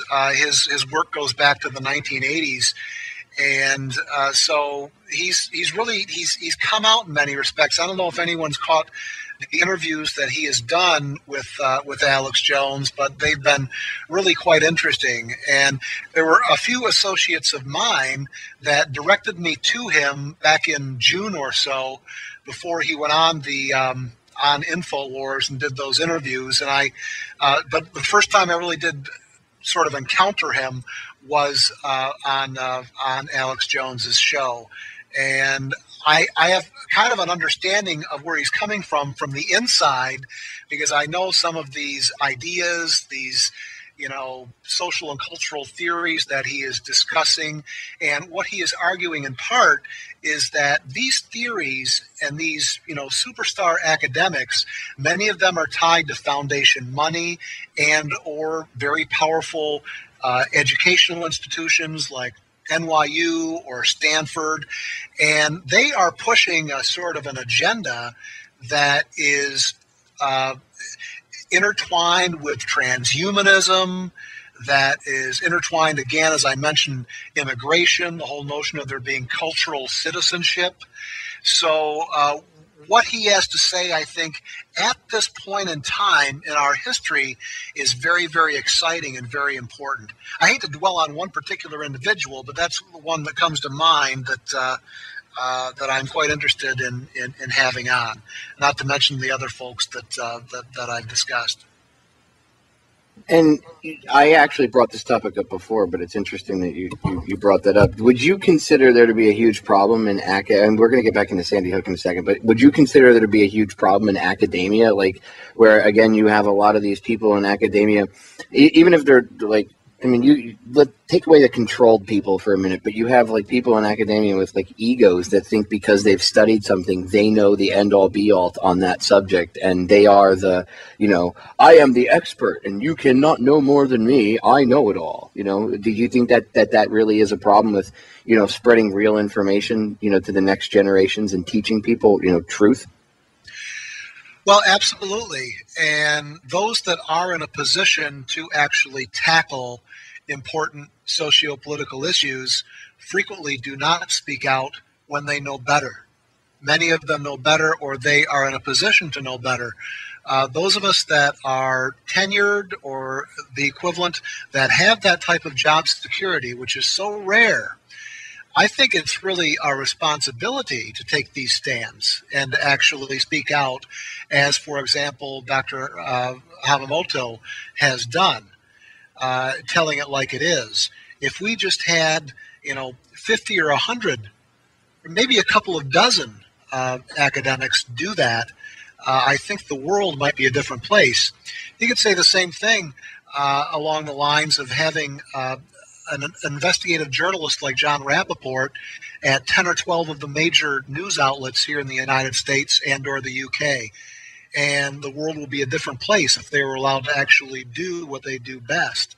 And again, so I think that's analogous to what takes place in academia.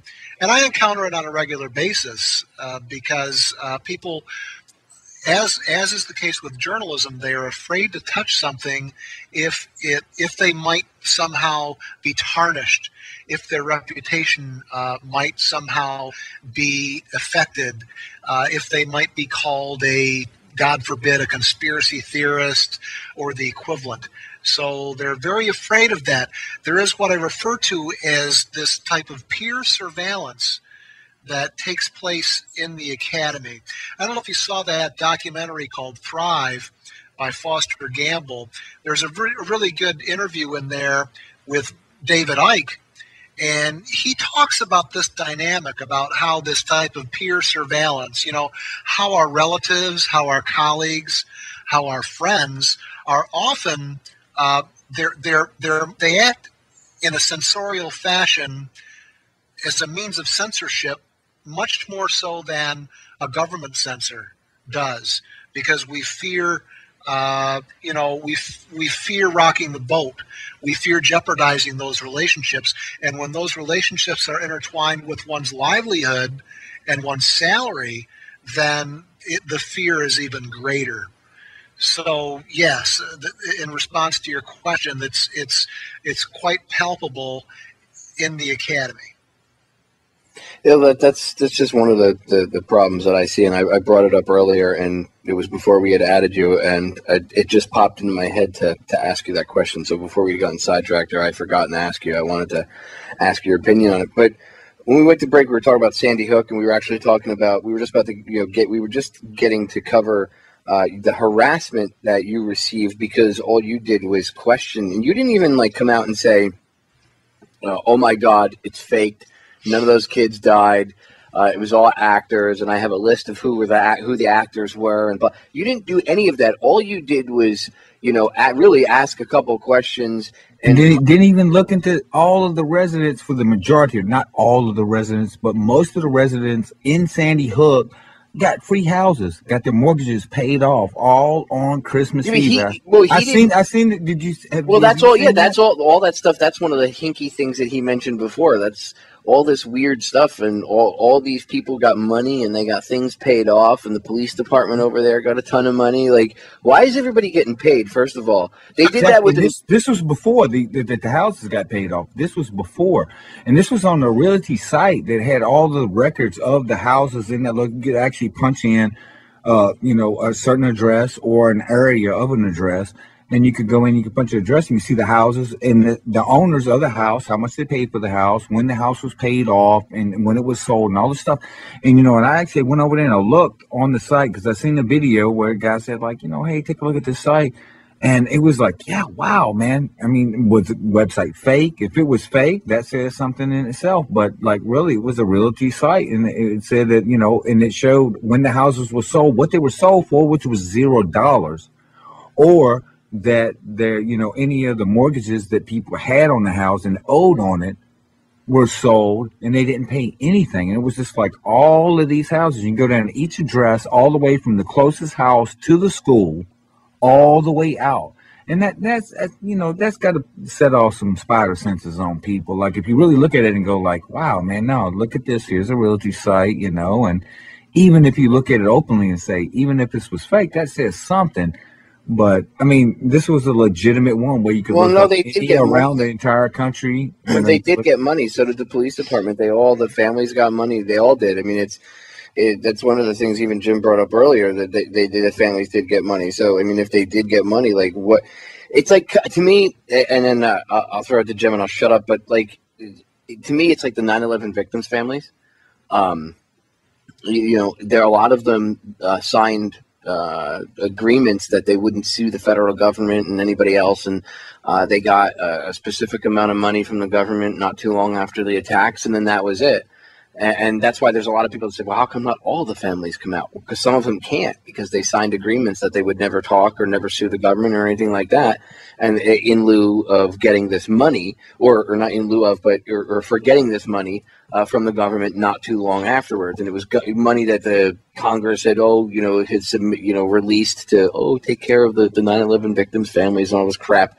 But in order to get it, you had to sign legal documents that you'd never sue and all this other stuff. So, I mean, there could be that too, but why would you have to make these people sign a document if it was just some random school shooting event? If there wasn't something hinky going on, why do you have to go to these extra 10 or 15 steps to do any of this? And Jim, you didn't even ask any of this stuff at the time when you got harassed. You had just kind of postulated what's going on, and then they started messing with you, and you got Anderson Cooper and his team over by your house, trying to goad you into a fight, making you look like an idiot. But they're gone, they're off the subject, and yet here you are still cruising along, years later, and you're still, throwing out these big red flags. So let's cover really quick, if you want, what Ken brought up. I mean, what do you know about the payments, or anybody making money, the police department?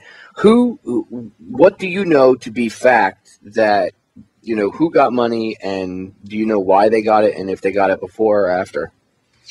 Well, as Ken points out, the real estate data suggests that some of the properties where key individuals involved in the event lived transferred for $0 on December 25th of 2009, which was, of course, 3 years before the actual event. And I think that is something that is, this is a number of transactions, dozens of them in Newtown. Now, some have countered saying that, well, that's actually taken place throughout Connecticut or throughout that region of Connecticut. That may or may not be true, but or that there was a transfer from the regional, the county database there to a private one, or vice versa, and so that may somehow explain this. But there's no doubt, that there are people who have been paid off. These individuals include, police, emergency responders, And this is being done by the Obama administration, specifically through the Department of Justice. They've sent again about $14 to $15 million there, and that is above the board. And the argument is that, well, it's for mental health counseling because these poor emergency responders and police have been so traumatized by this event. Well, isn't that their job? I mean, they're trained to, granted the event, if it took place, and I again suggest that it's very dubious. I think that it was a drill.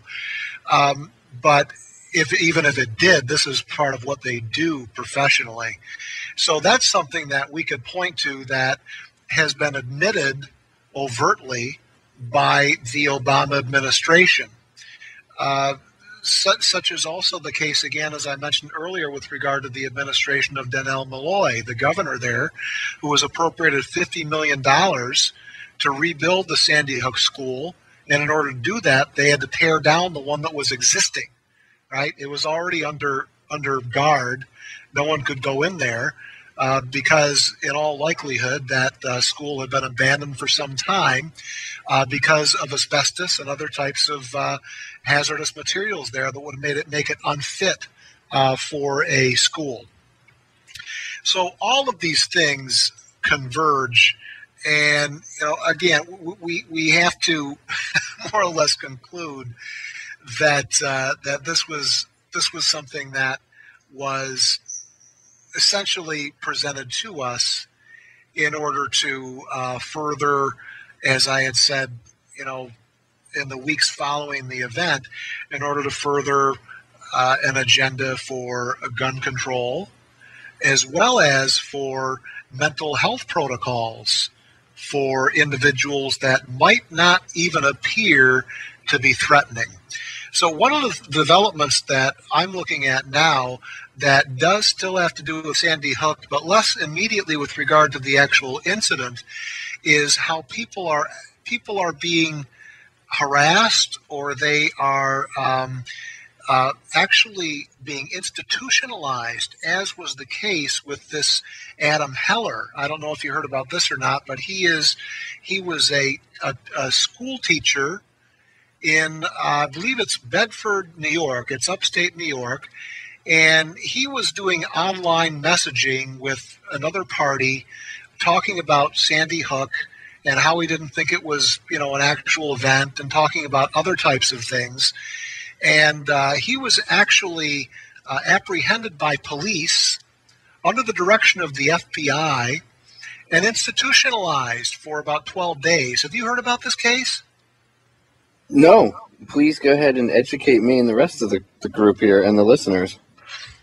Okay, well, it came out in the news back in June of this year because he was actually fired from his job following subsequent psychiatric evaluations by another psychiatrist who concluded that he was not being compliant. So therefore, he was fired. This is all according to his attorney. He's not done any public interviews, but his attorney, Michael Sussman of Goshen, New York, is speaking for him. Now, when he was communicating, when he was talking about Sandy Hook, and I guess he was talking about geoengineering and things like that as well, he had also purchased a couple of weapons. He had purchased a couple of long guns specifically for hunting. But these things were intertwined, they were put together, and the authorities, the federal authorities, encouraged the local police there to apprehend Mr. Heller and then to have him committed. So, this is a dangerous precedent. We saw what's happening here is that here's an individual who is exercising their freedom of speech, and it's not even a matter of free speech because he was not blogging or anything about this, just conversing with another party in confidence. And we're not even sure how these messages were intercepted. They may have been intercepted by the NSA. But this is something that one would see in the Soviet Union, right? Where someone is not, where someone is forced to go compulsory psychiatric treatment because they do not believe in the dominant narratives and beliefs of the given era that are being furthered, that are being forwarded by the given regime. So it's a very, very dangerous precedent. It's most disturbing. And Stalin had that done to people. That is very disturbing. I mean, what happens if they say, like, the conversation we're having proves that we're all mentally disturbed, and they came and kicked our doors in just for talking? I mean, it could happen. Now there are certain academic projects that are presently taking place that seek to psychologize conspiracy theorizing, right? So there are already some things in the DSM-5, paranoid worldview and what have you, where what we are doing as far as conversing about controversial deep events is a sign of mental disorder. And I think that we could very well be a terror attack or the equivalent away from this being more widespread. But yes, there's a project, for example, in the UK, where there are a group of psychologists, social scientists at Cambridge University who are furthering this very type of agenda in terms of conspiracy theory. Now think about that. These are social scientists. Now how do they go about doing this? Well, they have to think themselves in a very ahistorical way, right? We have to scuttle aside. We have to dismiss facts. We have to dismiss evidence in lieu of what the state provides for us in terms of a dominant narrative. And this is the case with not only with, I would contend, with Sandy Hook, but there are a plethora of deep events that go all the way back to JFK. That people do not question, and that's one of the reasons that we are so divorced from our history, and we're at such a dangerous precipice today, right?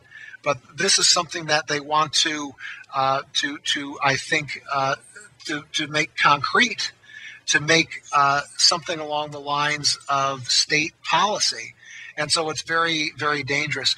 There's also, I don't know if you heard about this blogger that was arrested a couple of days ago in the UK for questioning the particular murder of the British Army officer back, I believe, in May of 2013. He put something on his blog, and he was visited by the police. This was just 2 days ago. Someone sent me a link. And they were going to arrest him, I believe, based upon conspiracy to commit harassment. I mean, it was a really ridiculous charge. And they wanted his computers as well, because he's a very well-known blogger. The thing was, I think he was claiming that the London beheading or attempted beheading was a hoax. Yes. But the thing was, I actually think they've probably targeted him because he's been pointing out a lot of the high-level paedophilia in this country. Yeah. So I think that's probably why he was on their radar more than most. Oh, I don't doubt that at all. Yeah, that's a very good point. So this guy was like, one of us basically over there. And it's Chris Spivey, that's his name, Popeye. He got arrested by name sounds familiar. 20 police at 2 a.m. in the morning. They raided his house. He's been claiming that the whole thing in Woolwich was a hoax. Whether it is or it isn't is irrelevant. If we don't speak up for him, how long is it until they come chapping at our door at 2 in the morning? Right. Yeah, William Spivey. And what's the charge again? Well, he was actually claiming that the whole Lee Rigby Woolwich beheading attack was a hoax from start to finish. He's saying it was all crisis actors. Lee Rigby didn't actually exist. And it was all set up by the British government to foment the anti-Islamic kind of trend that's going on in the world right now. And what were the charges, though, that were leveled against him by the Queen or her Majesty's Royal Police or whatever the frig they call them over there? Some kind of harassment, I believe. He has a post up today. It's Chris Spivey, ChrisSpivey spivey.org. That's his blog. Just, like, and anything that goes on in the UK, they're going to bring here next, just so you guys know. I memean, wow. I didn't even know about that, but it doesn't surprise me. I mean, it really doesn't surprise me anymore. It's sad to say, but it just doesn't surprise me anymore. They want to scare people. I think it's to the point where they're so scared of people thinking outside the box and realizing that they're irrelevant that now they're just using straight up bully tactics to keep everybody in line. And again, that's first they ignore you, which they did. Then they laugh at you, which they did. Then they fight you, which is where we are now. Then you win. So we're at step 3 on our way to step 4. The thing is, I've actually gone to the article there. It's unclear why he's been arrested. Basically, that was the original story. There was no line from the police why they lifted him. He's a terrorist. He's aiding Bin Laden. He was naming high-level pedophiles. Oh, see, that's the problem. You can't be doing that. You can engage in the pedophilia. You can smuggle drugs, smuggle arms, start wars, but you make him murder. Look ridiculous by tagging him in with air quotes conspiracy theorists. Oh, well, of course. Well, and then you hear the media when they say conspiracy theories, they talk about like myths and folklore. And they mix and folklore in with quote-unquote conspiracy theories or the paranormal and aliens and stuff. And they go, you see, it's a conspiracy. No, people get charged with conspiracy all the time. I got to cut us off, though, because we only have like about a minute left. Well, to totally demonize him, just quickly, they mentioned David Icke halfway down. Of course. And, I mean, either way, Ike's not perfect, but, like, still... But you know what that means. You're a tinfoil hat wearer. Tinfoil hatchery reptilian guy. You must be, oh my God, he's a conspiracy theorist. Can't take him seriously. Well, my understanding is the UK is not the only country that has a problem with pedophilia. No, that would be pretty much all of them. But this one, good old US of A, has a huge problem with pedophilia in high-level places. A la Jerry Sandusky. I got to cut us off, guys. Ladies and gentlemen, thank you so much for tuning in for the past 5 hours.